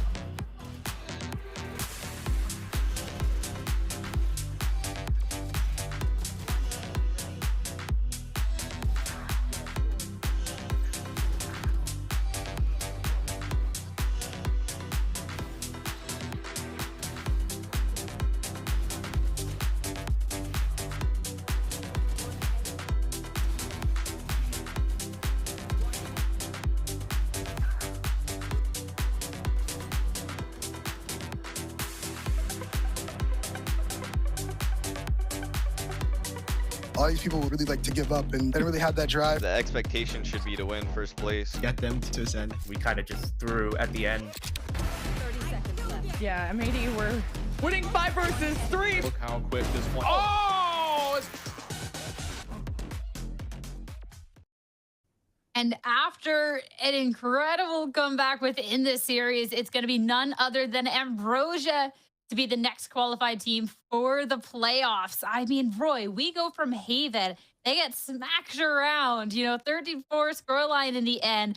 But these next 2 maps, what they're able to do, great stuff. What a deserved run from them, especially with how difficult their schedule was for this. Sierra, screw Haven. Let's go back to split one. This team barely survived. They went to relegation, and now they're the second team to qualify to playoffs. Like, what is happening in VCL? It never disappoints. And there's another team with an amazing narrative. The redemption arc continues for them. But yeah, to go back on Haven, they got absolutely slaughtered. Qbert looked great, and then we go into Icebox, and we're really starting to see the Ambrosia ball just rolling. They looked great coming into Ascent. They also looked phenomenal. They had a 6-6 attack half. It could have been even better had they not fumbled some man advantages. And then we go into the second half, and we really see that Ambrosia, I mean, they're the plan in motion, right? They're getting value from the Yoru. They're getting value from the Op. They have phenomenal retakes. Everything looked like a very well-oiled machine. Yeah, I was saying it in the green room. You see 3 rounds, 4 rounds when attacking. I'm like, guys, it's over. Like, you just know how it's gonna play out. And we talked about the advantages the Qbert Academy could have had on the defense even before we got the chance to see how the composition was gonna look like. But it is, at the end of the day, the first time this year that they are, or the first time in their lives for Qbert that they are playing this map, and whatever was going on in scrims doesn't always translate to what the official matches are gonna end up looking like. So it was an Ambrosia that knew how to get those win conditions very early on from that second round all the way into making it at such an even half. I mean, it was 6-6. Yeah, and it's also kind of rare to see Qbert look this stumped. Like, when you watch their defense side, it really did feel like they were scrambling to find any sort of like solution to the split default that Ambrosia was running, right? They didn't really know how to deal with it. They tried the A main stuff, they tried the mid stuff, they tried the B stuff. Like, nothing was working for them. And I mean, again, it was a 6-6 half, but it easily could have been 8-4. It could have been even more for Ambrosia had they just secured some of those advantages that they found. But ultimately, when it came down to the other half, they just looked outclassed. The Satellite was getting so much value. It really did feel like he was everywhere all at once. And they just had no solutions to it. So very well deserved from where I'm sitting for Ambrosia, and congratulations on being the second team to qualify for playoffs. And looking a little bit more into the player performances as well. I mean, you had called out Satellite as just, you know, everywhere all at once type of person, but across the board, I feel like this entire team, Dan, needs a lot of kudos. It's going to be Wele. That's really sorry. I'm still like, oh man, never mind me. I'm rambling. But great performances across the entire team. Guys, I'm losing the plot. It's been a 3-hour match, guys. All right. I swear I'm locked in. I just can't talk. All I'm trying to say is Ambrosia did really good, Dan. Okay. They did really good, Sierra, and you're right. But I think you were trying to talk about Welly, for example, what we got to see in the Sova. I think recently we were starting to see, of course, since the Saint came back with those slight changes, a little bit less and less of the Odin. But Welly was super comfortable in the Odin as well, having some great impact towards that B side, and also when he had to go towards those rotations towards A. And yeah, like you said, everybody looked pretty even, kind of doing their jobs, because Qbert Academy also on that attacking side were playing so slow, trying to get some information, trying to capitalize or get some timing around the Vice and the setup that the defense had. But in Ambrosia, that was really impressive to me. They were so aware constantly of everything that was going on around the map. Even when the time was running out, they knew how to take those advantages for those trades that the casters were talking about. Yeah, and that's sort of the power of the double drone initiators, right? You got the Tejo, you got the Sova. There's so much to work with for information. You also got the Vice Flash, of course, as well. But to go back to something that you were saying, Dan, and it's about the Welly impact, right? Like, when it came to the defense side, he was getting a lot of value towards B. He would move over towards Cat, and he was getting a lot of value in those areas. And it's very rare to see Sovas at this level just like move around the map so much and not feel like they're losing their impact. And like, no matter where he went, whether he was anchoring back a B, he was getting value from the scans. He was going short with the shocks, with the Odin, and he was getting scans there as well. He was just getting so much value. So I mean, that just speaks to the fact that everybody on Ambrosia contributed to that third map win. I do want to shout out Knights, because we had obviously like highlighting going into the series, like him back on Duelist, etc. And he did have a really good performance on that map, and he got first 8 kills as well. So I do think for this Qbert Academy team, even if they couldn't qualify off of this match, if the team is going to be putting up performances and if Knights is going to continue to drop a lot of kills in the server, we should see them there just maybe in their next match. But Knights couldn't stand up to the prediction scores. Because you know what, guys? I had the script the whole time. You know what, Dan? When I was going off on my little speech beforehand and all of it, I was actually holding the script to the entire match. Yeah. So that makes sense because then, you know, Ambrosia makes it to the playoffs grand finals, and then we remember this moment, the first ever speech that was given about Ambrosia. Yes. And that it turns into a win. No, it's genius. She really does have the script. And she's a prophet. How is she doing it every week now? Every week. I don't know, guys. I don't know. It's just too strong. It's too strong. They're never sending me. The Hubert Academy's never sending me a push. You now confirmed after this one. Now you're not getting that. Oh, definitely not. Definitely not. But I'm sorry. Hey, again, I think Ambrosia are a team that everything's on the line. They hit the lowest of lows. They can only go up from there. And I think when you're in that type of situation, right? You either die or diamonds are formed. And Ambrosia, they've been stepping up to the challenge, you know? I think that's the biggest buff of all. Yeah, definitely. First, the Sierra prediction buff, they have that, and then they have the make the roster changes, and they have that going for them as well. I mean, honestly, Ambrosia is just proving to us once again that sometimes all it takes are just minor, culture changes, minor roster changes, getting people in the right roles. Sometimes it really is just that easy. I have a question, Sierra. Is Ambrosia stage 2 your Winthrop University stage 1? Ooh, I like this. So Winthrop University stage 1 playoffs, because during stage 1, I did not imagine. Is that what Ambrosia is to you right now? I think they have to be, right? It's the team that everyone thinks that they can't do it, and somehow they keep showing up and showing out, right? And put back to your own words, I see our producer typing in the chat, but Dan's favorite term was the T1 of tier 2. Is Ambrosia your new T1 of tier 2 here, Dan? No, I can't say it. That was a one-time thing. One time. One week maybe that we were saying it. I was saying it all the time, but I don't know if I gotta think about who am I gonna correlate or connect with Ambrosia. Give me 1 week, and then I'll tell you. One more. You have up until playoffs. You can be wishy-washy, think about it till playoffs. That's the real one. And don't be fooled. I'm saying, you know what? I believed in Ambrosia all this, but if I had lost the predictions, I'd just sit here and just be like, well, it's Redux, guys. What can you do, right? So, right, I could never lose on that. I could never lose. You somehow always find a way to just always be in the winning position. And honestly, you would be a good Valorant player because you don't have any losing conditions. You only have win cons. So congratulations, Sierra. You might be the GOAT. But while we're on the topic of certain players, I do want to give a shout out to Knights, right? We critiqued him in the duelist, not critiqued him, but we had some qualms. We had some questions about how he was going to be performing in the duelist role, but he was definitely the most outstanding player for Qbert. He had a phenomenal performance. He had 165 ADR. He went 15-6 on openers. So I mean, he's definitely coming into form in that role. So shout out to him. But yeah, Ambrosia, congratulations, a massive win for them. I loved seeing that duelist head-to-head throughout the series, even if we did see the Viper on map 2, but asterisk doesn't matter, whatever. But the other duelist in that equation is Satellite, and we have Satellite on the line now for a post-match interview to talk a little bit more about this run, everything going on. Big congratulations, not just on this win, but you're now the second team to qualify for the playoffs. How does that feel? I mean, we got a little lucky, but it's okay. A little lucky. All right, expand on that, because we were giving you guys praise. We thought you did exceptionally well for this. Yeah. I mean, the first map was pretty bad. The second and third map, we finally got a little bit lucky. Won a couple fights, and yeah, feel bad for the other team. We shouldn't have won that. Hey, I mean, you can call it luck, but if you think it's all luck and not skill and the other team's not capitalizing, then it's still a deserved win, at least in my books. So you gotta give yourself some credit here. Yeah, I mean, it feels good to win, but yeah, very lucky on our part.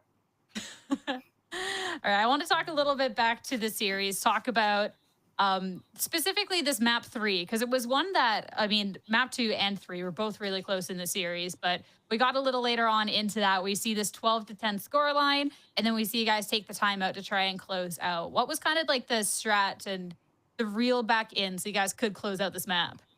We just had to calm down a little bit. We realized that we were getting super lucky with our kills. Fortunately for the other team, our coach had a good setup for us to do to close out a lucky win. All right, and now I just got to go back to this Lucky thing because you keep saying Lucky, and I just like, is there been matches? Because you had a really rough schedule throughout this stage too. Like you've been going up against some good teams. Is it just this performance that you don't feel as good about, or? No, I mean it's all pretty lucky. Yeah. Like the game against TSM was more how we actually play. But these recent 4 wins, yeah, we've been playing okay. We get pretty lucky as well, somehow scraping out these wins. Well, one day, I hope maybe in the playoffs, you'll get to see that there's skill here. I want to talk about this transformation of the team too, because you were part of the 5 for Ambrosia in stage 1 that got sent to the promo relegation tournament. And then now you're the second team to qualify. So how does it, like, what kind of work has gone in behind the scenes to make this sort of transformation happen? And don't say luck. You're not allowed to say luck anymore. I mean, we've been practicing a lot, like ever since we brought on Sean Nex and Welly. Like we had to fix a couple roles as well since Acreon also played Sentinel before. And yeah, we just been working hard and getting lucky. Gosh darn it, Saleh. All right. I mean, I still think it was deserved, but congratulations on this win. Best of luck. And if you guys keep getting lucky, it'll be good. Best of luck in the playoffs going forward, okay? Yeah, thank you. I hope we keep getting lucky as well. Thank you. Thank you. Have a good rest of your night.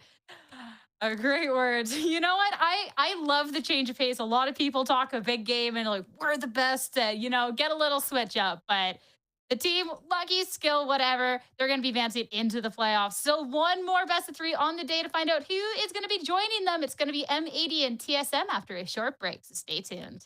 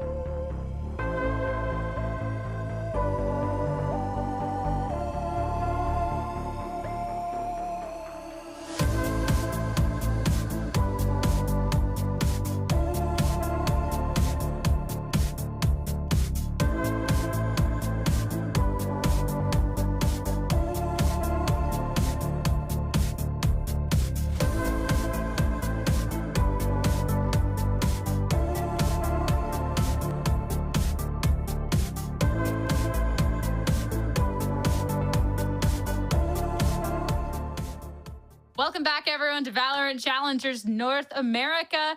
With the last game, it's going to be Ambrosia, a little luck on their side to then make their way into the playoffs. Now, one more team is going to be joining them today. We have M80 going up against TSM next. And Roy, I think I can say for us all that we're expecting to see both of these teams in the playoffs, but of course, there's seeding, there's everything else. You don't want to be put in this group of teams that are all trying to still fight their way. So take the win now, get qualified, you're good. Yeah, we're really lucky to be watching these guys play today because this is going to be a really exciting matchup. I'm really looking. Stop it. Jokes aside, I actually am really looking forward to this matchup. I think it's going to be an absolute banger. I feel really lucky right now. Anybody? Yeah. We have to find a way. The predictions were not working, so we had to find a new way to troll Sierra, and this is our new love way. it. Just feeling really lucky today. And just like either TSM or M80. Lucky. We're about to find out who.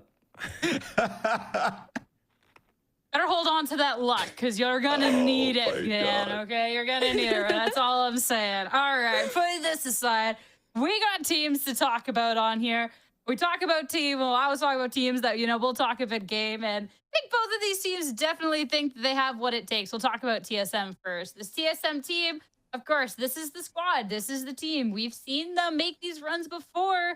And with Vora and Recoil, I mean, TSM, Dan, my opinion, shoe in for a spot. They've looked really clean. And the only loss they took was up against Envy yet again. So I thought this stage, it was the time for TSM to get those 4 wins before anybody else got them. I thought they were going to win that match against Envy. It wasn't really the case. I think there was a lot of frustration in social media, just the way that the players You know that they're almost there. They're almost about to be that team, and then it just kind of slips through their fingers. But nonetheless, this is my favorite team to watch for sure. They have been so fun. Since the beginning, since that stage 1, so motivated to win, and then you've seen how the team has grown, whether it comes to the roles, to the agents that they're playing, the way that they're playing, and setting up everybody else for success on these micro plays. I think it's amazing, and it's maybe the best version of TSM that we've ever seen, which is a lot because they are one of the 2 teams that made it to Ascension last year. Yeah, I couldn't agree more. I mean, I was wondering how they're going to start this split. They came in absolutely guns blazing. They've kept the ball rolling. They had an incredibly close match versus Envy that could have gone either way, to be honest. The third map ended 13-11, as a reminder, by the way, for Envy. And now they're looking for their bounce back. They're looking for that rematch versus M80. I mean, but the difference between TSM and M80 is the fact that TSM is coming in just hot. They've been hot since the beginning of this split, and they're going to keep this ball rolling. And I'm wondering how that's going to look like versus M80. This TSM team too, talking about Sim and everyone else. So with Sim was somebody that last year, I mean, even when TSM was going through ups and downs, we had talked so much about. It was always Sim this, Sim that, everything else. And there's still a lot of conversation for Sim this year. Absolutely, don't get me wrong. He's been doing really well. But I feel like TSM, Dan, have kind of gone into a more team approach. So you don't always see all the numbers coming out from Sim, but it's definitely more than capable of making an impact in the server. Yeah, absolutely. When it comes to giving that opening kill for the team, he's going to be there to do that. But I think it's just currently the meta for those duelists. It's not allowing players to put up the numbers that they were putting before, when they were just holding with an operator on the jet every single map, or just running around with the race. We're not seeing that as much anymore. You're seeing a lot more of the Yoru, a lot more of the close plays with the rest of the teammates, with those brawl fights, trying to get the traits to go your way. So it seems like it's the current meta that is maybe not allowing him to have that, but he's still so good. He's still insanely good and one of my favorites to watch. Just like TSM, I think Sim individually has a lot of really cool things that put him in this position, right? One match away from making it to playoffs. And I think my favorite thing about watching Sim is the fact that he always feels like, whether he's having a great series or not, he's always in people's faces. Like, he's always challenging space. He's always like in enemy territory. He's pushing on defense. He's pushing on attack. Like, he's just such a confident player, and like, he's relentless, to be honest, and he's just always going to be doing his thing no matter what. So I think overall he's just a very exciting player to watch, and he's just a fun player to watch. We're really lucky, see what I did there, guys, so to be watching this match in general, because it's not just Sim that we get to keep an eye on, but going up against some really talented people on this other team as well, which is going to make this just such an electric match. Looking at this M80 roster, I mean, this was M80. They were second place when we're looking at that stage 1 here, Roy, and they've made a change going into this, but still looking strong.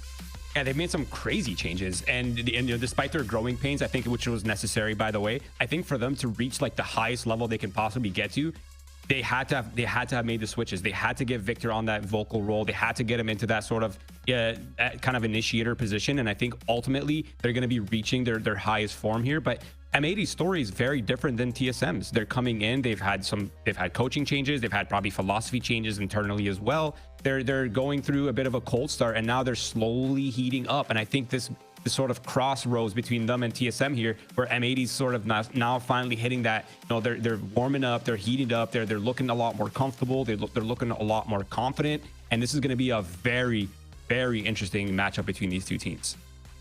It's crazy to look at this roster for M80, and it looks so different to what it used to be last year. But you're thinking about a Sato that was playing for Galores back in Ascension, and he actually lost that match against TSM. When you look at TSM, they are keeping more of that core of last year. So it's a Sato that is looking for revenge now in a team that took him down 2 times, but also a team that has given him so much success already in this short period of time. It's been only a few months, and now the conversation has shifted a lot more from, oh, what is Sato going to do? How much time does he need to adapt? To, okay, he's here, he's present, he's always here. And then on top of that, he has such an amazing support line on Victor, which is why they talked about going through these changes, but also everybody else in the way that they're setting Sato up for success. And Sato more than capable of dishing out that revenge, because Sato has just been on fire these last couple of matches. Talking a little bit more about him, I mean, Roy, not necessarily surprising to see this because there's a reason. Again, like Sim, we talk about Sato at any opportunity that we can, but to really be able to highlight him going into this match especially, I think is really nice, because I feel like some teams have had a lot of trouble dealing with Sato, and TSM are so aggressive that I think that Sato versus the team is so good. Yeah, he's so good. I mean, he's the undeniable superstar of this roster. I don't even think you can even question it at this point, right? He's been hard carrying this roster quite heavily until recently, where we've seen players like Victor stepping up and they're getting a lot more comfortable. But Sato is just, he's just him. He's just that guy. He's the duelist. He's the guy who's going to get numbers, whether he's rifling on Yoru, whether he's opping, whether he's contacting, whether he's getting value from ultimates. Like, and no matter what form of play you're going to see from M80, you're going to see Sato getting a ton of value. And even in like the most unscriptable parts of this game, he still manages to find so much room for expression and so much room to find his own kills, and so much just so much value being provided to his team constantly. And I think this is what really makes Sato a special player. He's been so much fun to watch through and through. And you say like he's the clear superstar, and I don't disagree with that, but I think that this M80 roster is especially talented. There's a lot of strong individuals on the team. So for him to still be cut above and us talk so highly of him, I think says absolutely everything. And I think, Dan, what's really interesting looking at this head-to-head is the differences in how we spoke about the duelists too, especially with like Sim, you get the whole team, Sim can still do so much, but maybe in this meta, it's a little different. And Sato, we're talking about like, he's always good for two. He always does all of this.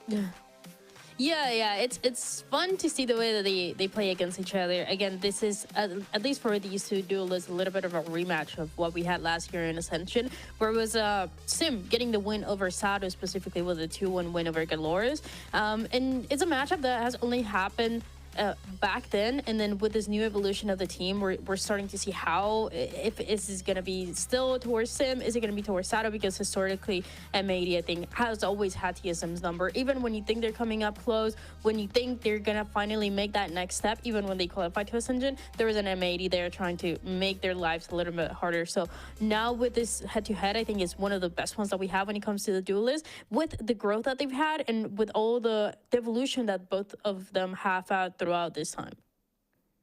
Yeah, let's take, you keep talking about when they've met before. So let's go take a little trip down this memory road, right? And look back at Ascension. Of course, this wasn't different TSM. This is, we still have the core, but we no recoil, no Vora, and everything else. Like Dan, like looking at the, and well, I mean, of course, there's very different M80, but this is just very storied between these two orgs as well, which is really interesting. There's a lot of history here, as you're mentioning, because these are the teams that I think TSM last year, when we were thinking about them, we were like, okay, they're good, they're great, they have some great moments, but this is not, by the way, this is not the team that we expected to make Ascension. And now, as they kept winning those matches in that last bracket, in that last playoffs, then you start to realize, okay, this matchup is a little bit closer than we expected. And when they go into the Ascension, because there's not that many teams, they have to play into a group stage where once again they're phasing against each other. So we've seen the core and the organizations rather of TSM and M80 go against each other in so many different stages, in so many different scenarios, with so many different rosters. I mean, the first time that they played this year, Sato wasn't even here just yet. So that's why this matchup is just so close between the two. You know what's actually crazy is I literally was going through VLR and counting how many times these rosters have played each other. By the way, TSM versus M80 specifically, they've had 9 matches, and their first match was over two years and 2 months ago. It was in 2020, beginning of 2023. Yeah. That's how long these two orgs have been going at it nonstop. They've had 10 matches, guys. That is crazy. These are definitely the most seasoned orgs. They're the most respected in VCL. They have insane rosters. Both teams are starting to peak. They're hitting their highest forms. Yes. All these players are looking very comfortable, very confident, and we're about to have an insane matchup. Yeah, and I love like how storied this has been between the two orgs, especially with this now being a newer M80 roster. But let's talk about the last time, or one of the times we got to see them face off against each other with these more current iterations of the team, taking not as far of a jump back as Ascension, but a little bit going back here, Dan, into the stage 1. It wasn't too far into this. It was only round 3, but quite different. Yeah, this is actually the last time, but also the first time that they are playing with the cores that we're looking at right now, right? The teams that have been the plan since the beginning, but even then, for at least on the side of TSM, but you look at Asado and that head-to-head that we talked about, and then you're not even counting for the addition of Victor. So yeah, as Roy was saying, they face each other so many times, and it's been a couple of the different versions. I think one thing that TSM has done very well is keep the score that we've seen for what, like 2-3 years at this point. And then for M80, even if they look so different, I think it's very similar to how this matchup played out. But I think this time around is going to be different. I don't know if we're gonna. I know eventually we'll talk about predictions, but I think, you know, it could change. I'm thinking about asking production to do the thing that they like to do the least, which is change the prediction at any moment in time. So we'll see. What do you mean? They love to do that. I always ask them to do it all the time. They're happy to do it for me. You have not heard what they've said after broadcast after you've left, Roy. They do not like that. Damn, like, I've been lied to. I've been misled. I thought it was okay this whole time. But yeah, I mean, I couldn't agree more. I think this is going to be a really interesting matchup for sure. But I think the one thing that TSM has definitely in their advantage is the fact that they're one of the only rosters that hasn't made a single change. They've kept the same roster. They've kept the same roles. They're just been every day just chopping wood, carrying water their way to tightening up all their map pools. Everyone's getting comfortable, and there's a reason why maybe Sim doesn't need to pop off anymore. It's because everyone is just so well integrated, and even Vora, the guy who's IGLing, is just he's dropping absolute nukes every single game, it feels like. So I think ultimately TSM is just a very well-constructed robot, and they're here to just slay. And M80 is going to have to fight back against the beast. I think that Sim for the rest of the team are going to have to pop off, though, because I have one more stop on the history little road trip. All right. The last one was during the regular stage, but we got to see them face off in the playoffs. And this one, M80 flipped that script, Roy. So, yeah, I think TSM are going to have to show up at the A game, because M80, they've taken their number. Like, this was a good 2-0. Knock them right out of the playoffs, too. Definitely where it matters the most, too. This is a very impressive win for M80, no doubt. But yeah, I really don't know. I predicted... Spoiler alert, I did predict M80 to win this match, but really in my heart, I know this is going to be like a 51-49 match. It could go either way. I really have no idea what to expect from either of these teams in terms of like what level we're going to see. And we haven't really had a proper scale, I feel like, for this new version of M80. I feel like we're about to have that right here with TSM. We're really going to know where they stand with their current iteration of their roster and how good they are, because TSM is definitely not going to be messing around. Yeah, when I was talking about the last match, this is the one that I was referring to that I thought was the one that we had on our screen. But yeah, is this 2-0 where things start to change a little bit when it comes to the narrative for Sado on this new team of M80 and what this core of TSM has been doing just a little bit before. I think there's a couple things that you can look at when it comes to not only the rivalry that the two organizations have, but the team, the players themselves. But one thing that I want to mention is that when we think about TSM, we're thinking about this core that has been staying together. But you look at who has that tier 1 experience, there's really no one in the past 2 years in franchise. And then now you look at M80 and you look at the role changes that they've made, and they explain to you the reason why we want Victor on Initiators, because he has that extra experience compared to all of us who don't really have that experience, and he can set us up for success. So you have the little extra piece that everybody has been talking about, because we want to see Victor, as we've been saying it for the past couple of years. But it's just this little thing, this little role change that could add so much more to this matchup to make sure that it goes the way of M80 again. Couldn't agree more. And if anyone was checked out during that segment, TLDR, these teams have faced off against each other a lot. Within this year, TSM have won once, M80 have won once. Lifetime career, they played 9 times, and M80 have beaten them 8 times, but we forget about that. But we got the history lesson. Let's live in the present, and let's talk about the series that we have at hand, because the map picks and bans are ready. And at this point, we do have quite a bit of tape on these teams, and TSM Roy have looked exceptionally strong on Icebox, so I'm not surprised to see them start off here. Yeah, definitely. They had a very strong win versus Qbert. This is actually one of the only maps that I watched recently where teams had at least what feels like a really good approach to their defense side. TSM had a really good defense side. They're going to be starting on that defense on this first map, and I feel like they're going to be pretty comfortable. They were running the Harbor comp, the Harbor Sage composition. It's actually a pretty unique twist to the Icebox meta, something that we haven't really seen that much before. Single initiator Gecko, by the way. It's going to be really interesting, but I'm not surprised to see them pick out this map because the last time we saw them, they looked phenomenal. I was looking at Lotus and Haven next up in the series, but overall, especially with these two top teams, Dan, how are we feeling about the map vetoes in general before we get into a prediction? I'm just, you know, I like what I see, but I'm just really confused about this Icebox for M80, just because we haven't seen it in quite some time. So I want to see what they're going to be doing here. I feel like there's a couple options with what we just talked about when it comes to the roles. Even the no duelist composition is very much a possibility for them. But yeah, I want to see what they're cooking on Icebox. I want to see what Chet has been cooking. I'm excited for that, but the game is almost ready. We don't just yap for fun. We're waiting till the players are ready, everyone. Oh, we don't? But, sorry to inform you after all this time, Dan, but last stop before we get to the agent select, we have our predictions. Dan, you were talking about switching things up. I'm the very lying, last by the way. moment. I'm not You're switching. What? You would? That's crazy. That's crazy. I think what's crazy is the fact that 4 out of 5 of us said TSM when it was the M80 win last time. Okay. I'm, you know, it feels kind of nice being on this side of the fence here. And now I know how you feel. It's fun, right? Yeah, it's pretty fun. I can't lie. I really like, since the beginning, I've been a fan of this TSM squad, and I feel like this year I've seen them grow so much. I think since Ascension, but now it's just turning into a point where I want to put them as my #1 team. I want to see them as my #1 team. And yes, I know that they lost to AMB, but my thing is, if they win this matchup, they're my #1 team. I think regardless in this one, I'm going to be happy for whoever wins and heartbroken for whoever loses, because I like both of these teams a lot. But time to head into the agent select. Start talking about the first one of the series. And yeah, DSM, I love the stage. I love the server. I think all of it's so annoying. On the other end, Dan, a little cookage as well.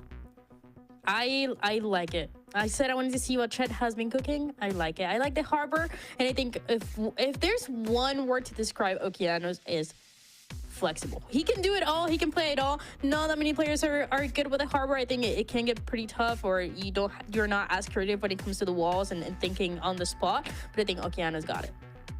Yeah, absolutely. I'm definitely looking at Okeanos to see him run that Harbor. But on the other side for TSM as well, they got the Harbor. They have the Sage as well, which is gonna be a key win condition for them on the retake, especially starting on the defense side. So I'm looking towards what kind of retake setups they have and how they're going to get value from Sim being paired up with a single initiator Gecko. Well, guys, our players are finally ready, so it's time to hop into the servers. First map of the series. Reminder, this is a match to qualify into the playoffs.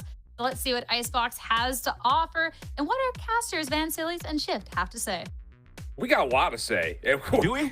We may have 3 hours worth of saying it, Fan Silly. Wow. I am so pumped for this matchup, TSM M80. I think the interesting thing about this matchup and kind of where both these two teams come into the mix is that their paths to 3-1 have been so dramatically different. I mean, TSM go down to the wire essentially with Envy, whereas M80 gets surprised early by Ambrosia and then have to bounce their way back. So their road is a little bit softer starting off 0-1. But now, critical time for both these two teams. Yeah, and especially if you're looking how the setup is for M80. Just Roy was mentioning at the desk as well with Dendriad that they had to go through, you know, role changes and Victor playing a little bit more initiator so he could be a little bit more vocal. Last time, I think I remember vividly, like, Victor is playing like KO or even Raze on this map on previous rosters. But we'll hold that thought for a bit. We'll talk about the compositions. We'll talk about the setup and the head-to-head with these two comps later on, because the action's already starting. M80 is going for a full push into this A side on the attack. Yeah, GMD going to get a little bit of information before the wall essentially deters any actual visual confirmation of what's happening. Okeanos trying to go for the plant. Triple stack down in hell here against Sim. Dizzy comes out. You're going to know there's at least one player down low. Now you're going to read that there's more, and TSM starting to rip him apart. What a read. Just great information gathering skills, and it leaves Bao by himself. Long-range shots not going to be there, and TSM take the pistol.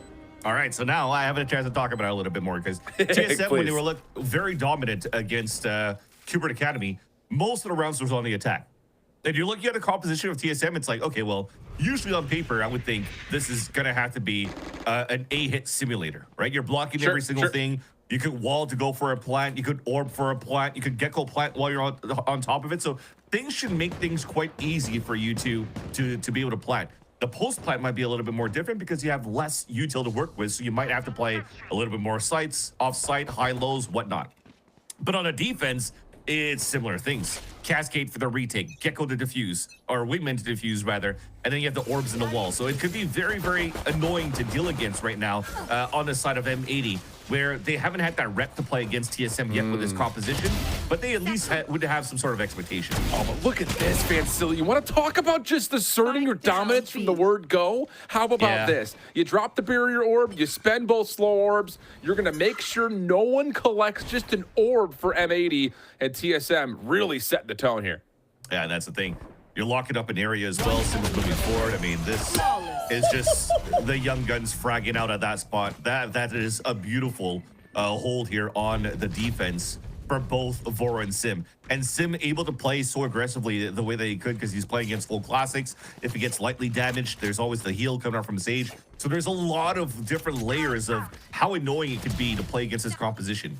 At the tip of it, though, on paper, a lot of the double controller composition has found a lot of success on the side of M80, especially on the VCT circuit. Like Crew does it, MIBR does it, and amongst other teams. And it has found some good value because you could section off so much here on your attack quickness. Oh, but again, TSM just not respecting the harbor utility, pushing right through the cascade for first blood. Now you've got early knives for Sim. And M80 into a full purchase rounder sitting here like, what did we load into? That's what I'm saying. He's feeling himself for sure. And you allow yourself to be as aggressive. I mean, I'm expecting this game to just be Vora being the Sage pocket pick for Sim. But thankfully, though, at least we have a 4v4. Everything's blocked off from the wall, though. You're forcing everybody to play on elevation on the side of M80, where this could be a perfect spot for 7 and also for Vora with the double stingers.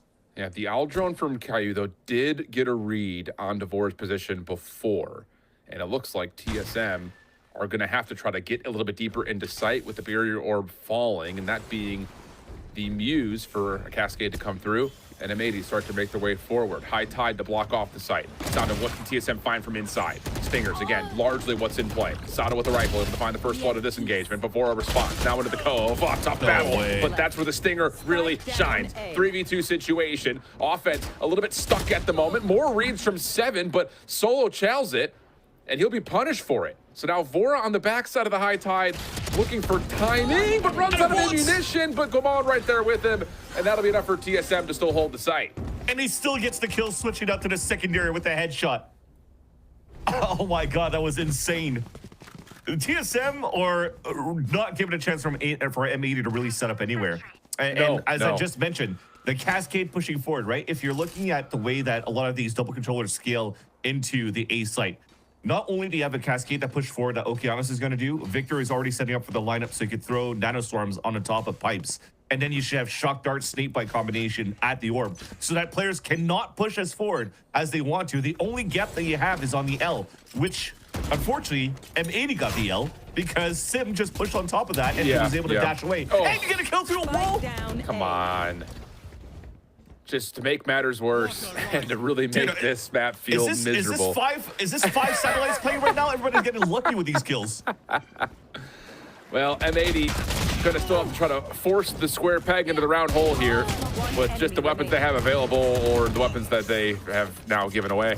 Wow, clean stuff from TSM. And again, it's just first blood success, taking the map over early, whether it be over towards that front entry towards B at green or now a couple of rounds in a row right on top of the A wires. It's just been so clean, so polished. And M80, I don't want to say they need to talk about it soon, but this round right here is going to give us an indication of what their playbook is going to really feel like it if they do need to take an early timeout to get things in line. I fully agree with you. If they don't capitalize this round here for M80, there has to be a timeout. The thing is, though, the good thing about it for M80 side is that they're still going for the hit towards the A site, where TSM are actually going for a triple push down towards middle. So if anything, they break the turret, but what happens after? There is a possibility that Val gets punished, and GMD in a one and done. Oh, well. Lamont gonna get a read. Backs away. It's all he wants is the pixel peek. Aldro does connect onto him, but will force GMD way out of sight. And the defense are going to have to fully play retake here. No chance to contest this time around. And there really aren't any ultimates available for them to try to break this back in. So this is going to be a full-on 5v5 retake. And Vora walled down towards middle, so that will guarantee no flanks coming in from M80. So they could just fight front side of the map. Caillou makes some considerable damage for the mosh pit, but M80 still standing tall, at least initially. Trades are even. Sim maybe another chance to connect, but not going to happen. Rise is going to come through on the 7, though. TSM now with numbers, trying to fight their way back into the site, but Caillou still holding this back single box, has done miracle working, and that's exactly what will finish it off. Another double comes through, and M80 finally on the board.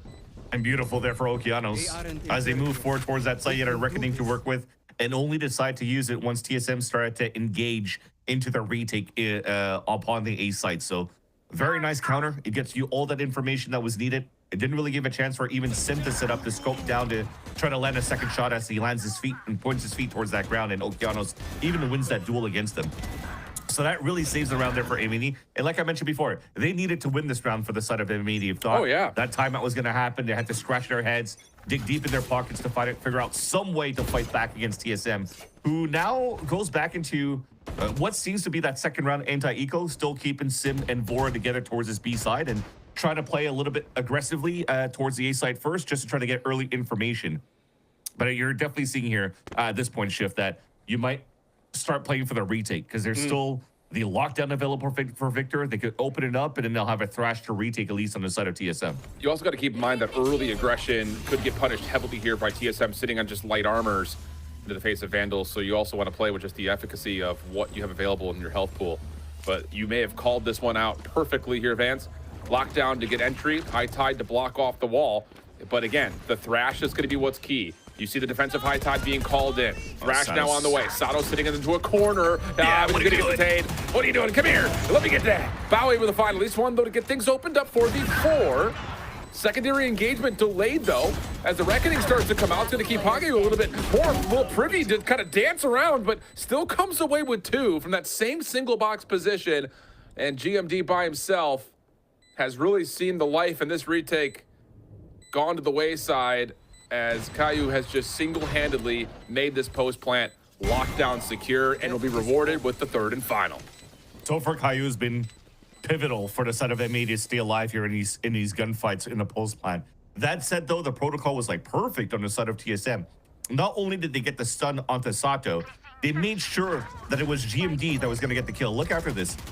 You're moving forward, GMD's finding that kill, and as he gets the kill, it allows the Reckoning to be available. Yep. So he throws the Reckoning, and they start fighting here, and they section off the site perfectly, but then I think there was maybe a ping coming out from Caillou, and how he's playing inside the site really saved that round there for M80. And this is the last round where, you know, there's going to be a strong op on the side of TSM. Small shield, op in hand, op versus op as it gets walled up first. Aldrone denied. Wall starting to be broken. This is the same setup, like you mentioned, kind of from round number 1.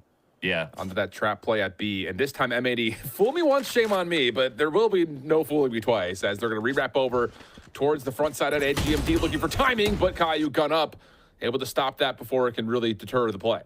That was a first big error coming out from TSM. You can't be pushing that way, especially when you already put the wall up in the slows. Yes, you can play the tight angle for a 1-for-1. What? Spike down. What an exchange from 7. And now Vora follows up. So that is a 2v3 moment, polished and cleaned undeniably by TSM. And now you're going to have a little bit of an exchange of weapons as Victor needs a rifle if they want to continue into this 2v3. And their plan, they can't even get the pit up. It'll be so difficult for them to hold the pulse plan here. Just got to be proceeding your shots for Bao and Victor. Now, one swarm grenade will be there to try to deter the post plant. Snakebite also at the ready. Sim with an op. If he can catch an angle or catch a rifle, he may decide to try to push a little bit further forward. Victor looking for the long range shot. Misses the first elbow. Sim now perfectly scoped up to it. Bao not in a position to hold it. Bora now sticking out to the team. Good opening shots for Bao. Finishes it off. And then, oh my goodness!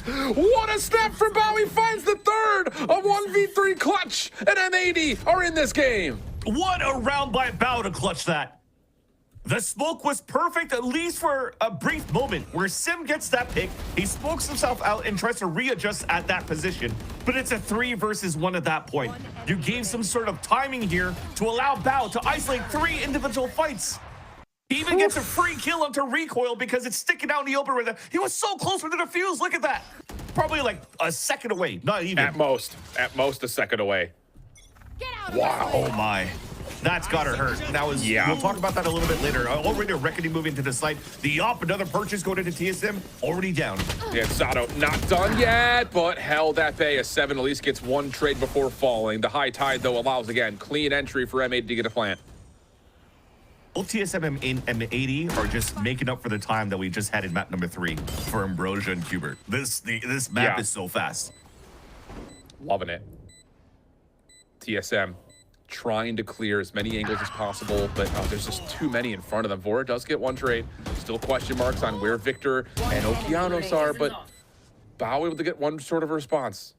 Bao and Caillou, last ones left here for the offense. Vora kind of stuck between both, and really not a lot of information onto either. And yeah, that's enough for Bao to just, again, play a little keep away right here. And how about the resurgence for M80 after the opening dominance from TSM? Yeah. M80 doesn't want to let go of that aggression. They're like, okay, if TSM's going to play that style, we're going to do exactly the same thing. And finally, it's TSM sides that finally wants to slow things down on their end. That said, though, I love how this map has gone back and forth for 4 unanswered rounds for TSM side, 4 unanswered rounds for M80. That said, these fights are so good thanks to also both the controller from Okeanos and Caillou one more time within these sites. As I mentioned, everything right here at this round, everything was perfect to fight within that site. And there you go. See, location revealed after GMD got that shot. So we're definitely missing a lot of dart breakers, and that mistake coming out from GMD maybe was what started to break the economy on the side of TSM as well. Because yes, I respect that you're trying to push forward, but to try to like swing out and try to find a deeper flank when you've already stalled towards the B main. That's where it hurts the most, because now you're just walking into a potential rotate. You can't find the information because you're playing controller. You don't want to drone because you don't want to give your position away. So you're just going to swing out to 2 players like that? That is unfortunate. That really is. And it's just really odd, I think. Well, I think maybe even more specific, not really all that odd, but to kind of just point to what you're talking about. Look at the differences in the kill feed and what's on the leaderboard right now. Like for TSM, all that opening aggression, Sim and Vora playing off one another worked out nicely. But on the other side, M80, like you kind of mentioned, like just kind of hitting you with quick utility and then flooding behind it. They're getting the intel gathering tools that they need to get onto site, get plants.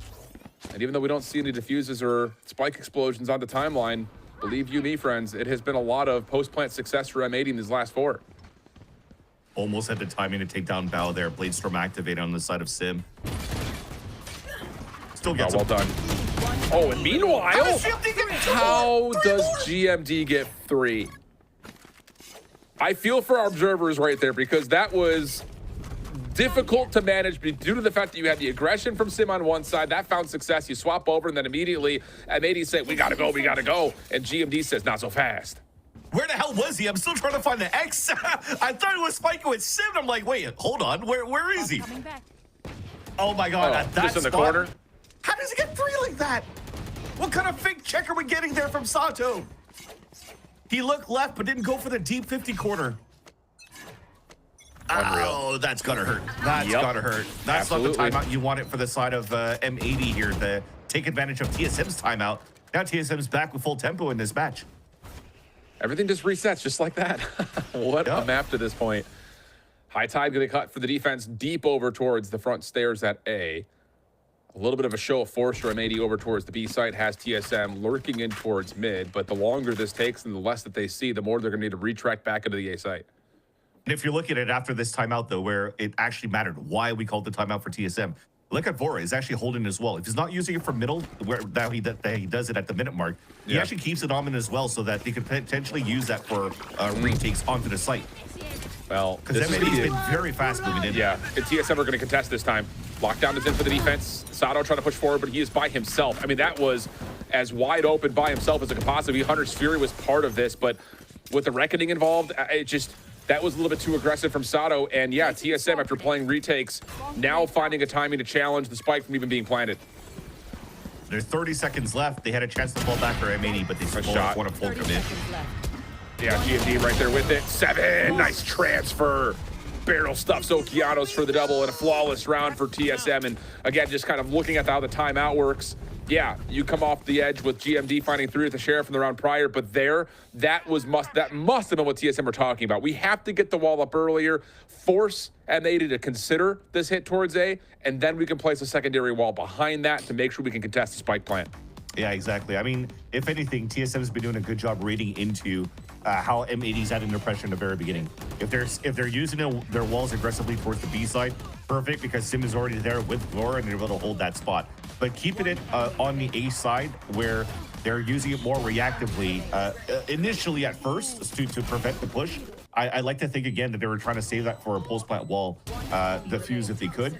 But as the clock kept dwindling down and you didn't really see any proactiveness coming out from M80, then it's just heads up play from Vora to throw that wall towards middle, to just section out like a late pivot back into B.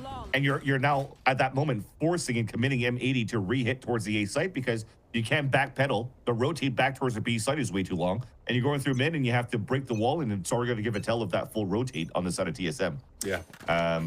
But M80 calls a timeout. They've been very one-dimensional, one gear. For the first time potentially now in 11 rounds, maybe off this timeout, they could actually cross the line of scrimmage towards this long B and get a B plant. Yeah, because I think the thing that might be a little bit different here for M80 is that you're considering that the Thrash retake is a little bit more potent around the A site than it maybe a B is over towards B. Yeah. And that is, again, a small consideration can, trying to line up everything, but we'll see. Cascade out, blocks the line of sight from top yellow over towards B cubby. But as it fades, Sims may have a chance at one. What a shot on the Sato right over the top of the heady. And that'll be an opening first blood and a 5v4 for TSM, looking for more as Victor's going to try to get isolated and will be. Get a res too. Dude, this is so nice from TSM. Oh, and now try to challenge the Cove. Sims still standing tall for a second. 3v2 situation. Thrashes out, trying to make sure that this spike does not get planted. And actually will hit on the 7. Problem is, Bao is protecting, or is he? Vora with the trade. Okeanos gets the gun up. Finds the first, the 1v1.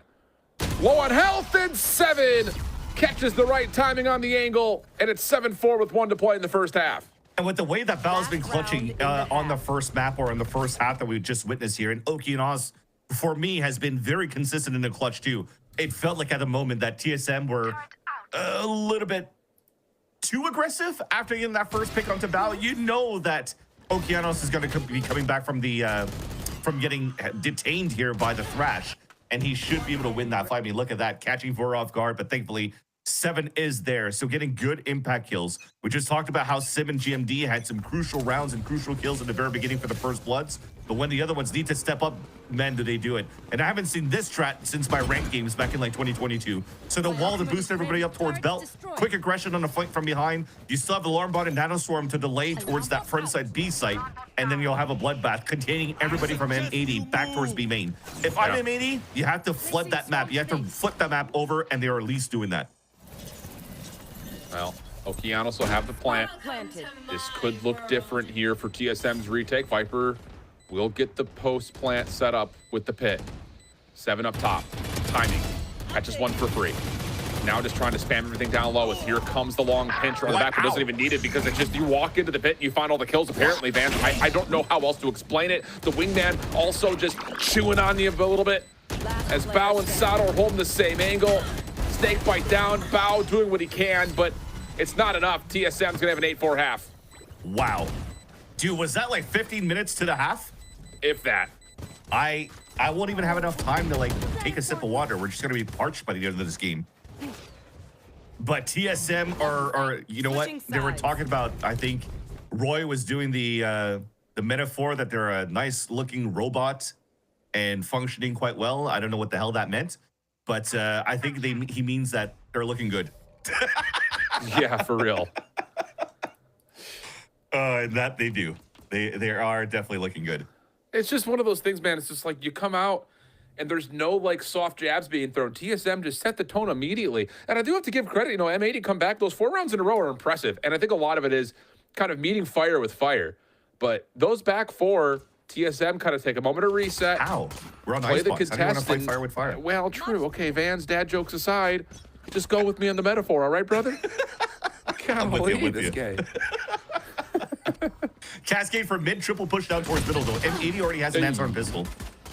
Victor with the first trade. TSM respecting it, gonna back away. And I think this is just an initiation of saying, if you want to throw 3 members through mid, we'll just go ahead and start taking our numbers advantage over to A, and that high tide will siphon off 2 members of M80's defense into the site. And you're healthier as well for TSM. Wingman can plant, they can trade off the wingman. Or not. Spike down. Victor will get 2, Bow another. Nowhere for 7 to go. Oh. Or is there? No, there's not. There's none. Or is Wait, there? there is. If he gets this headshot. Okay. Bruh. Cannot go anywhere. No. Okay, there we go. Wow. Made it interesting, though. Made it interesting. And that's the thing too. So you're starting to see a little bit of like the weaknesses around TSM with this composition as well. As Roy mentioned, they are only playing a single initiator, and the single initiator is going to have to be the gecko here. So when you want to try to break util to prevent KG util to prevent plants, then it's hard to do. You have to now move in, cross the wall, try to break that. So the utility that Victor places around the map so far could be actually quite beneficial on countering M80 here. And that's why he's always placing that nanostorm on that right side. Maybe they're just reading here that TSM, as we mentioned before on paper, should be hitting A after A after A after A with this comp. Oh, TSM this round with just classics, not going to try to do anything cheeky with stingers. It's just going to see if they can put together a shooting gallery at B. Dizzy deleted by Bow. Up top, though, clean shots from Sim. That's a free weapon. Spike already being planted over the top of the wall. Victor having some trouble with one. Sim going to take use of that, and Sim's going to find more. That's now 3 down. TSM with numbers. Sato and Caillou trying to rotate over. Really, it's just Caillou, though. Sato still holding over towards mid behind this wall. A late lurk. Does Sato catch this? Doesn't hit the first shot, but the pistol works out. 2v2. Aldrone to scout. Time, though, ticking.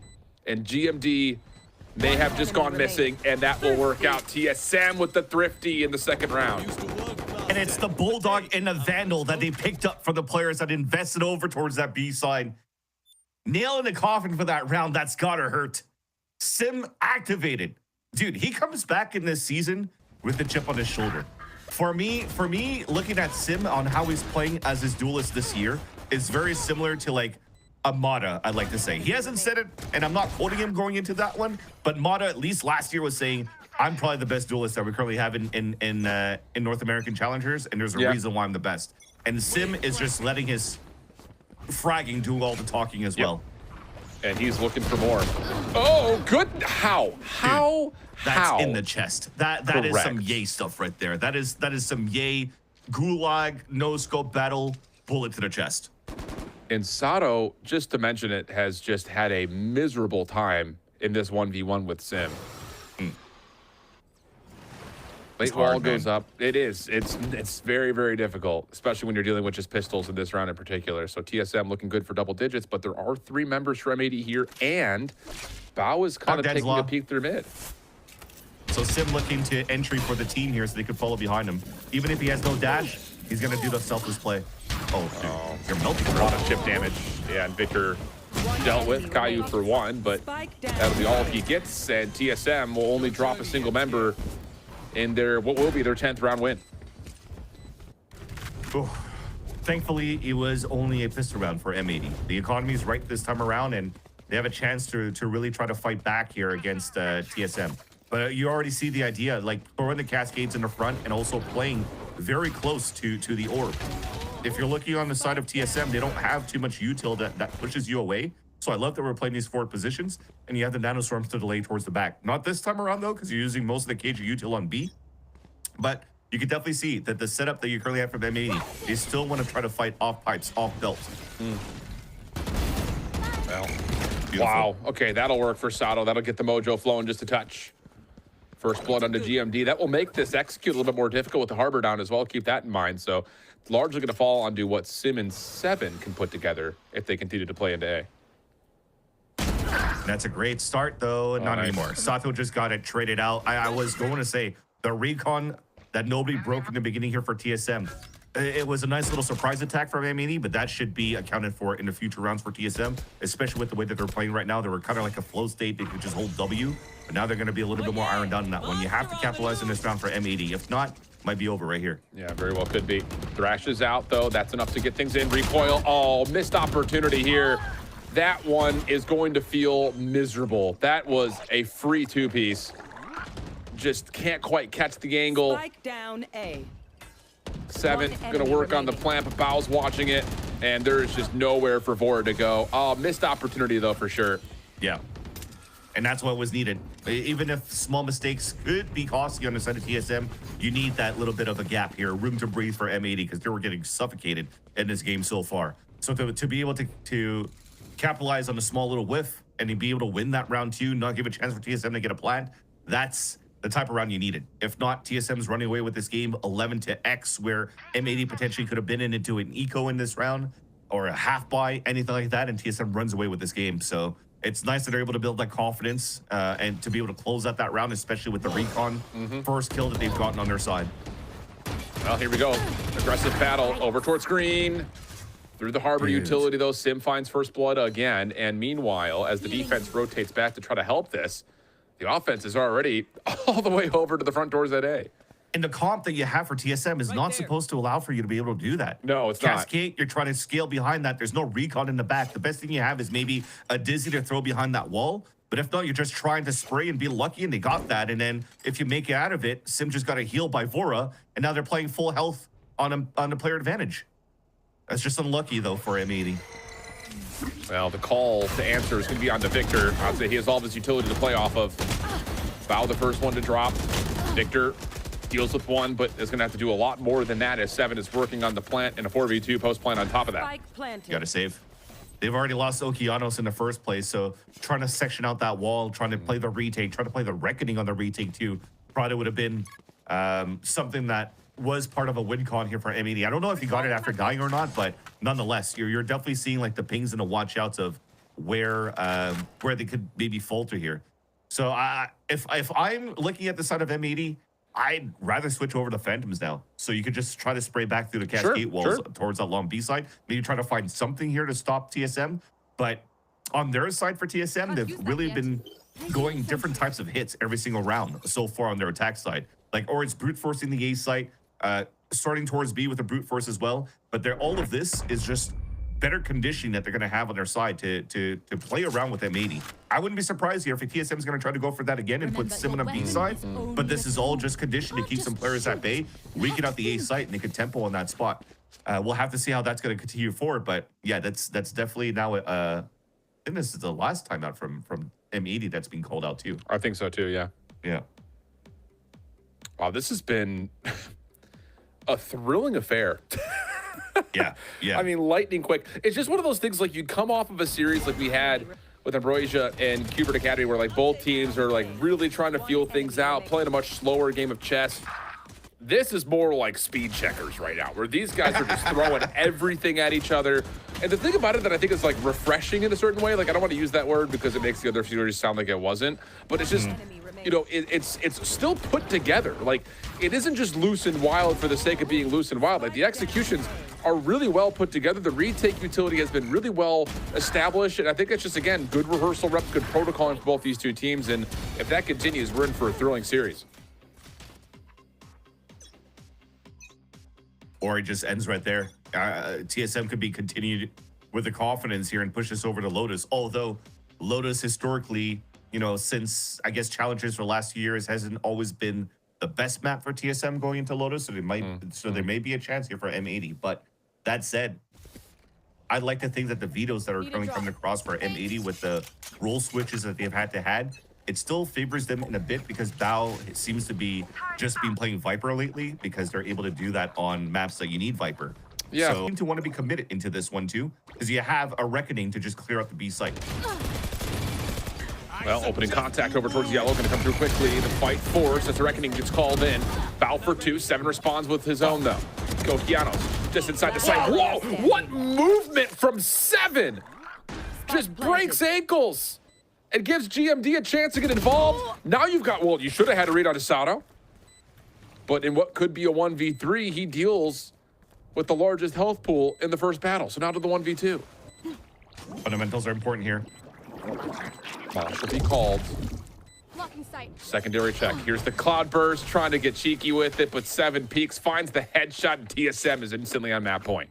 Not sure why he threw it towards here. Was he expecting a Dizzy to be thrown or something? Not or sure. Somebody flanking from kitchen, but yeah, that if anything, whatever. It's difficult to do. They went for the fundamentals on the side of TSM. Sorry, they went for the 3-2-1. Perfect swing out, perfect kill towards the end. But yeah, that shot that came out there from 7 to get that kill after dropping the wingman, that's one of those, hey, Gecko just came out and we could actually make him twerk. Watch this video. He just danced across and broke ankles and allowed here TSM to put themselves at 12. That's sick. Bao looking for maybe a Viper's Pit if there's some sort of a connection off of an execute to come through. You do see on the bottom side of the map, Sato has taken down Green's angle with knives, so the defense will rotate over quickly. And as soon as there's any noise made, I'm sure Bao hits this ult. You just stayed quiet the whole time. Finally, you hear a little bit of floating on the other side, but yeah, they're just playing contact. It's going to be too late with the pick coming out. They should still be able to plant this. Yeah. Shot dart's ready for the spot. Oh, yeah, no. TSM Oh, get no. high ground control on top of that. Reckoning is going to be called through. Defensive lockdown is in. Bao's going to try to put some pressure on TSM by toggling the spike. Here's the pre-fire setup. Okeanos has an angle at it. Okeanos has an angle at it. No defensive utility on this post plant comes through. And Okeanos just able to hide behind the corner before the nanos can get trucked up and M80 keep themselves alive. And that's the difficult thing, too, on the side of TSM to deal with in the post plant. You have Okeanos that's still alive. He's going to throw that cove in. He's going to defuse within a Viper's Pit, too. And that allowed for him to just stay alive and go for the full defuse, too, because he's just absorbing a little bit of those bullets. But because of that reckoning that was also thrown out by Okeanos, the others couldn't really set up to start throwing utility in the pulse plant, like no mosh being thrown, no nothing. And that's all I was mentioned before. This composition for TSM, it's not as easy to play the pulse plant with util because the best utility you have are nanoswarms and also the mosh. But you're gonna need the nanoswarms to start to to at least scale up onto the map if you want to throw for some scaling, right? So you might only have like 1 nanoswarm left. So you have to play on site, and they couldn't do so with the double ult coming out from M80 there on that defense. Now Sim on a bit of a rogue mission here, looking to see if he can catch any intel onto Bao. This poison cloud will fall in a moment, and Sato may have a look at this. Looks like M80 may wait for this to, come down. There's the dash away. Sim still trying to hold, but no, not going to happen. First blood to M80.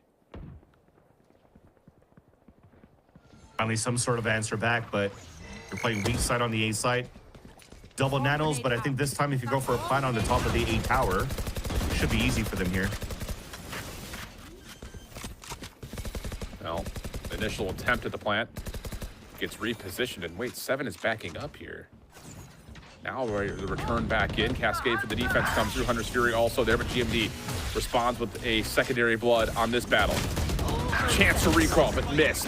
And now M80 with numbers, deal with it. And they're not done yet here, Van Silly. 8-12 the count, and there will be enough purchase here for TSM, but M80 putting together a couple of solid rounds in a row. But this is finally starting to reset on the side of M80. You had to utilize 2 big ults in that previous, 2 rounds ago, then the Hunter's Fury this time around. You got nothing to work with this time around, going into round number 21. And even in later rounds, the closest one you have is the next Reckoning and 4 kills.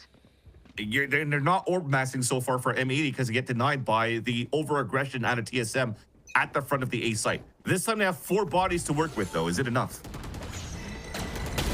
Nope. Well, here we go. Early contact coming through. Sato dealt with. Same can be sent for Okeanos. Oh, no. Oh, bye-bye. And we're just spamming. We're just spamming for first bloods here.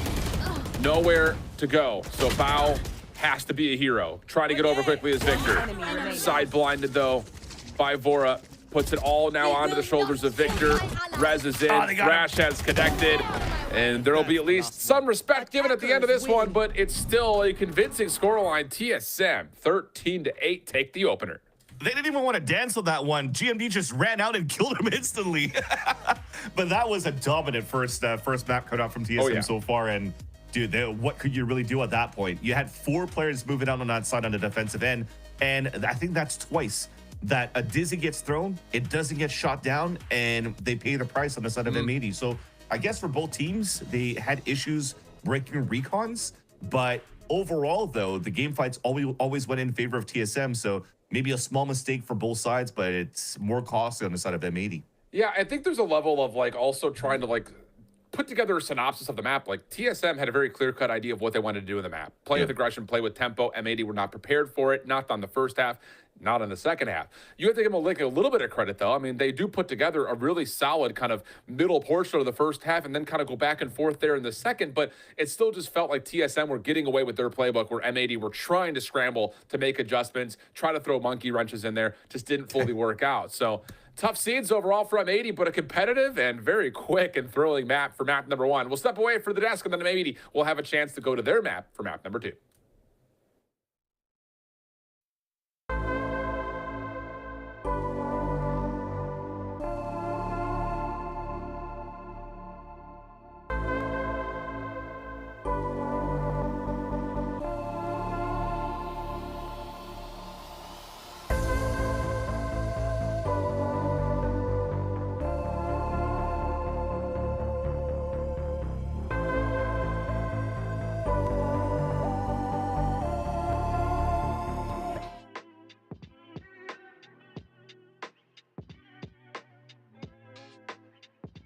I grew a lot for sure. At the very start, I mean, I played like a ridiculously high sense and I tried to aim like 10s and copy his highlights. But over the years, I got way better, way smarter too. Like I actually understand the game. I can understand win conditions and lose conditions and like, you know, how to win a game. And I guess like a lot of contribution was having Bonker on OXG and just like being on a team with those experienced players, like definitely helped me a lot. Like it made me actually understand the game, and even then there's so much that I still need to get better at. So I'm very happy with, you know, my progress, and I just got to keep continuing and riding that wave up.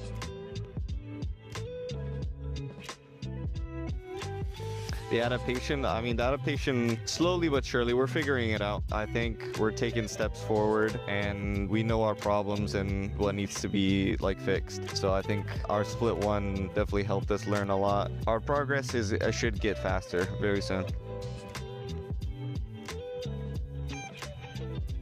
Initially, I just created a Discord server and I invited a bunch of people who I thought were good and I wanted to trial them and see how they fit in a team. I did some scrim trials where it was just like I picked a set 5, including me. I also had coaches watch. I did like the little EG method where we did like a 5v5 of like 10 trials. I learned a good amount of like from the players from those trials too. So that was pretty nice. And once I had my core, we started talking about, you know, who we wanted to move forward with, and by process of like elimination we figured out who we wanted to play with for the season.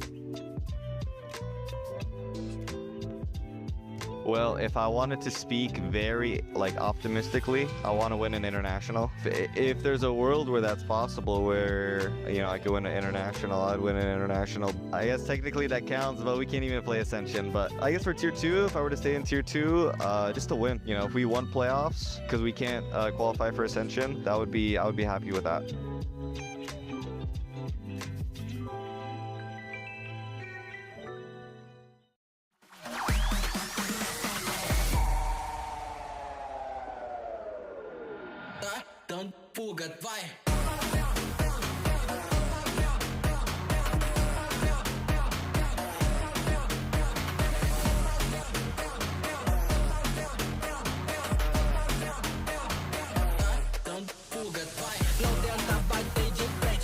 All these people would really like to give up and they don't really have that drive. The expectation should be to win first place. Get them to ascend. We kind of just threw at the end. 30 seconds left. Yeah, M80 we're winning 5 versus 3. Look how quick this one. Oh!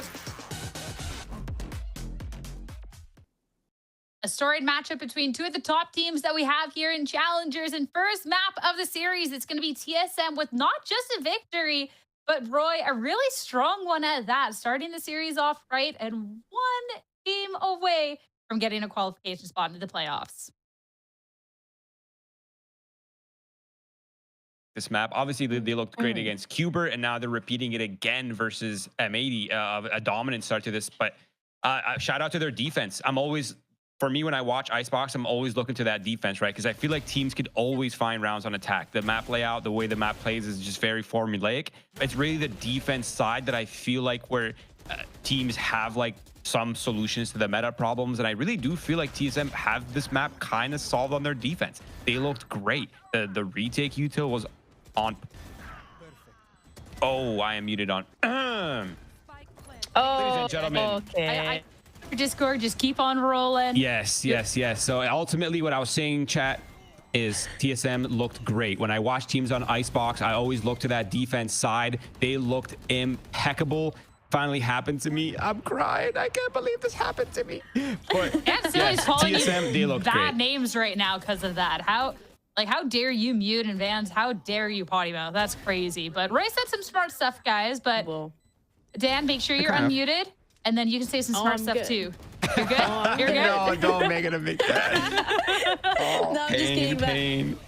No, just talking about this map a little bit. I think, yeah, we mentioned how M80, they haven't played that map. And I was wondering, okay, how is this going to play out? What are they going to play? And I do like the composition. I think the harbor on this map is something that some teams are a little bit afraid to go and play. But Okeanos does it for the first time in his career, plays the harbor. This is the 20th agent that he plays. He's doing it all. And that's why he's just so incredibly flexible. And it just, unfortunately for M80, not a match that they're able to win, but I think it's just one of those maps that you want to keep working on as we get to approach playoffs. Because even if this match doesn't go their way, I think we're definitely expecting an M80 in playoffs that are going to turn it around. And then for the side of TSM, as always, Sim, this is when he looks the most comfortable, right? It's a map of Icebox, Sim with the operator, running it down, getting the opening, backing up, gets a second one. Doing this constantly in a very good understanding of what the win condition for TSM should be in that map. And I just want to see if he's able to keep this momentum for Lotus. Yeah, that's definitely a very good question. But I feel like Sim is that type of player where, like, when he has that momentum, he's most likely going to keep it rolling, right? The fact that TSM on this first map, they had double the first kills to M80, 14 versus the 7. Yeah. I mean, that just speaks to the early success that TSM was having. Obviously, Sim was being put in some pretty good positions. He was getting set up on the lurks as well, even on the attack side. But ultimately, TSM just looked great. Their icebox was phenomenal. They had fantastic utility combinations, and they have seemingly solved the defense problem on icebox. So shout out to them. Now we're looking, of course, towards the second map, which I think is going to be very interesting here on Lotus, guys. And we talked a bit about Sim, and we'll talk a bit more about him in a second here. Don't worry. But talking about the rest of the team here, I mean, TSM picking up this map, looking at the composition, everything else. I mean, I love all the ideas that they have here, Dan. They executed them so well, and everyone from the team really stepping up against such a strong M80 squad. So for TSM, like, they've only been growing as a team and growing stronger, and this, I think, was just such a clean performance from everyone.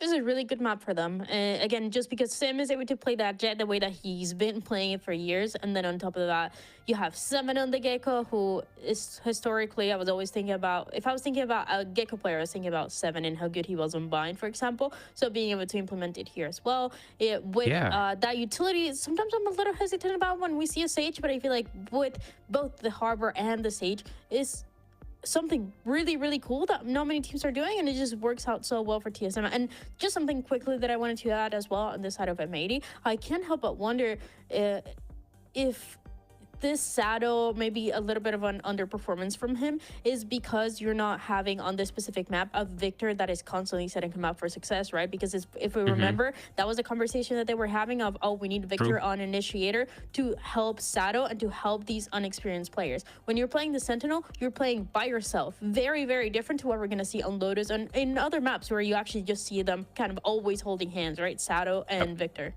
Great point.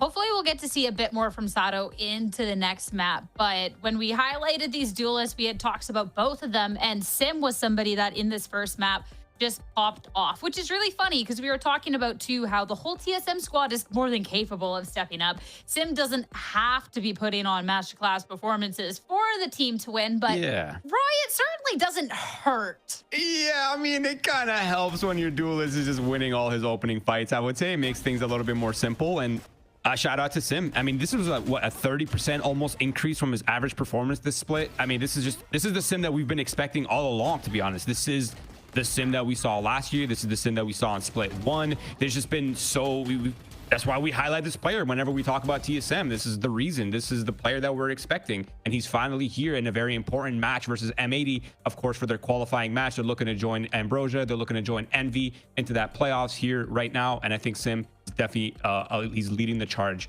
against this M80 squad. You know we have some good Valorant because there is a cat making their appearance. Which one is this, man? This is Gaia. Gaia? Hi, Gaia. This is Gaia. Gaia thinks TSM is winning 2-0. Right, Gaia? The prophet has spoken. Everyone, you heard it here first. Gaia is so cute. I don't want to do this, but I might have some bad news for them because going on into the series, looking at map number 2, we're now going into M80's pick here. Not only that, when you look back at this TSM that lost up against Envy in the first opportunity to qualify for playoffs, it was a pretty close match, except for the Lotus, which Envy took a really strong victory on. Sim was a little quieter on this Yoru.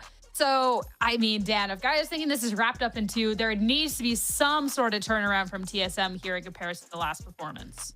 But it's not only that, but also M80, last time that they played it, it was at 17-15 against YFP. It was so close. So I think both of the teams are going to have to clean it up a little bit. I think this is one of those maps where we do really get to see how these duelists are feeling on the Yoru, because that's where you're going to be seeing Sada on. That's where you're going to be seeing Sim on. And Sim on this map of Lotus does have some series where he's starting really, really strong. He is, since that first buy, since that pistol buy, getting 2-3 kills, and it just seems like he's going to be able to keep up that performance, and it kind of slows down. But I think it's a map that it's a little messy for both of them. I think it's because of the Yoru. I think it's because of the playstyle. So I just want to see how it plays out this time around.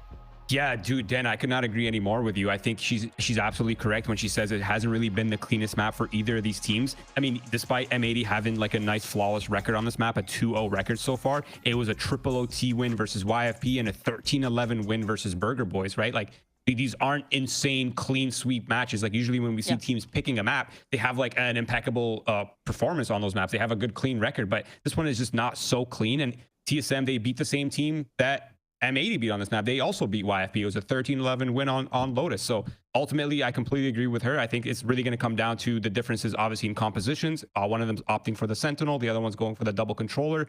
So it's going to be very interesting to see that clash. And I have no idea how this is going to go.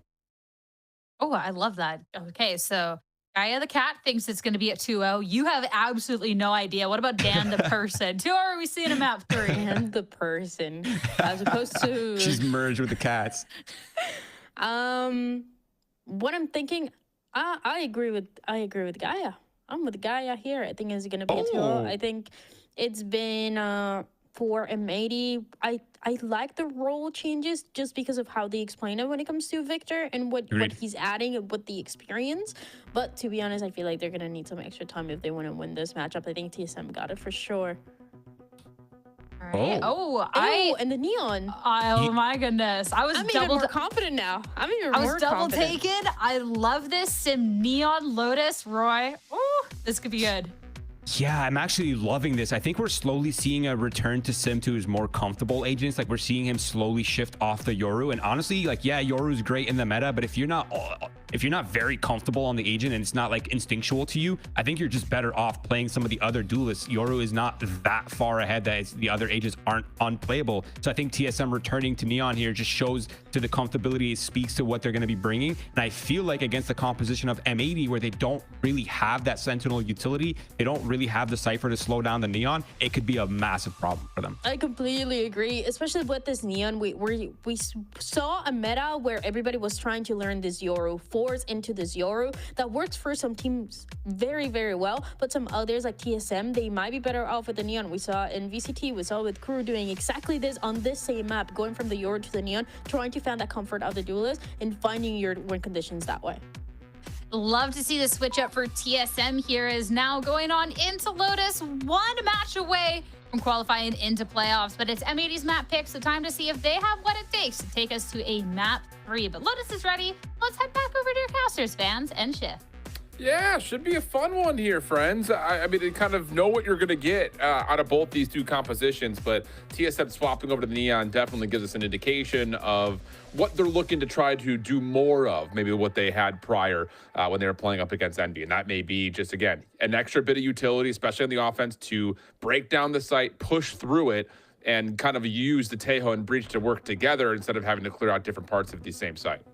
Yeah, and now the analyst desk have done a great job breaking down the advantage that TSM has bringing this Neon out against M80, playing against no Sentis on the side of the defense. So NBS, the coach of TSM, the latest coach of TSM, probably has gotten the reads through this, and we'll have to see how M80 will adjust going into this one. And they're playing on defense first. They're reading it currently where they have 4 players on that side trying to fight that rubble control. Is this not just much of the same? When it comes down to both these two teams? Yeah, well, true, but just in terms of them trying to push towards a level of tempo that M80 are just not fully prepared with it. No way. Just as soon as Victor peaks, Vora just decides to pop his head off. All right. That's smoke.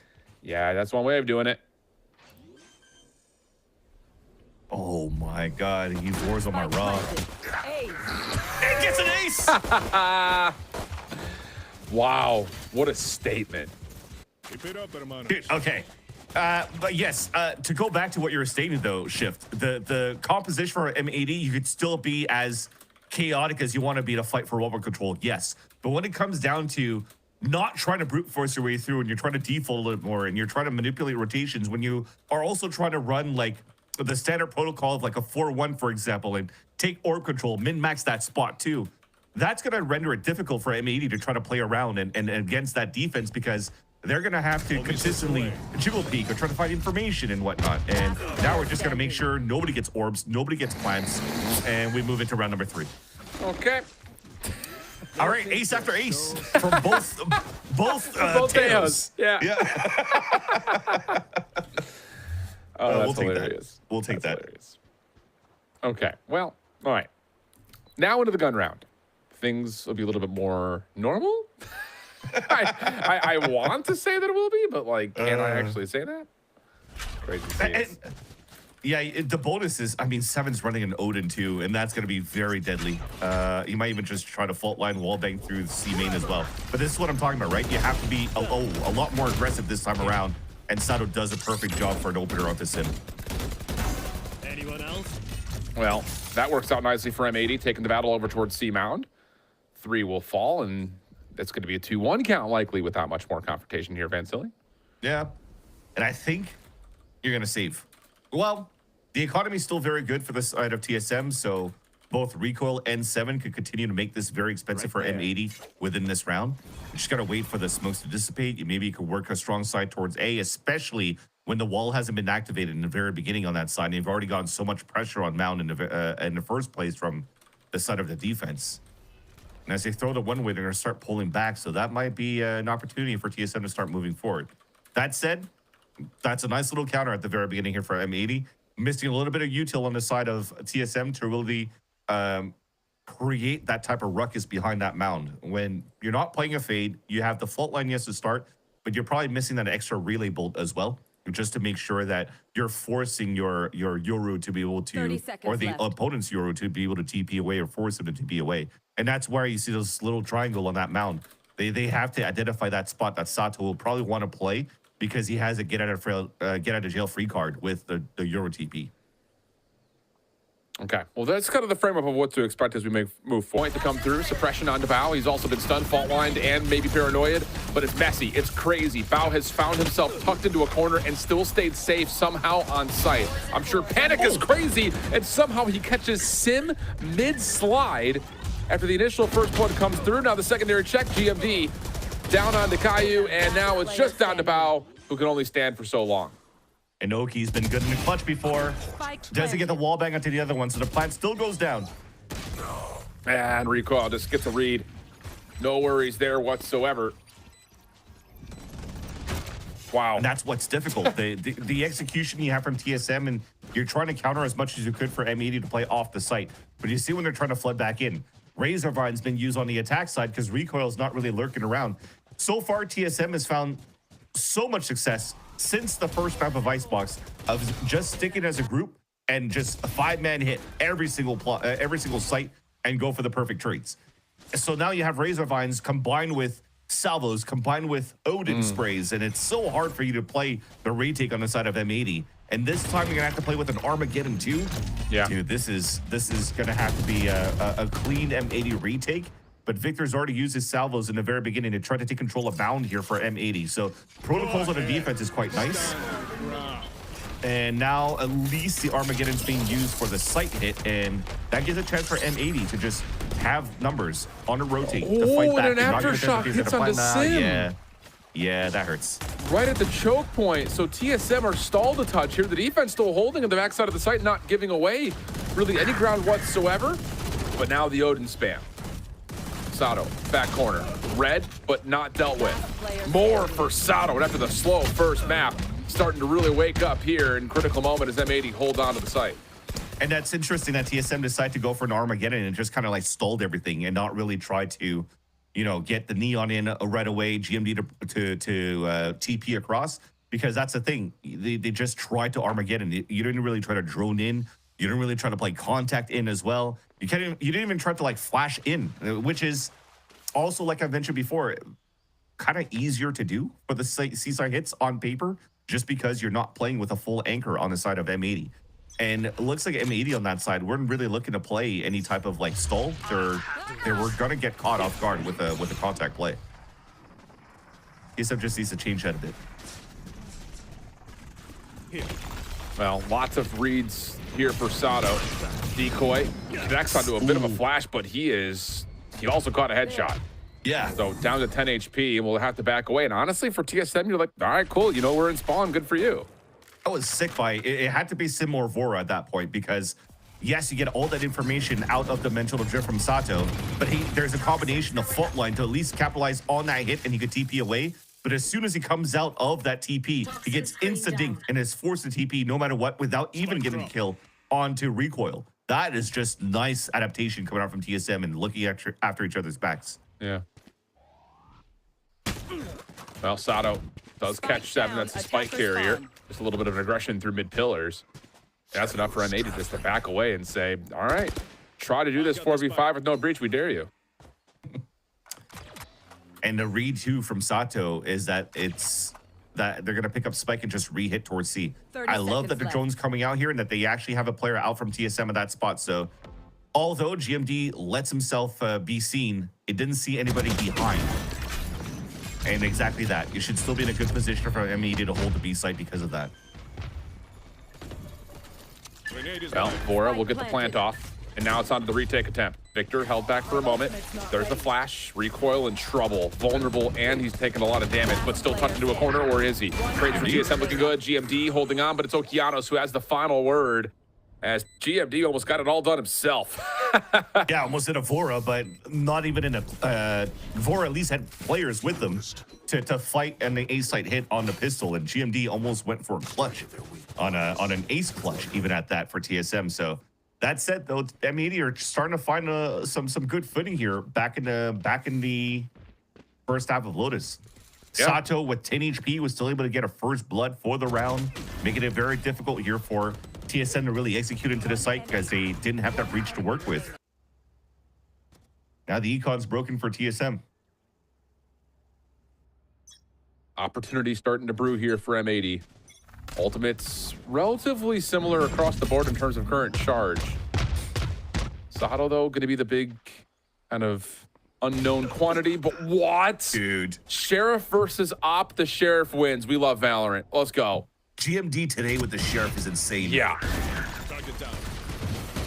Unbelievable as the hit still continues to come through. Victor Caillou respond nicely.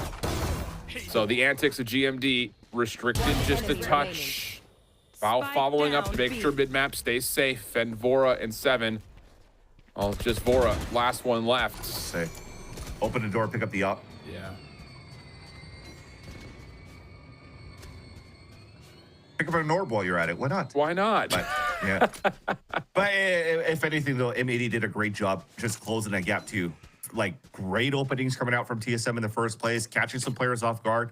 But as soon as M80 loses a player in the process, there's already somebody else just holding W, making sure that it could get the trade and not give a chance for TSM to upgrade into these weapons or even play post plant. All missiles away. 30 seconds left. Now it's going to be some contact here to see if they can battle this out just a touch. But you expect there to be limited amounts of pressure here, although Vora seems to really be giving this a go. Yeah. Fault line will connect. Up and over. Now has been seen. Should just be a matter of timing, and that is exactly what comes through. No problems there. Good response, though. I mean, again, just after the opening sheriff shot lands, you start to panic a little bit, but nothing too crazy. Exactly. And on an eco, you're chipping at the economy. Look at what you have here for M80. You can't even buy an op anymore. So Vora does a good job to throw it out of the map, even die to a player so that he could get max bonus, right? They lose 3 rounds in a row. You get 2900s. Across the board, and not just 1,000 if Vora saved the op or just saved in that round. So he's going to be able to have a pretty healthy buy overall in this round. And a tie not being called this time by NBS, though, as the M80 are pretty decent going into these initial engagements against TSM. But TSM played a little bit more slowly instead of just going for the death ball. It doesn't seem to be as effective so far in this game. And I think they should once again go play and disrespect M80 because they're just it's true. firing all the cylinders so far. Yeah. Well, we'll see what we kind of have coming through because I think to this point, like, you've got this ability to. TSM are trying to play with tempo, and M80 are happy to have that battle right now. Is that what it feels like? Like they're happy to be continuing to play off of this. So there is a level of, trying to get this thing maybe over the hurdle if you're TSM to kind of convincingly take the extremities of the map or wait out the utility and then re-clear later for a burst play. It seems to be the only option. Now we're just, again, tempo. Already going inside the B site, trying to get the op or the plant down for 7 so they have the Rolling Thunder to work with on the post plant. Well, here comes the hit into B. Rolling Thunder going to come through. That's, well, perfectly timed with M80 in the ideal positions for it. 3 quick kills. And TSM, that play didn't work. Oh. I think they forgot to hit Tad themselves and realized that Caillou had a Rolling Thunder to work with. So yeah, the first salvos to get into the site was kind of good. But because, 7 had to stay behind and fault line and open up engagements to allow Sim to move in, he just came in right after everybody's trying to set up in the post plant to protect the one planting, and then it just got all rolled by Rolling Thunder, literally. But somehow GMD still gets a plant. GMD just does GMD things. Yeah. It's just one of those things, man. That's at least something for TSM. That's 300 credits plus all of that bonus that you have. So they could definitely have a healthy buy still going into this round and Rolling Thunder to work with. So ult cycles are finally coming back into your favor. Sim is 1 away from the overdrive. But the thing is for M80, they also have, once again, a second dimensional drift for Sato and could potentially get good value out of this too. If you're looking just before it went into the replay, you already have 3 players setting in towards that B site. So, or you're trying to play front B control so you could pincer maneuver towards the C side orb, or Sato could just go for an instant ult and try to find that early information once again and to react out of that. Okay, see what we get here, round 9. Feels like a pivotal one with the economy of TSM starting to crumble just a touch again, and M80 really picking things up in his first blood for Bao, who is trying to spam through the utility at A. And actually, this is kind of a critical first blood because Sato, who tried to make the same route happen by playing aggressively through the offensive spawn with dimensional drift, now just has to return back to the backside of A. Exactly. And hope that Okeanos can just hang out here and win a 1v1 off timing. Yeah, that'll work. And now the post plant a bit stuck on site. Rolling Thunder's still available though. Yeah, but they're stuck on site. That's the problem. Sim, gets the good first. Recoil, responds. Still holding at drop. There's the Rolling Thunder. Recoil. Does he get timing onto one? Yes, sure does. Now it's just down to Okeanos. Trying to play just inside the dark cover. A couple of spam shots have already connected, and the crossfire setup is good. TSM bring us back to within 1.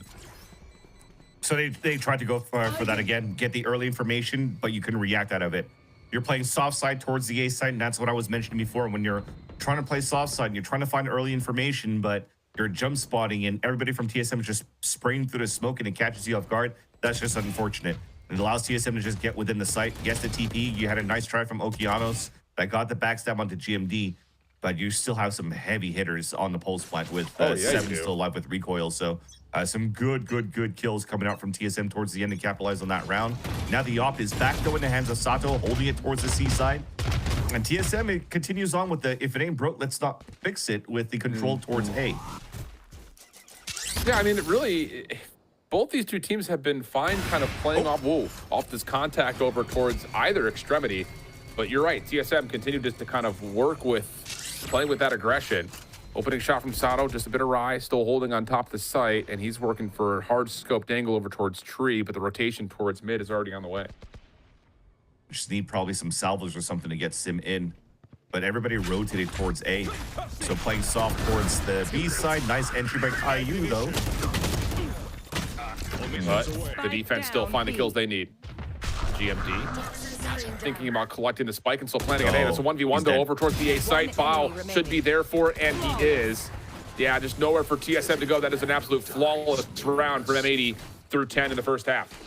Yeah, so everything was good in terms of how TSM was taking control of the A side. When the op shot missed, they should have known, okay, Sato is rotated over towards this side, and if we continue to activate and pull the drone, they should be holding a little bit more stronger towards the A site. When you break this door, you should still expect that there's going to be at least one player inside B.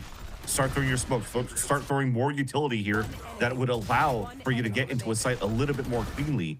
And they tried to go for jumping stuns with the Teo instead, and all of them got punished. And that was a little bit of a troll by GMD by TPing to grab spike to try to plant because it didn't fully clear the A site. Oh, here we go. It's explosions all over the B site. Finger guns are out. Armageddon will fade. Vora now on for the plant. Aftershocks in a good spot. Oh but my wait, God, he survived. Somehow still alive. Wait, didn't take much damage at all. So now it's just out of whoa. That contact. Yep, Caillou will get that going. Numbers even, 4v4. But still, for TSM, playing behind the site a touch here. It really is on to GMD timing-wise, and Recoil provides two from the front. Now Sim can repeat. Should be an easy follow-up for GMD, and it is TSM with the thrifty. Dude, what is going on with TSM with these Sheriff rounds? No idea. You had that triple kill from GMD on Icebox. Then you had the first shot from GMD, even though they didn't win the round against Sato. And this time Recoil out in the open, holding out from B main, drops two. And I was gonna say, like, they're fighting so aggressively for TSM, but they need to delay as much as they could because Seven's already rotating all the way out through the door, through the C site to try to get the backstab back on Monk. So he comes in from spawn for the kills, but didn't even need it. We just got some great pendulum swings coming out from TSM on the pulse plan right after into B main to win this thrifty. But M80 at least has Econ to work with in the last round. Solo site on A. Val's forced to fall back, and they'll have to play the retake again. Poison's off. Well, here we go. I was gonna say we've still got ultimates set available. The Armageddon comes through to clear out the backside at drop. GMD teleporting up just to get ropes control. 7 with the post plant now. First peek, foul. Good prediction. Nice secondary challenge. Finds the win. Paranoia now cutting across the site as M80 sprint their way back into the part of this back part of site, rather. Okeanos catches another under recoil. Now it's just down to Vora holding onto this corner. Nice flash coming through. We're just spraying. We're praying. We're hoping the Odin can line them up, but it's not going to happen. M80 will be up 7-5 after the half.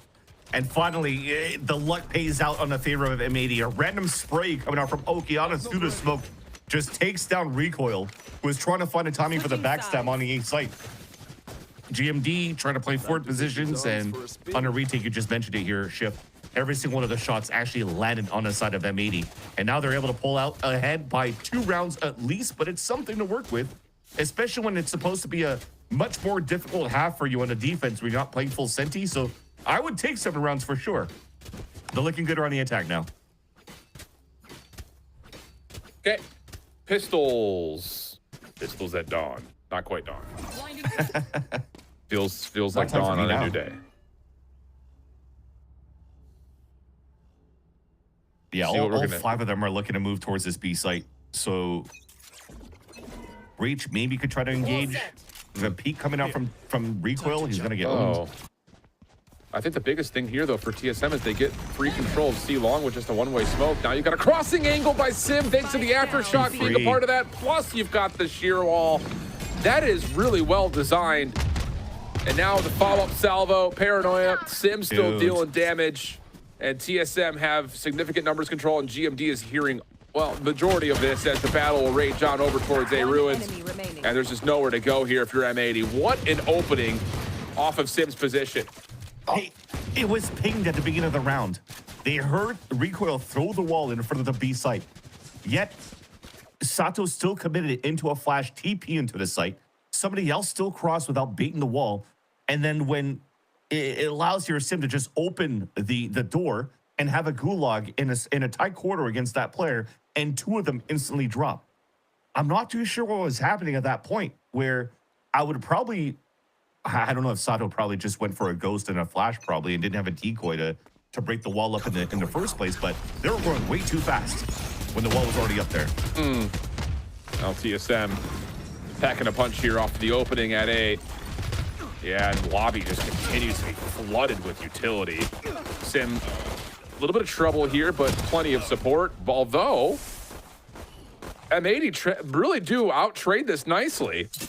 Problem is, are they able to actually collect these weapons? Poison Cloud down, Caillou in the corner, trying to get the aftershock out, but now it'll just be down to Bao. Does have a Phantom to work with, though. Yeah. 1v1 now with recoil, and over the top. Oh, the shots. They're clean, they're crispy, but the SMG at range gave Bao a chance until eventually recoil wins it outright. And thankfully, there was probably at least some sort of aim punch that didn't allow here Bao to readjust his aim to win that duel in the 1v1. But it looked very close for M80 to turn it around back in their favor with a full classic Thrifty. I mean, it started off well with Sim just running in and brute forcing his way first, where I think he had like, what, an 0-6 start? Now he's starting to activate here on the defensive side. Retrieving thorn trap. All missiles away. There's been a lot of life in the lungs, though, for this M80 squad. Tied up now at 7. Sato getting to work on the dimensional drift with an orb collected here at C. The defense heavily set up, though. You don't want to approach there, I'll tell you what. Sheer walls in. We've got 7 with a Bucky. Just challenging anyone to come through. Razorvine in the corner. Sato actually kind of gets through here, though. 7 now with the aftershock coming through. 2 did. This could be nice, though, for TSM. Lots of distraction coming out. And now finally the sheer wall dropped, but really good isolation from TSM's defense to make sure they split up that attack. Dude, this is twice. They get baited by the wall. 2 players enter in, and they just get smothered by players of TSM. Thankfully, though, they still have weapons moving inside the site. They have better weapons, too. They should still be able to close this out for M80. We'll see. GMD no, they're and a not. Sheriff, bro. They're not going to win this round. No, doesn't feel that way, especially with Caillou just staying entertained by GMD. Paranoia cuts out. We've got 3 members trying to run on through. Caillou does what he can, but that will be enough to fall. Bao, last one standing. It would be a 1v3. Recoil, GMD, both now with rifles. There's the dark cover on the site. Could be some sort of a high-low. This first shot's good. Bao resets. GMD getting to work on the defuse, gets it to halfway. He's gonna call the bait, pulls off, finds the kill. My Should be enough time for the defuse. Sure is. And TSM steal away around. Okay, well, that was almost a TSM throw, though. Wasn't it like a 2v5? What the hell happened there? Well, it was like a 3v4, maybe 2v4. Okay. But okay, weapons, we'll you know, give it a things. chance, yeah. I mean, after GMD got that kill with the shear, I was like, yeah, this round's over. I just out-tapped already. But then I come back and it's still a 1v1 and he still diffuses it. That said, though, the M80 with this composition are still not doing a good job baiting out the Vice wall or trying to find. And you don't really need to find out what the Vice util is. You know it's C. That's true. Or there's a wall at B, one of the two. But M80 with weakened up weaponry, just trying to play with some aggression. Do catch a first blood for it. In trouble here. Good isolation coming through. Caillou turns that into a second, but 7. Oh, the timing. Just an Odin flank. TM. Okay, why not? Turns it into a 2v2.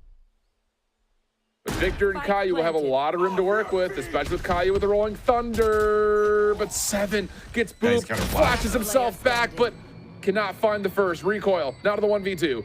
Weak health pools on both members for M80. There's a swing, and Recoil takes both. TSM up to 9-7. I mean, now everybody's just feeling it across the board. Recoil with clutches, Vor with aces, GMD with clutches as well. Dude, they can do no wrong this time around for TSM. They're in flow state since this first map. But their defensive side for TSM has been probably as fast and aggressive as their attack side was and their defense side was on Icebox. They're not. They are relentless, and it seems very hard for M80 to deal with against this right now.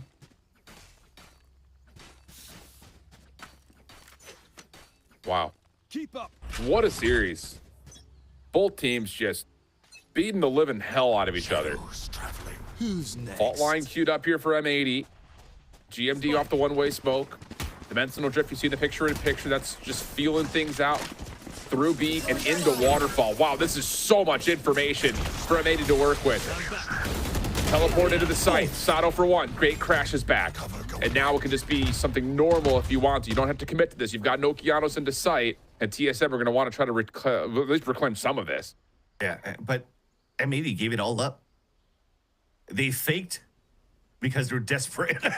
Because look at Bao. He's moved nowhere on this A side. Yeah. He stayed at rubble the whole round. So they're actually going back into this A site without like knowing if there's still players inside the A site.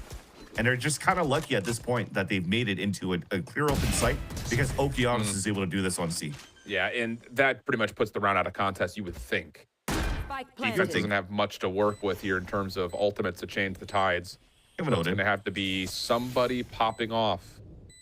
It's going to be GMD. It's clean first. Paranoid into the corner. Victor shuts it down, though. Viper's Pit just to secure the post plan a touch more. He's going to Odin spray 3 players. I know. I can feel it. They might not win the round, but he's going to Odin spray 3 players through the wall. There's one. The salvo comes through. That's the Viper's Pit to drop. 7 in the corner. Long queue time to pull up the Odin, and Caillou will take advantage. There was some wallbang damage onto Victor as well. And he was just desperately trying to run back so he could play salvos in the pulse plan too. But thankfully, though, for M80, they are overcooking in these moments because I feel like to me, it feels like they're losing grasp out of their map pickup Lotus. So you're just trying to pull out all stops, full rotate back towards the A site. Even look at that. While they're rotating towards the A site and planning, Okeanos even went to like tap the door on B to think that he's rotating, cutting rotates to that spot and went towards the spawn. So they're really trying everything to keep TSM at bay and try to rotate as much as they could. They're doing a good job at it so far. We'll have to see in the next gun round. Well, GMD, always a threat with the Sheriff, but shut down this time. So instead, you keep your focus on the 4-man hit through pillars. And the stealth drone will see most of this. Bao has to be careful if he wants to take a peek over the top of the jump box. And will instead play the longer angle while the spike safely gets planted at C. Salvos to stop him at least, though, and they actually closed the gap. Well, no. TSM completely throttled through that entrance at Waterfall, and this will be a 9th round for M80. Recoil are going to try to see what they can pull, and the answer will be nothing. So, back into the gun round. We're tied at 9. Yeah, back at 9-9 scoreline, and I think they were fully flashed, too, for those 2 players on the top of pillar for M80 on the post plan, so it turned out in their favor when they heard the overdrive coming out from Sim, and it just sprayed and sprayed. Didn't even matter that they got hit by the flash by 7, and they managed to just drop 2 players right there. But old cycles back in favor of TSM here, and NBS is calling something with this. Or you want to try to go for some sort of trap play, but I don't think that that TSM have had like initially the correct reads at the very beginning of these rounds on how they're posted up on their defense so far. So I don't know if they want to go for like an ultimate gamble between a Rolling Thunder pinch on Mound, and if it doesn't work out, at least you still have 2 other ults to play with for the retake. Lots of questions. Lots of options, I think, is probably the better way to put that. But so far, I will say, kind of, looking at this second half, it doesn't feel too dissimilar to what we saw in the first. Like, both teams very happy to fight each other aggressively.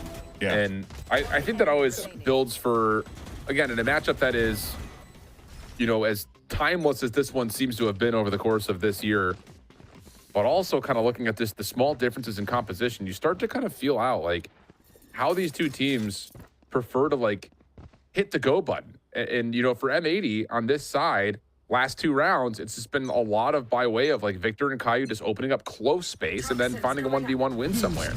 Yeah. Oh, they've locked out one area already. So bold. Oh, and Sim just catches the angle onto one. Relay bolt back. Sato going to exit the dimensional drift in towards B. Leaving just recoil. Yeah, the wall is up. Rolling Thunder going to come through. That actually connects on the Sato, but the gate crashes back over to Sim's direction. Does he catch timing on this? Sure does. Armageddon over the middle of the map. Victor's able to find one, but nothing more. And it's just down to Caillou and Bao. What a read here from TSM's defense. Dude, the spike went through with Sato, and he TP'd away and just left the spike for dead. I mean, there are a lot of ults being thrown out on the side of the defense. Rolling Thunder, Armageddon, Vice Orb, or Vice Ult. Everything was there. So I was going to say, are we going to try to cycle a little bit of these ults? No, we just want to try to close the round at least right away. But, dude, this is not a winnable condition here. No, you don't think so. Unless Caillou catches one for free, and then we turn this into a 2v3. Now you've got the opportunity to play in the B side kind of on a crunch for both sides. And 2 flashes available for Caillou. Mm-hmm. There's one. Or not. He's 0. And they know exactly where Bao is. Sim's going to catch 4 in the round, most critically the opener. And I won't say more importantly, but I think more surprising is he finds Sato on the return back to A lobby. That's the other crazy part too. Yes, after he got that first kill into A main. And then Sato TP's out because he left a TP there and he had his knife out. Where's the communication coming out from M80's side to say that the Neon was there? I think there may be a level of like the Rolling Thunder comes through. Maybe you're thinking that the Neon is rotating back in towards small door. And Sato's just thinking he's already concussed. Like there's not much you can do besides just try to run away. So hard to say. Quick Armageddon gonna come through for the offense. Huffing on the coat. Yeah, Okeanos. How about that from Okeanos? Just use the teleport to get creech control, and M80 have the numbers. Freak. Not for long. Well, Odin Dober, good aftershock. Yeah, gets him out of the drone. Trying to spam on the corner. He's got help, and oh my. 2v4 for TSM, and 7 saves the day by just not allowing that Okeanos teleport and tree hit for M80 to ever lead to a plant. Yeah, and the aftershock to get your opponent out of the drone where Victor gets 0 value, and now you have no choice but to play protocol for M80, and you're still hyper-focused on the amount of times you're jiggling with the Odin on 7 that it allows Rico to just swing on the back of the site and to go for the double swing to kill everybody. Dude, that is just good mechanics coming out from 7 as his breach. Mm-hmm. Wow. So many moments for TSM throughout this map. It's hard to pick only a few. Yeah. But here's the thing, though, as you mentioned just now, Shift, a lot of hero moments and highlight reels that had to come out of TSM. But the scoreline is still fairly close. So for me, I'm looking at the macro side of things for M80. Despite them getting caught here and there from time to time, it's been them all along. It's just now trying to play against these hero anchor players within the sites, and they can't bust through. Yeah. Well, it's crunch time here for M80. Economy's still fine, but it won't be for long, especially with this forced purchase into what is largely just 3 rifles, a Guardian, and a Stinger. No ultimates, but Caillou's really close to Rolling Thunder. Other side of things, it's just GMD with a From the Shadows, which you don't expect to really be too much of a round difference maker. So critical round here for M80. Otherwise, they're looking at 9-12 on their map pick and a busted up Eco going into the last round potentially. Yeah, Guardian, Spectre. They're trying to walk contact fake towards the B side. He pulled a little bit of that rotate, but both initiators are still playing towards C for TSM, so it ends up still being a good stack that they have. Paranoia being held on to. You've also got, 7 on the cross. No fault line, though. Just has the flashes available. The paranoia still hasn't been sent out, though. Good discipline for TSM in the force of what is a lot of M80's offense. And good for A-Meter as well. The stop, I love it because they've already baited out the wall on the B side first. So now they can start working around the map. So the more quiet you stay here, especially after breaking his drone, the more you have a capability for, an opportunity rather, for M80 to start pulling rotates. This drone going out towards tree, I think potentially could have gotten hurt here by recoil. So it forces out the rotate from Vora. And they're so slow here, and you're playing into the unknown for TSM that you're just gambling your stack this time around. Yeah, you sure are. And M80 has a Rolling Thunder to enter towards the site after. 30 seconds left. Activated. There we go. Good hit. Flash trap destroyed. Execute over towards tree, looking decent. Oh, recoil just not able to lock down at Sato, just crouching underneath the gunfight. Good first blood for M80. Okeano's trying to hold on for a plant, and Sato getting aggressive on ropes. Follow-up flash, has Vora panic. 10 seconds left. And honestly, I just don't know how you can test this right now after TSM, unless Sim just breaks timing, but they get the elimination. Spike will be planted behind this in just the nick of time, and yeah, that's enough for TSM to back away. Yeah, and I respect the attempt there from Sim. If he actually gets that kill, you heard the announcer say 10 seconds left. Somebody else picks up the spike. I know they didn't have salvos to work with on the side of Vora and 7, but that little gap could have been a moment where M80 are scrambling for a plan, and the last two could actually get some sort of openings with how good they've been on the on these clutch scenarios. But yeah, things start off very well for M80. Great manipulation around the map, great defaulting, great utility to break all of that util on the side of TSM on a defense, and then everything starts snowballing in favor of M80 when Sato just crouched under all the shots of recoil just by that box. We doing this or what? Okay. Gives M80 a major lifeline here. All guns all the time, feels like. But there are a lot of light armors on the table here. This is going to lead to a lot of caution. You would say you would think team players would be a little bit more cautious, but that hasn't been the staple of this match at all. So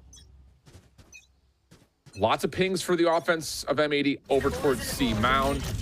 They're not going to see the opening one-way smoke, so they teleport across. They're going to get C for free, but on the other side, TSM will get A for free. So again, both teams getting what they want, essentially. Exactly. This is what's been working well for TSM. Just take control of outside of the smoke towards the A. Now the drone sees nothing on B. You know the hit's coming towards C. So now the good thing is that recoil is playing on the C side with a delay with the razor vines, and then you're going to start getting this flank from behind. And I love that TSM's finally starting to fight, because remember, you're not playing any senties on the side of M80. Exactly. But Bao, the one responsible for the flank, he's chosen his Alamo and found first blood as Spike is planted. Paranoia comes through. Good help from Victor coming back to the play. 7 with an Odin. Good luck, have fun. You think from this angle, but he nearly gets 2. But as he drops, now TSM are a bit stuck at the precipice of exited through C, but they're going to back away again. And that's the issue of the rotate from TSM, though. I love that they went for a triple flank, but what I didn't like about it was that Sim just started going into the high gear, so making elephant noises on the rotate, and then decides to walk peek when you have to be at least aware that some players should be watching a flank, because they also know the weakness of M80 is that they're not playing Sentinel or any senties, so you have to play somebody watching flank. I would have liked if at least there was maybe like a 3-2-1, so the breach could maybe fault line from 7 somewhere and guess it out so that Sim could actually swing out. I know you're trying to play the contact, but if you're going to try to play the contact, then don't make too much noise on your rotate and separate the gap that you have on a triple flank, because everybody just started swinging one by one and just died.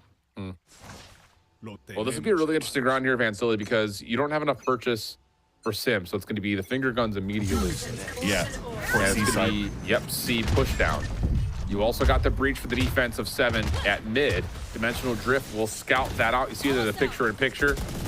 And there's the flash, there's the play, but 7, he still gets 1. TSM still survived through this. Now the interaction on Desato works out for Recoil, who's holding the back of the B site. But it's messy, it's mixy. It's just down to who can win their gunfights at this point. 2v2. TSM playing through pillar side. Okeanos for one. Vora follows up, but is weak. Dude, we're going to think about that round after, but on a 1v1, salvos are back up for Vora. And now it's both the guessing game. Victor has the upper hand because he has drones, salvos, and also good positioning on the post plant. Vora probably has no choice but to tap spike. And then it will start engaging, okay, I know where my opponent's at. Hence moment as Victor will re-wrap back over to Waterfall. Salvo out towards the back. Victor's seen everything he needs to and will connect as Vora comes back to double check. M80, 12-11. Take a late lead, and what a resurgence this has been after being down.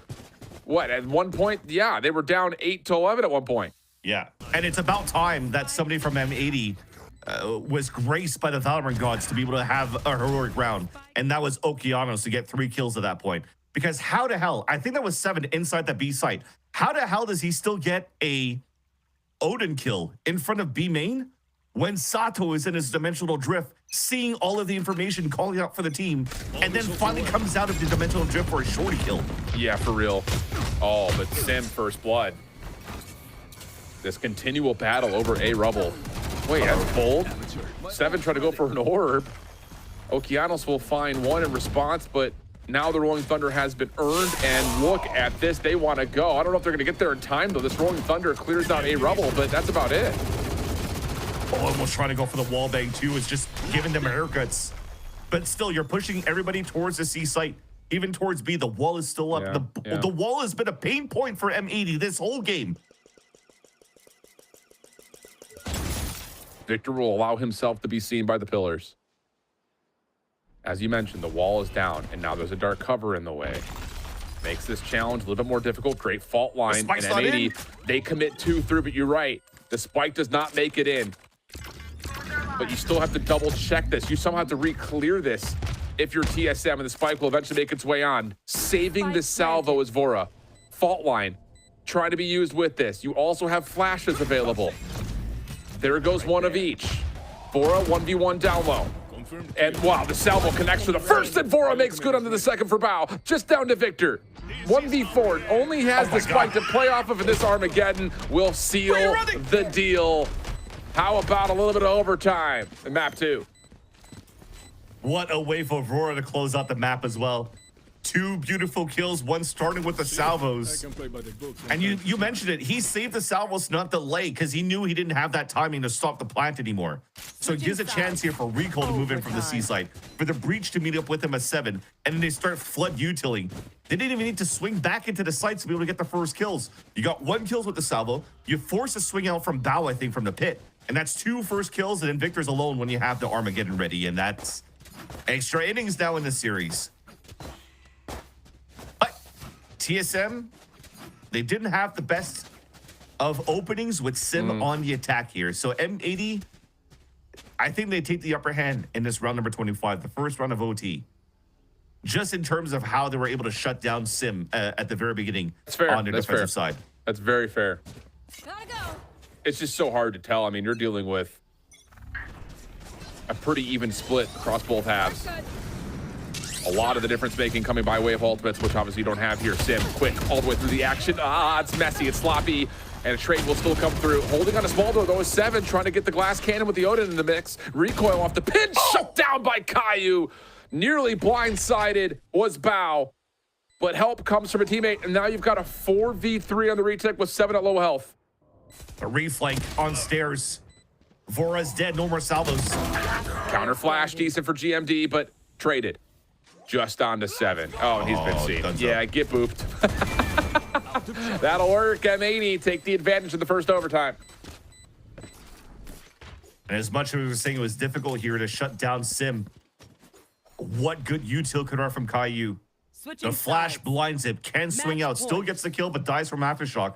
But everything after that from Caillou was superb. And Vora needed to stay alive at that point so that they could actually run the salvos so that 7 could actually get the backstab into stairs. But Caillou just said, we got a fast tempo back into the site. Throws all the util, they go. And M80 are back at that point.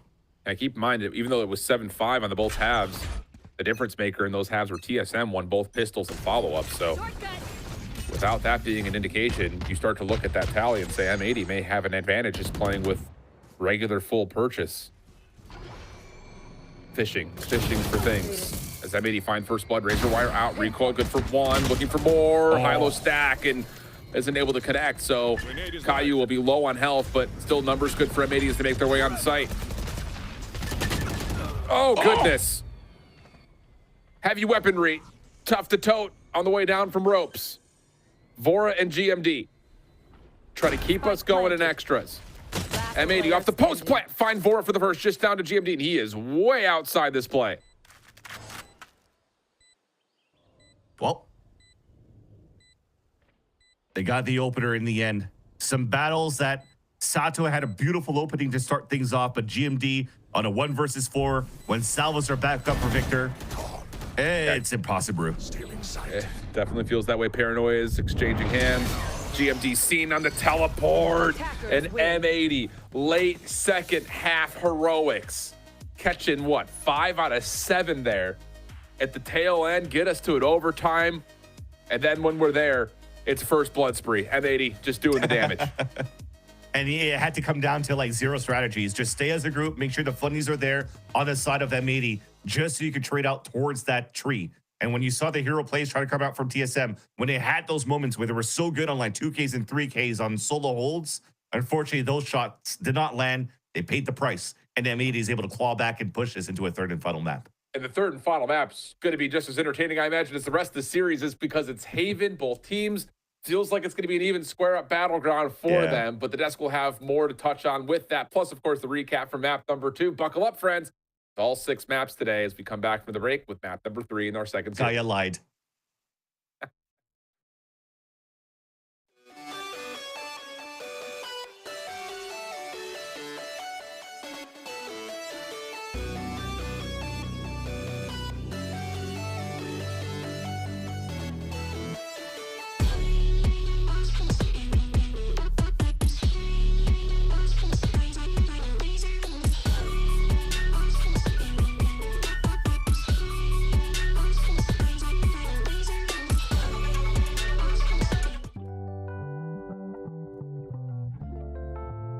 I don't really know. I don't really have that many skills.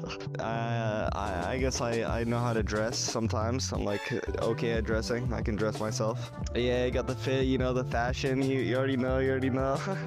I have really high emotional intelligence, so I think that definitely like helps both out of game and in game a lot. Managing like team aspects and being able to be a leader in team environments, as well as just everyday life, managing emotions and dealing with conflict really well. Yeah, I think that's a really big skill of mine that I value a lot, and it has helped me immensely in both real life and in the game. I don't even know. I mean, I've put my time into this game so much and like gaming so much, so I'm a very positive guy. I'm a positive beacon, I guess, but that's it. I don't think I have any other skills, really. I'm pretty funny. That's enough. My biggest skill outside the game is probably just work ethic. Like everything that I've done when it comes to like school or when it comes to like working or whatever, I have a very like streamlined mindset where it's not like what is the product of it, but the process. Really trying to like find joy and appreciate like the work that's like put in. I always try to have a mindset that's like continually looking towards like improving or getting better at whatever I feel like I'm lacking in. I don't know. I feel like my major in marketing, like I've always been like a very talkative guy. So I'd say like going towards like business and marketing, I would say that's one of my biggest skills. Just, you know, being a very talkative and someone that can, you know, just get along with a lot of people.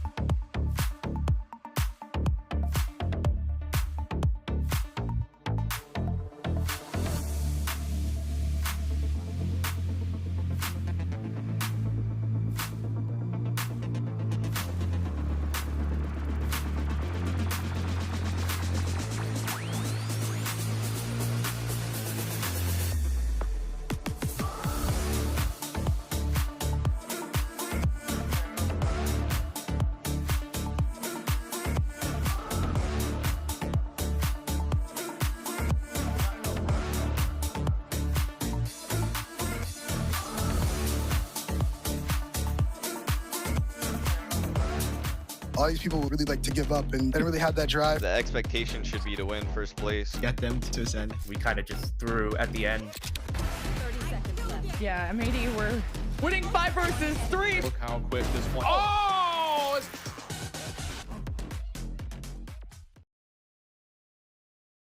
I was muted, but I'm not anymore. It's okay. Oh, nice catch. Before Nice I had said a catch. word, so it doesn't count, guys. It doesn't count. It doesn't count. It doesn't count. It's a save. That's a clutch. It's a clutch out. All right, but for realsies, back to the series. TSM M80. We knew going into this that it was a battle of titans and it was going to be a close game. I wasn't prepared for how close it was. So we get overtime over on Lotus, and it's going to be M80 to take it. Dan, your cat said that it was going to be a 2-0, but your cat lies. We're getting to map 3. Well, look, Gaia, my cat, doesn't know a lot of things. So it might be on me for believing in her. There's nothing going on in that brain. And I should have known. I should have known that this was not going to be a TSM map. But it was a good one, at least. We talked about M80 and this map and how close it was last time that they played it against YFP. It was at 17-15. So we were kind of setting up the stakes of this can be another one of those back and forth maps. And that is exactly what it was. I think it was super enjoyable to watch, especially because you see how locked in these players are when you see the kind of clutches that they were getting. For TSM into that second half, I kind of thought it was over because that first half, it ended up being so even for both of them and they wanted to get more rounds. Then we go into the bonus round, into the fourth round as well of that second half, and they're just constant clutches happening for them where I think, okay, maybe they're turning it around, they're going to wrap it up, but M80 did some really good adjustments towards the end, going to that fight, towards that A side, towards Rubble, and always winning it seems like, or at least getting that space, and that's something that TSM was attempting to do constantly, but could not really close it out. So it's a good M80 map, even if it always goes the distance. Listen, it wasn't the most perfect Valorant, but perfect Valorant is sometimes not very fun. Sloppy Valorant, now that's fun. And we got to see a pretty fun map, right? There's so much room, like you said, for individual expression. There's so many moments for people to take over rounds. And I think that's the type of Valorant that is just very entertaining to watch, and entertaining it was. And but shout out to M80, right? They lost the first map. TSM starts the first half quite well. They get the pistol. Things are looking a bit grim. Then they win the bonus. They win the fourth round, and it's 3-1. And so you're thinking, oh man, TSM's running it back this map. But nah, they actually managed to recover the first half, and then they had a bad start in the second half as well, and managed to recover that one too. So shout out to M80, right? Resilience. That word just keeps it stays true to them. It follows them no matter what iteration of the roster they have. And to manage to bring it to OT and close it out in OT in a pretty clean OT fashion, it was pretty respectable on the M80 side. Especially with how hard it is to close out a map like this one, right? On Lotus, things are seemingly going well for M80, but okay, you lose that first pistol, you also lose the second pistol, and you lose the bonus round into that second half on that defense. So recovering from that, as you're saying, bro, that's so difficult to do. It seems like you already have most of those win conditions for TSM, but it was those rifle rounds, and it just seems like M80 was one step ahead when it came to having the better read on TSM and these retakes. TSM in a few of those rounds trying to go behind, trying to have a pinch without the perfect timing into that C side. They were trying different things, but it was an M80 that looked really comfortable, already being one step ahead with that. Yeah, I mean, there was like elements of adjustments that were happening on both sides, right? Like even towards the end, you could see that both teams were becoming like hyper aware of the lurking, and they're just so aware of like checking their backs, even though sometimes they were getting double flanked. But yeah, like you said, I mean, M80 just really tightened up towards the end. Obviously, they came up huge, but another thing too that kind of went M80's side that really helped them just get that tiny little edge that they needed to close this map was the first bloods. There's so many. There's about 2 more on the M80 side, but those 2 extra first bloods that they got, that was the big difference. I mean, if you want to talk about where those first bloods are coming from as well, looking at Sato, I mean, in that very first map, when we had that duelist head-to-head, Sato was definitely on the not winning end of that. I think is pretty safe to say. Yeah, we cursed him. Just a little caster curse, no big deal, guys, right? But we're just getting to content, right? Because on this second map, Dan, we got to see a lot more from Sato, really being able to open up these rounds. I think it was like 7-8 first kills on his side. So big impact, and definitely very needed for M80 to get that win. especially towards that second half when it came down to, okay, M80 attacking side, you only need a few, even after you lose those 4 in a row. And then Sato was a big part of it constantly. It seems like he finally got Sim's number, because Sim, at the beginning, he was popping off on this map. We thought it was gonna be a stomp with the way that he was playing. So Sato was able to bring it back as well into that second half, into the attacking side. And like you said, just being that entry, playing for the team, and just doing the things that we see Sato do all the time.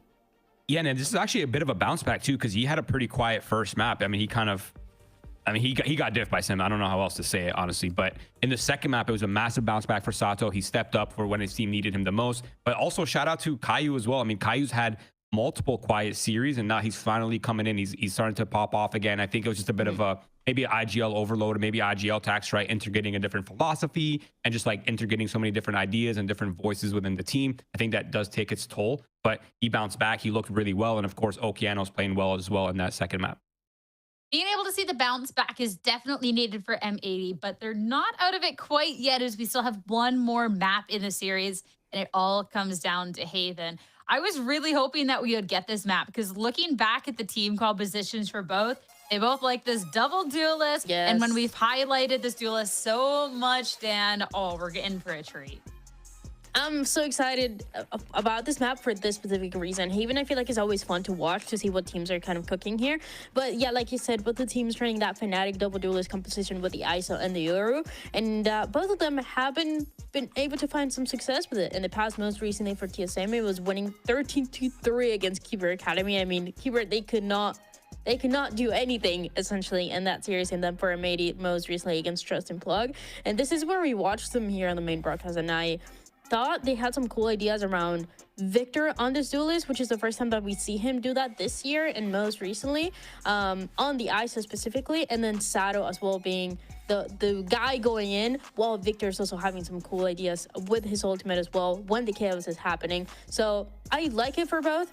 It fits both of them. Now I wanna see who wins it though.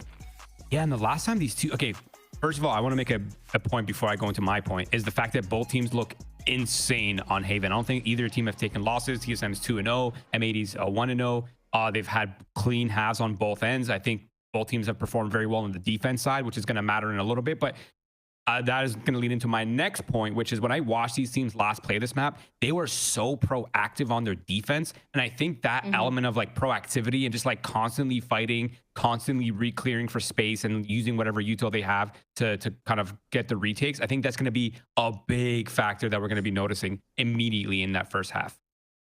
Especially too, talking about the defense, when we see that last really strong TSM win, that 13-3 up against Qbert Academy. Don't get me wrong, like Sim and Recoil, Recoil picking up the second duelist in this case, did good, but it was 7 on the Cypher that really was such a pain point for Qbert Academy. So when we're looking at teams having that strong defense and everything else, I'm definitely keeping an eye on 7 here. But I'm head into the agent select. We've seen recent tape from both of these teams, so getting into it, then we're gonna have a good old-fashioned mirror match. It's so exciting. I think we always like to talk about the duelists. We always like to talk about how they're going to be doing these entries, how they're going to pop off. And throughout today, we've talked about Sato and Sim doing this, but now you add that extra piece on Rico and Victor and how they're going to be playing this ISO too. I love when there's a chaotic fight and you're trying to isolate or get that first pick with the ISO ult as everybody else is flying in and taking control. Those are the little things that you can expect both Rico and Victor doing throughout the series, and I feel like this map it can really go either way.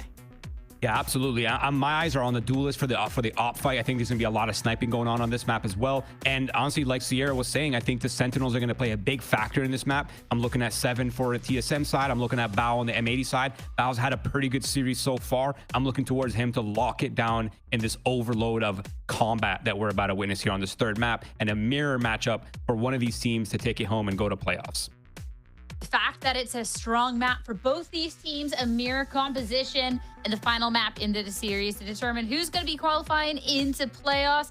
I cannot wait to get started. 2 Titans here of Challengers. It's time to see who's going to take Haven. It is time to head into the map and back over to your casters. Shift and Vens. Yeah, let's get this bread. Should be a good one. This is what I expected. I think this is what you expected as well, Vans. Mirror matchup. Square up match, square up map. Let's get it on. I just want to see the action. Yeah, definitely. Couldn't think of a better way to close out the series as well, because it looked very one-sided for TSM at first on Icebox, and it's the nature of how well they've played the Icebox matchup throughout this split. I mean, we've only seen it twice, but now there's enough reps to say, okay, TSM owns on this map. But then M80 wins Lotus in M80 fashion. The last time they won that was 17-15 that they won against YFP. And now we get to play the last map where both teams are just toss-up as well. Both of them having victories, haven't lost yet, and now you're playing on a mirror match, so you're on even footing on top of that. So what better way to like match up Sato, as the Yoru against Sim as a Yoru as well, as he kick things off with Sato winning. Yeah, Sato just gets a bit of an angle. Sim and the rest of TSM trying to stay crouched underneath the boxes, not quite successful. But Recoil will still try to test his luck forward. Caillou waiting avidly on this cross. Ooh, gives up the angle at the exact wrong time though, and will catch a headshot maybe through the wall. Dude, and that'll be enough for Silva. Yeah, sure was. So now you've got, well, I was gonna say maybe an opportunity to launch into B, but not the case. TSM will back off. Yeah, counter smokes left and right, so you're kind of keeping everybody guessing, and M80 has the correct read, pivoting 3 players over on this A side. They think that they don't have any pressure coming in from long because of the camera, but I'm pretty sure that was heard here by the Omen first of Okeanos, and what a call to flame.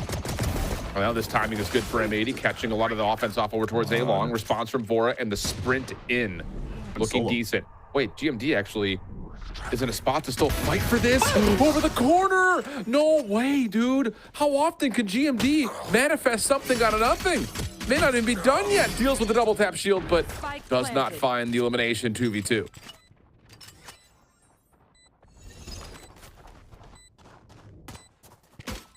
Information heard.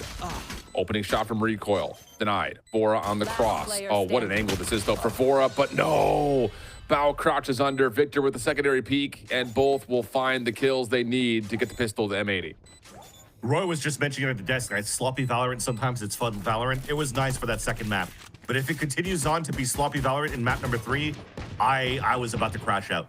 The fact that I still love that they went for the lurk for the first kill, but because they took down 7, they thought it was just a lurk on the side of M80, so nobody's looking towards long. And then you had the upper hand for TSM. Then the GMD flash is him swinging alone against 2 players. The other 2 just deserted him, but he still wins those 2 fights. And somehow it's still M80 in the end that wins the 2 versus 2 in the pulse plan and wins in a very important pistol round. If you're looking at this so far, this is probably the first fast start that M80 has gotten throughout this whole series. And that's desperately needed at the right moment. And one of the first pistols they've been able to take in this series at this point. Actually, outside of the second half of Icebox, it is the first pistol, aka the second pistol. Yep. Words are escaping me. It's getting late, friends. 9:30. It's been a long day. It's been a long day. M80 first 2 eliminations looking decent as TSM are just trying to flood on through C, and there is nothing there. And except for 7, who actually connects on another headshot, but not enough to find a second kill. So M80 take the expected second round. Yeah, and TSM didn't try to go for any surprises, so there was no stinger buy in round number 2. They just went for the good old, let's get the economy right for the round number 3. And because they know that Sato likes to play an op as soon as possible, then you go for a non-buy in your second round, so you can get full armor going into the 3rd round, because the bonus round that you currently have for M80 does have the Outlaw on their side. And although it's not posted at the right spot, they are trying to play double duelists to just hold the angle of sewers. And with that early vulnerability out that moment on the defensive side, I think that's a call for TSM to know that they should be leaning heavy for M80 to kick things off on the A side. Well, we'll see. Because you've got an opportunity here to try to stretch out M80's defense with the weakened weaponry that they bring into the bonus. I'll drone through mid, doesn't see anything. It's big.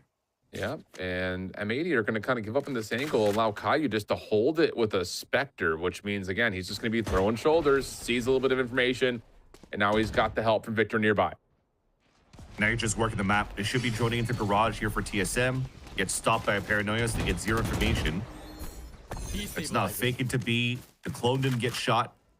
But they might finish back into the A side. And because they use their drone towards Garage, they might get picked by Sato with the Outlaw. Oh, but never he misses. mind, never mind. Yeah. There's too many members to deal with. Smoke Not up even towards 140 heaven. damage. Yeah. Sprint is on the way. Recon dart over the top, denied. Victor now with the double tap. Paranoia cuts really beautifully across the site. Recoil for the first, Sim for another. But Victor on the cross, able to reset for a moment. But TSM's weaponry too strong. Even though Victor provides some electricity, it's not enough to power the defense at A. And M80, though, could probably still go with another outlaw if they want to, because there should be 2 players that should be low on the buy. And as I say that, though, we are looking to invest differently to potentially go for full shields. And yeah, no, they're still has an opportunity to get some damage done, but he himself just wants to go for glass cannon op. Very similar to the previous round. You already see the setup. The vulnerability is going to be thrown by Victor. Posts Sato up at the bottom of the sewers. He didn't land the shots last time around with the outlaw, but maybe he can do it this time around with the out. That's the idea. Shock Dart will deal with the opening trap wire at the front doors at C, allows Sim to walk up and deal with the spy cam. This makes this C defense feel very vulnerable. There's a contingency across the site, but this is really just kind of a fake, and they actually do well enough to actually see the Hunter's Fury be pulled, and now the spike will make its way over, but the defense is stacked, and they're going to have a kill contract for Victor waiting to kind of isolate the site. Yeah, it's already popping it. And that spike. Oh, got it planted, Got 7. Yeah, he's got 7 off the post plant. Easy win inside the kill contract. Now onto the site we go. Sim trying to play over to garage. Runs out of ammunition as Okeanos finds the freebie. Recoil in the corner, not checked. Wow, but only finds 1. Huge opportunity for recoil, but pushed aside. Neural theft now called. And this is just a double stack over through the backside of garage. You got the slow moving ISO wall to just allow Bao to do that. So sneaky. And M80 get the defuse. Clean shots coming in towards the end from Bao, and that they weren't on the side of TSM. So unfortunate round for them to kind of cool down on how clean they were on the previous map of Lotus. You would think that Sim any other day would have probably won that fight against Okeanos, and losing that one allowed here for M80 to start scaling back on the spawn side, not having to focus on maybe a push into the C link. And Vora also, or I think it was 7 actually, that went for the plat, so he got picked up by Victor and couldn't win inside that gulag, and that was a great moment for Victor to actually score a kill contract within that round, because if you look at TSM, the economy's reset one more time. Well, opening Soba utility being thrown in for M80, and that's enough for Sato and Victor to teamwork together on this A-long setup, which again is just pistols with a couple of upgrades and a stinger. Sato follow up. Yeah, heat check right there. Why not? And it does pan out. Vora 7 left alone. And yeah, good luck. Have fun. So a lot of people in chat earlier on were criticizing Sato since that first map, but I'm pretty sure the bandwagoners are going to be a little bit positive out of this one, because Sato's been looking pretty clean on anchoring the sewers within this round. And the last few players of TSM are at least salivating for a plant. I mean, they have to commit for something. Hoping for a shock dart to break some Cypher util, but they're still both being utilized towards the C site. Yeah. Oh, they'll get it. They'll get the plant. Yeah, they sure will. That could lead to an opportunity here. Oh, to say, but no, Vora wanted to play for the angle instead. All right. Well, TSM down in a bad way here early on Haven's offense. To be fair, though, kind of looking at how the statistics have panned out on this map, their defensive side has been better, but again, the sample size is not all that high. But their most recent battle where they played up against Cuber, it was 11 defensive rounds in a 13-3 affair, so something to keep in mind. Yeah, probably would have been nice, though, build up a little bit more econ and also get Vora closer to the Hunter's Fury. Oh, yeah. A change of a setup on the defense, though, for M80. Trips are actually looking for information on B and Garage. Well, it seems to be correct, because TSM are looking to engage into a split onto C. No kill contract out. 1v1 with Caillou, who wins it. Oh, we don't often see that happen. Huge advantage for Recoil, turned aside by the rest of TSM, still taking advantage of the separation. Spike planted at C, and yeah, Okeanos and Sato just going to give this one away, as Sato just really wants to value the operator. And even if Caillou won that fight in the Gulag, when he came out of it, there was already 3 players of TSM inside the site. And I even think the idea of the kill contract was trying to take down Bow, so you could nullify all of that util in the first place and get into the sites without having to play within the trips. But TSM still had power numbers, still got a perfect entry inside that spot. And Sato will save his op in the next round, and Okeanos as well. It doesn't look like TSM is going to go for the hunt, with the exception of Sim here. But I think for the rest, they should save their weapons because it's getting rather expensive if they lose another one in the process here. Okay, big bounce back there for TSM. Portal closed. Not just in the ability to get on the board, but I think in the way that they do it over towards C. You know, especially considering how successful M80's defense have been kind of suffocating the A play. I mean, they have not really been tested at A long or at sewer all that much. So you got to open up something.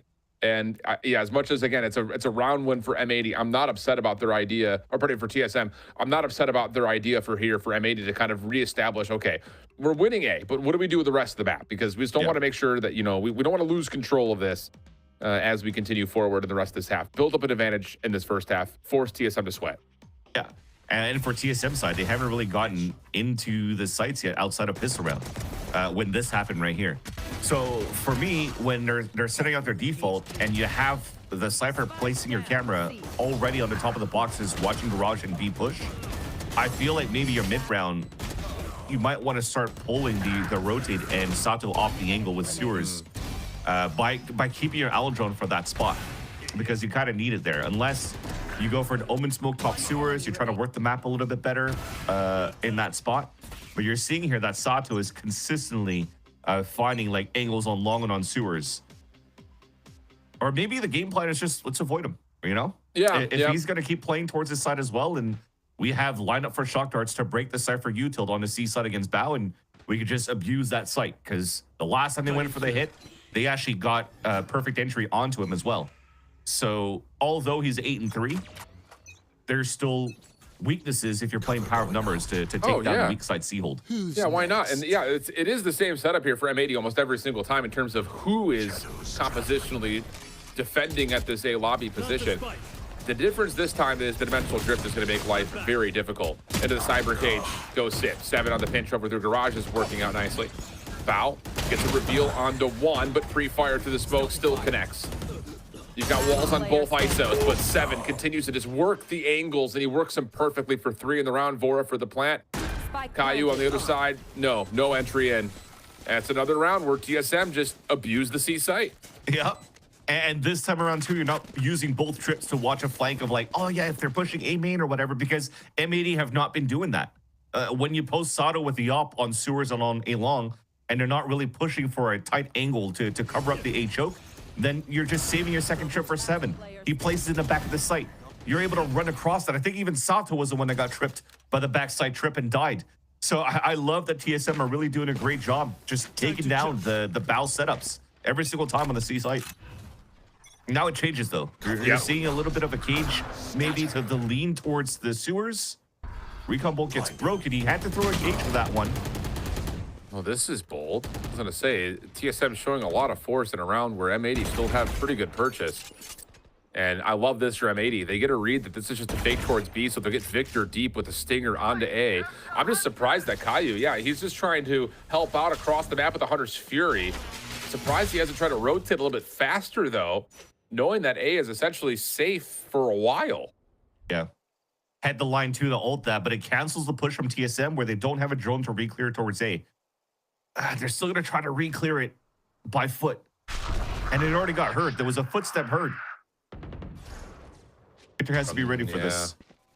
Recon bolt. Victor still tucked in the corner. Good for the first.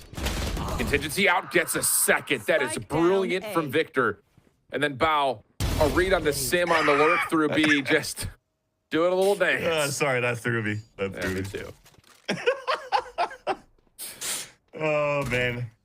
Well, I mean, that was just unfortunate re-clearing from TSM, and that's what I mentioned before. It was going to be a pain point to try to regain that space on the A site, unless you're going to be clean on those trades. Losing 2 in the process for that one is not the way to go, and you don't have the perfect inserts inside the B site. Sim thought that he had full reign to really go for a backstab onto the A link, but he didn't think about the late C rotates.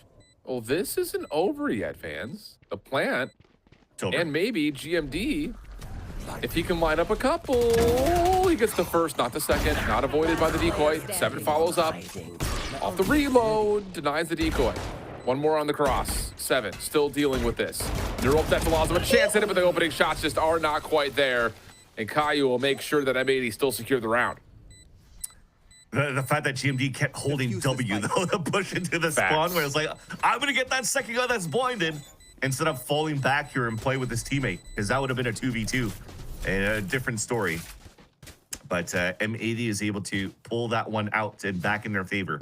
It was close. I did see the vision. I almost believed it, same as you here, Shift, until GMD really wanted to hunt for that one. But this right here, that's just unfortunate. Even the recon dart, it went out towards long. And you really have to, and even if the recon goes long, there's nothing watching sewers. There's nothing watching left side.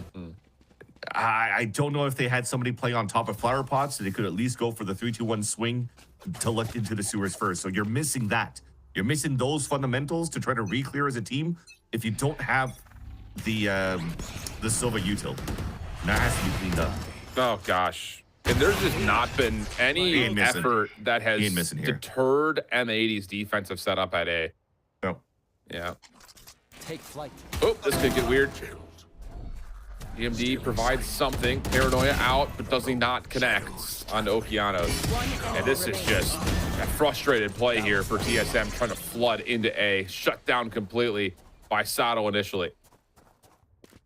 You need a timeout here.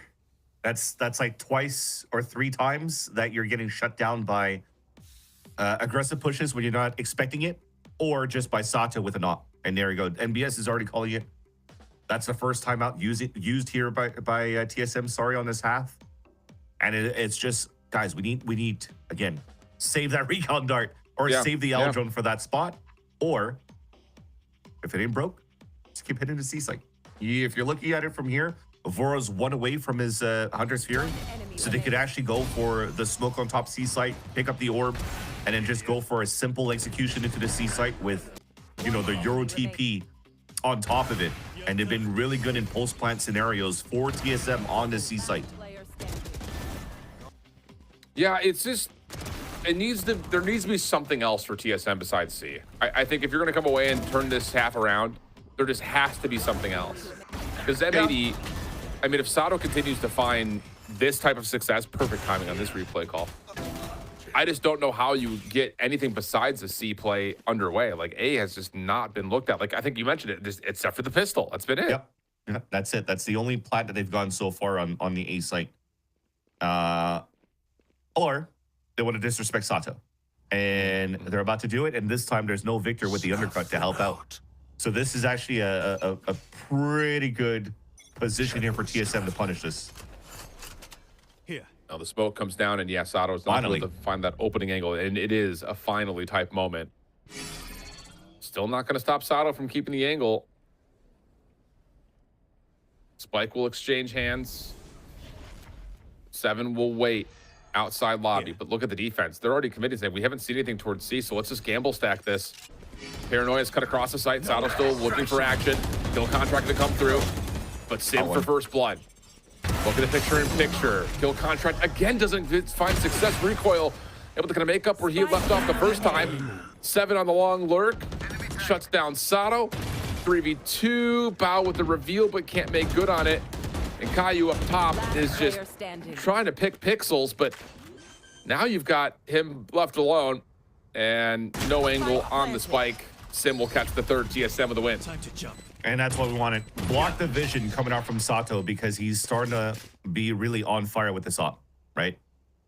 He can't get any control towards sewers. He looks back towards long, still gets 2 kills with the op. But thankfully, TSM had bodies to scale up behind that towards the end. And the space is already created when Sim finally has a TP set up out towards Hell. TP's out of the ammo box, and they have everything they need to convert onto the round. There was a little bit of a miscomm, though.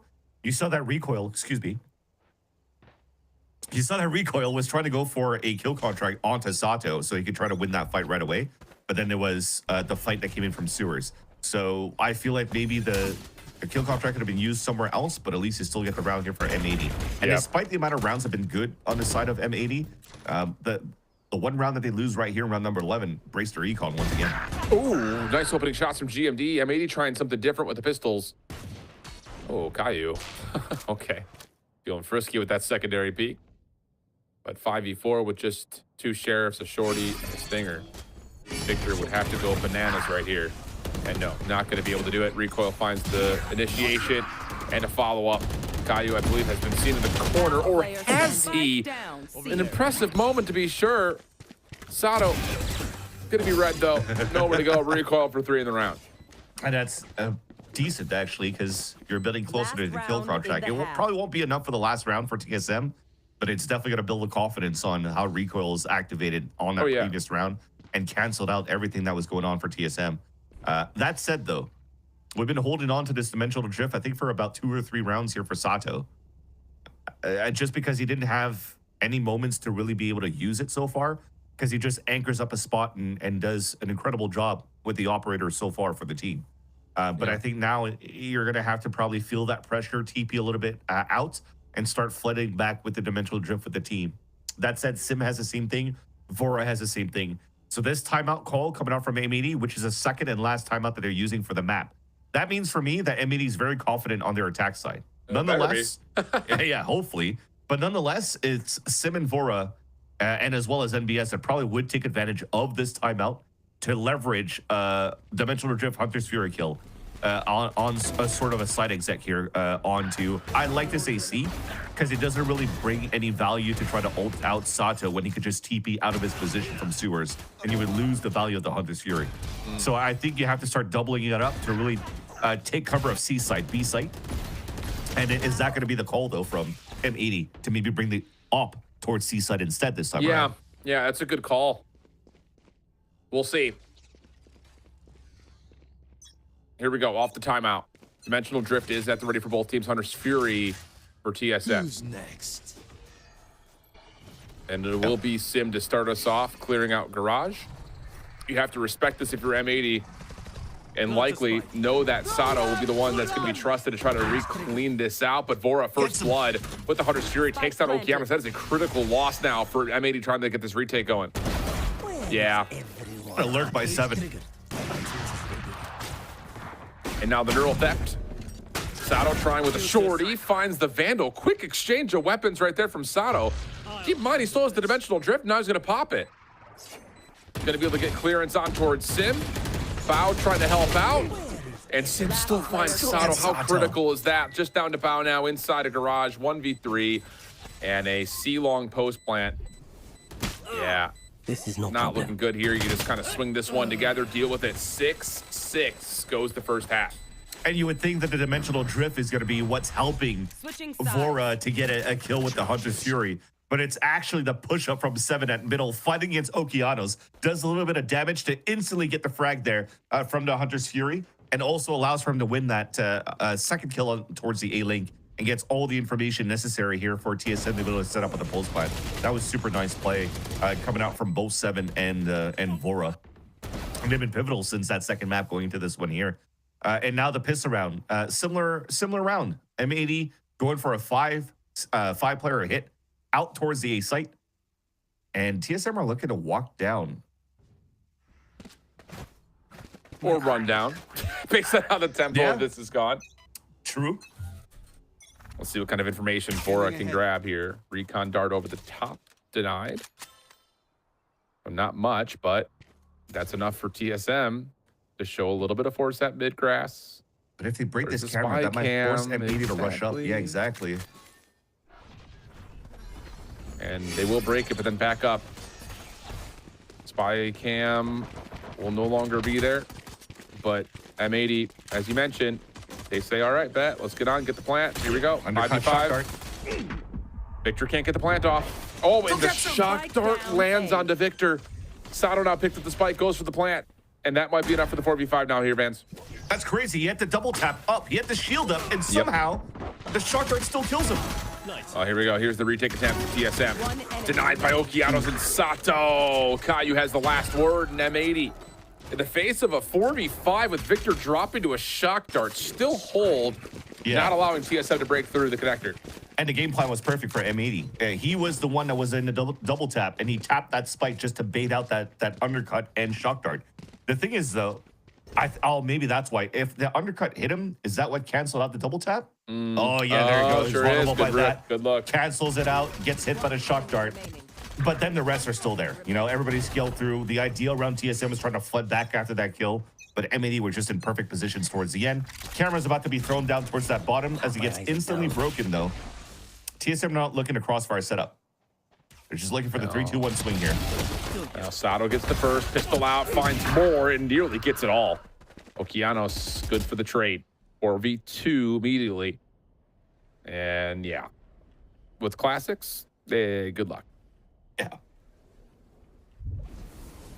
And even GMD, the best thing, silver lining is maybe to get one more kill. About to get spotted with a drone, but it's a shield that comes up to open these up for Victor. And once again, the selfless play coming out from the support player of Victor allows here to tag along 2 rounds in a row for M80. And Sato is already 2 away from his dimensional drift. Yeah, that's a big point. You know, in terms of his ability to kind of tilt this half into the favor of M80 immediately. That is a big one, because then you're cycling the dimensional drift with the kill contract. So it does feel like the edge that's been earned so far for M80 won't stop anytime soon, especially with this bonus coming up. Yeah, and their bonus is going to be quite strong. Cayu's at regen shields, Okeanos at half shields, but this is the question. Do you want to invest the extra 1,000 to just go into the full armor? Because if I'm TSM, I'd like to get an outlaw onto Sim. That might be my win con. It's going to go for a Vandal instead. Because that would stop potentially like 2 players, do some more pot damage. And he's been good with the sniper rifles too. It would allow TSM to play that flare retake style that they were trying to do since the pistol round. That said, you can see the setup is very similar to M80. They're still leveraging the ISO going down towards the sewers with the same undercut. Except that Sim is moving down towards long to get full control. TP's out. Oh, that's a perfect bait coming out from M80. They're pivoting back here towards the A side. The camera gets broken, and now you have to forfeit the A site.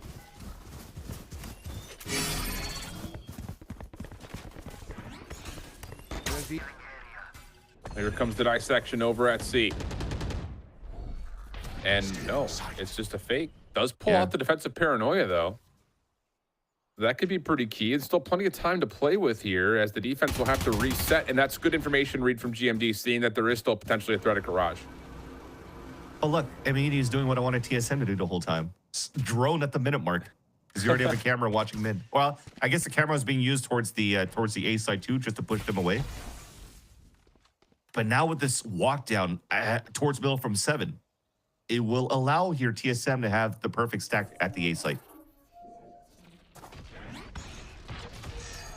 Well, here comes the execute recoil, trying to hold tall in the back, but no, not going to happen. GMD, though, meanwhile, the cross is good for 2. Trades come through, back and forth, pinch strike, kill feed, Sim, flashing, but Caillou, how does he continue to find these little snaps? Vora holding, but a lot of space already gained by M80 in this 2v2. Stinger and a Phantom, shock dart over the top. Good damage has come through. It's just down to who hits the next shot. Vora at 10 HP, Caillou down to 4 HP. Silva and Silva. Owl drone out. Tag is in. And Vora gonna make the move. No Caillou shots. deals with the bolt. Toggles. Here's the check. First shot misses. And now we go again. Caillou gonna change the angle. Head up top. No defuse from Vora. Up and over. Caillou catches 4. What a round from Caillou, and M80 now up 9-6 with Caillou taking over. Oh my gosh, and I called it a 180 by accident because I can't math, but it was a 140 dink there, and both of them virtually at the same HP. And what a pivotal round to win there on the bonus of M80. To start running away with this attack side too. How calm did Caillou stay, even if he had the second tap out of Vora, to just walk up all the way with the Stinger? and trust that he's not going to full stick and come out with the kill with the stinger. That was so nice. I cannot believe it. I really can. What do you say? You say, let's save this round for TSM, and hopefully you can turn it around in your next gun round. Well, they're going to try to challenge this dark cover by looking at Okeanos. Is going to be caught initially. Recoil for 2. Victor with the trade. Keeps the numbers for M80. Big fight here. Okay. I was going to say, it's GMD on the other side with the sheriff. You know how that can go. Not this time. Well, again, not a good moment in this series to start cooling down, and his eco rounds as well for TSM, who's been fairly successful throughout this whole series. Vora picked up a rifle, though. I probably do want to go for this one as well, because you think about the amount, again, the bonus that you have if you lose this round with your life versus saving the weapon. He's trying to bait out at least the players as well to keep the economy low for M80. Yeah. I mean, this is a done deal. There's already a camera on the default box. Yep. Concentrate, Sofa. Well, you get one. Yeah, you get one. But M80, major advantage here. 4-round buffer. Ultimate starting to cook up together. Yep. And a gun round here for TSM that's not going to allow them to get full armor. This goes here. They did some good damage at the very beginning when they fought towards that spawn. But good read by M80 to just stay cool. Just hold that spawn at the very beginning, anticipating an eco push out of TSM. But here it comes. Hunter's Fury, maybe off the rip from Vora. Especially with the cage that just got thrown. Well, Hunter's Fury out, connects. Big opener from Vora. Kill contract in the picture-in-picture. Oh, and it's an Odin. No! That's a bit of overkill right there. GMD gets blown off the map. And so even though TSM come away with an opener, it's still going to be M80 with the numbers. Vora, bold check. Punished. Okeanos teleporting away. 7 is working on a cheeky flank, but there is a trap wire in the way. And with nothing in the way of M80 planting, this should be 11. Yeah. Okeanos solo on HP towards the end. GMD couldn't win against Victor, who runs back the years, being pristine here with the aim. And you've used, what, 1 ult on the side of TSM with the kill contract from Recoil. And on the side of M80, you've also used 2.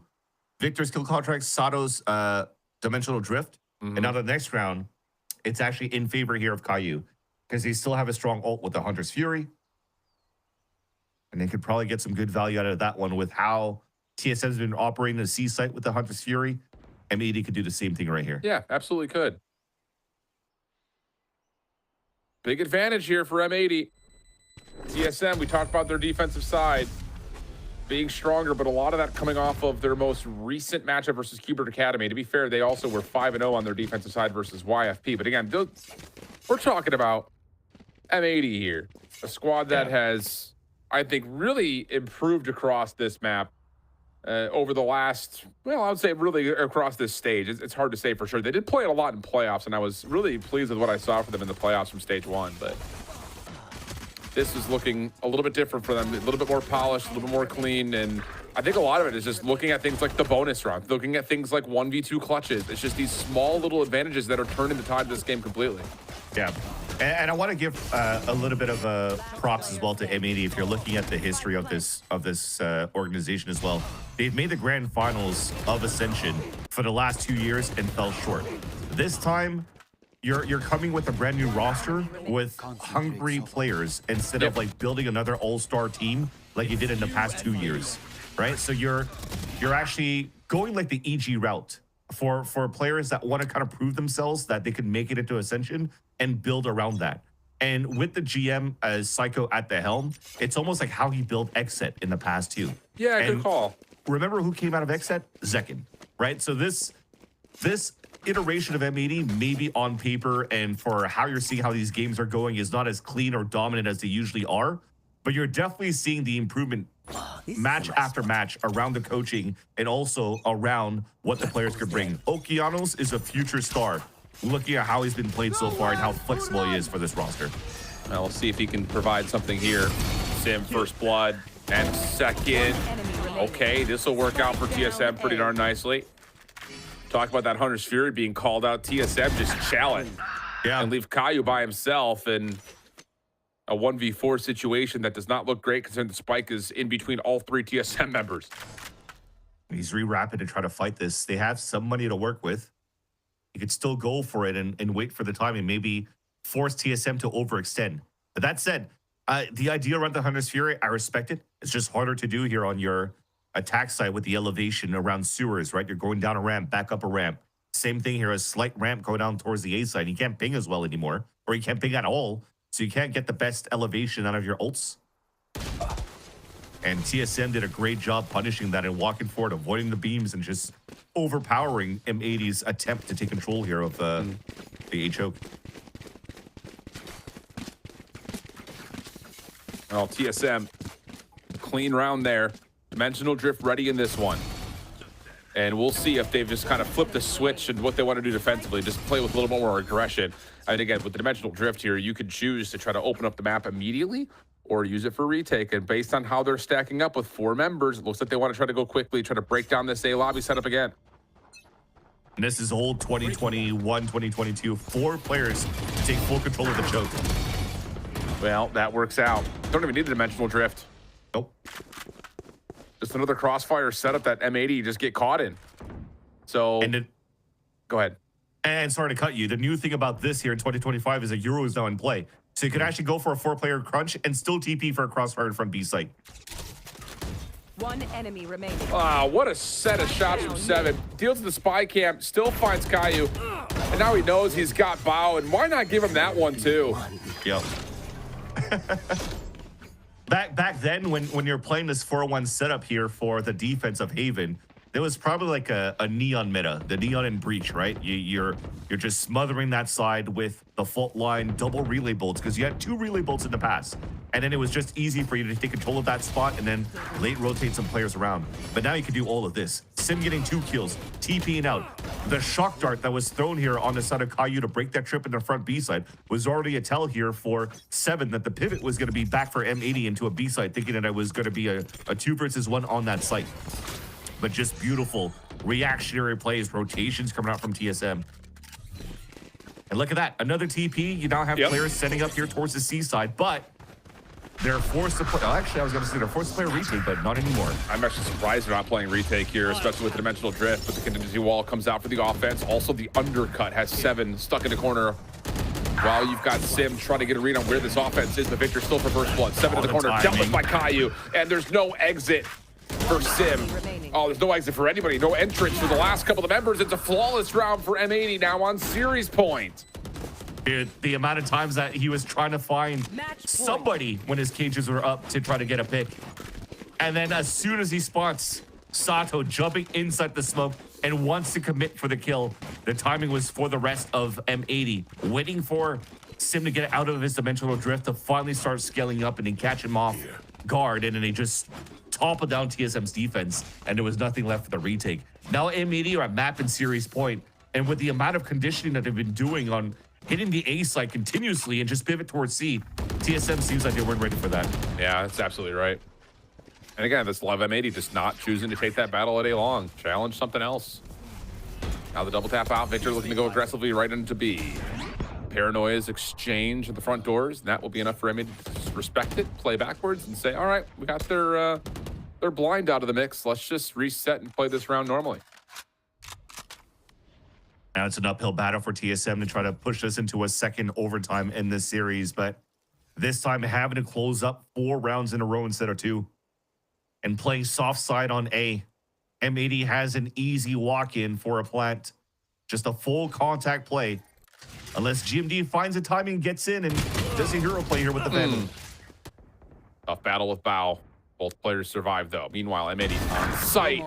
Catching out one, and no heroics there for GMD. Caio gets the double. Okeanos, good tags coming through, but 7 pops over to at least get one more before the flash takes this out. And now the neural theft is on. That should be enough for a plant to come through. And yeah, the reveal, especially considering that recoil is down to low HP, makes this extremely difficult. Okeanos in the corner. There's the contingency. Shotgun for one. Sim last one left, and he gets dealt with by Bao in the corner. M80 come through in 3, taking their map pick and the decider to qualify to stage 2 playoffs. Dude, what a fight coming out from M80. To get dominated in the first map of Icebox and then having to play a comeback on the second map of Lotus when it was always, once again, TSM and 5-player death balls on their attack side that M80 couldn't hold on the defense, and suddenly turn it back on their attack side and then have a dominant, again, attack side on Haven right here. It shows the grit and tenacity that this team has been having to deal with throughout this whole split, to be quite honest. It hasn't been, again, as we mentioned before, Shift, the cleanest of victories, but they still get it done. They still get to qualify, and they don't have to go through the gauntlet. Remember who's still waiting here in like the 2 and 3s or whatnot so far? Yeah. SRB still in there. YFP still in there. Like, there's still some heavy teams in that bracket that's hard to play against, and it's probably at some point one of those top teams that we're thinking should go into playoffs might not make it. I think for M80 fans, this is, again, almost one of those moments you look at and say, are we getting teased? Because, like, stage 1, you bring Sada in a little bit late. It takes them a while to get figured out. They qualify in the last day, and then they make a bit of a playoff run. You're like, whoa, we're actually pretty good. And then you lose to Ambrosia in stage 2. And now all of a sudden you find yourself with 4 straight wins, including a couple of the critical ones. This one in particular, I think, maybe takes the cake. So things looking solid for the M80 camp. TSM will live to fight on another day before they qualify, likely. At least we would assume they would, but we still have a long way to go before we can determine the rest of the playoff bracket. So we'll take a break, come back. The desk will have our final thoughts. We'll have more challengers soon. Be right back.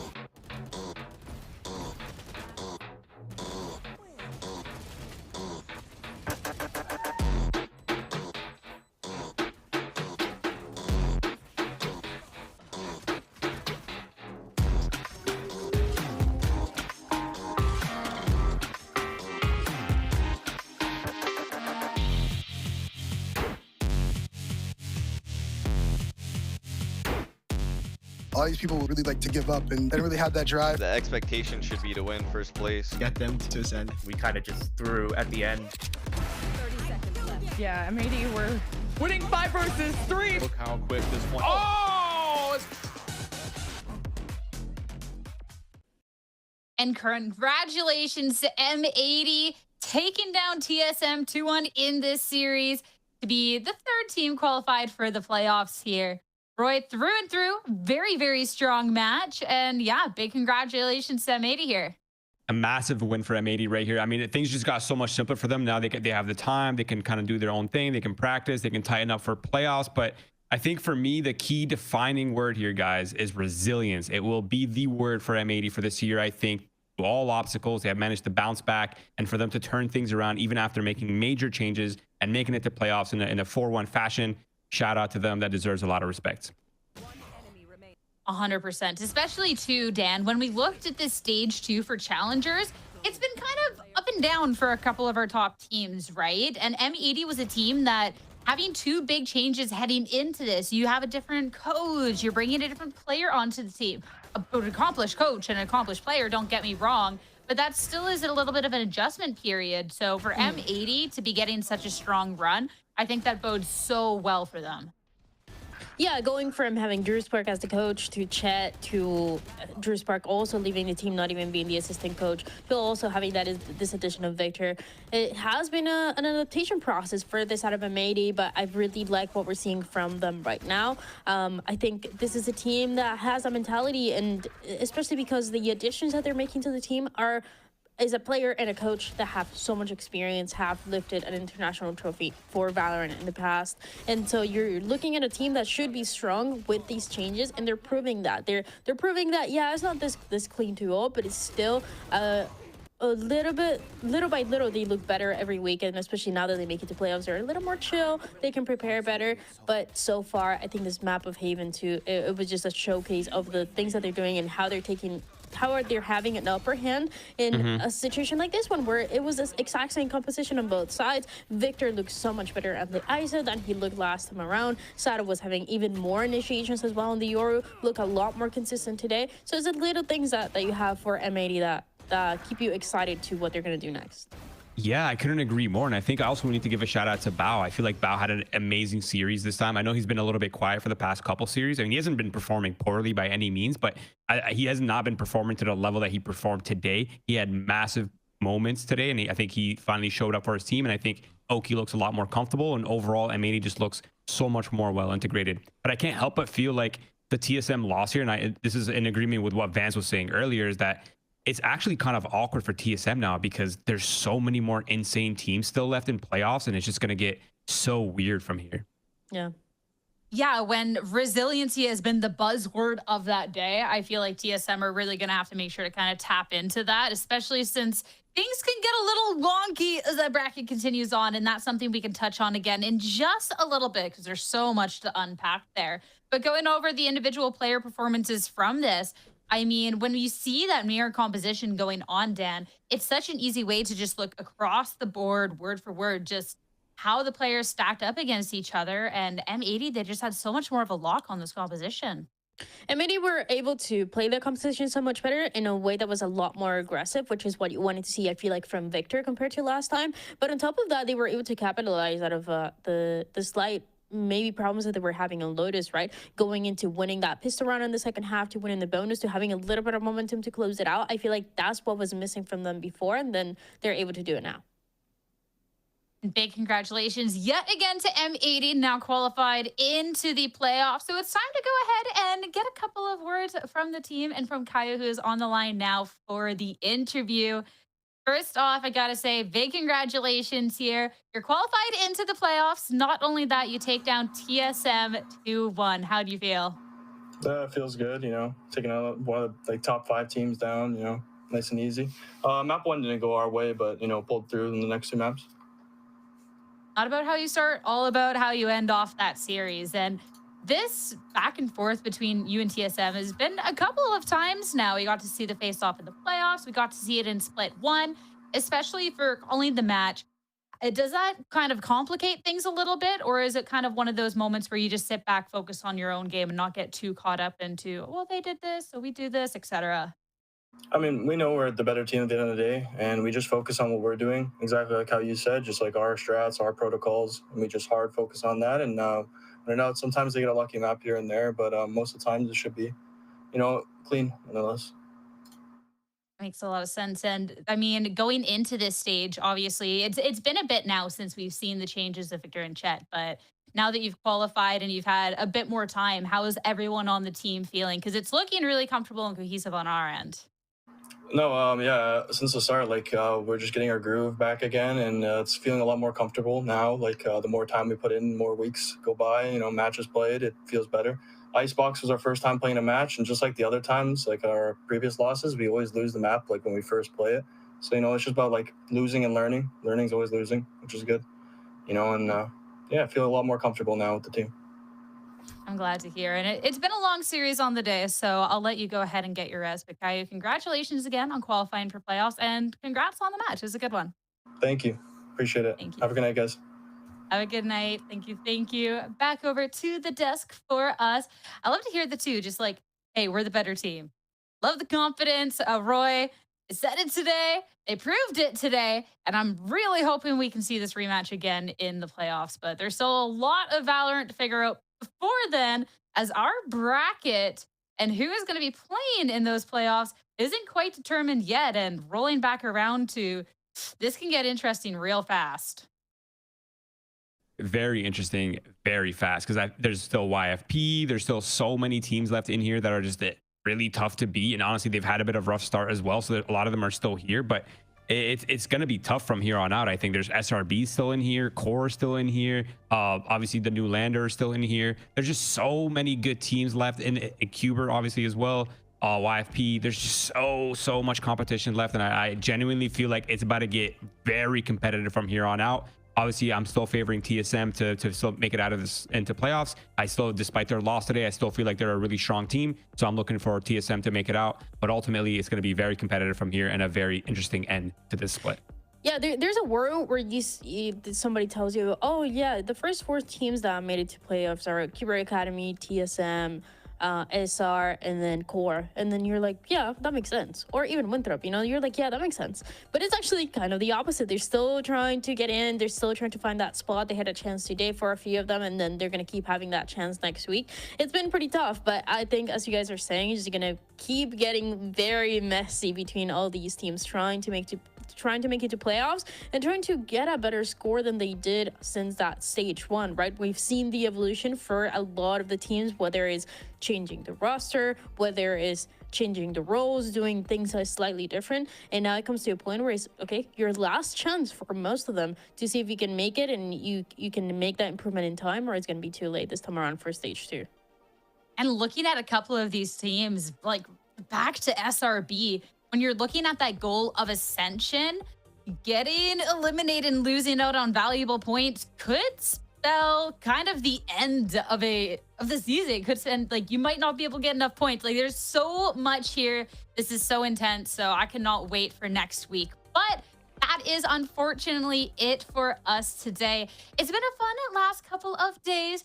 But next week, we're going to have 3 action-filled days as we figure out the rest of our playoffs bracket. We get a cat for the road. We can all sit and marvel at the cat's beauty for a moment. Hi, Gaia. That one is Gaia, right? No. You have to check. You have to check, dude. You have to look at the cat. That's actually crazy. They look the same. I'm sorry. Oh, Dad. She ran away. I would too after that. I would too. But, all right. Goodbye, not Gaia. Goodbye, everyone. Thank you all so much for tuning in. We'll see you next week. Have a great weekend, everyone.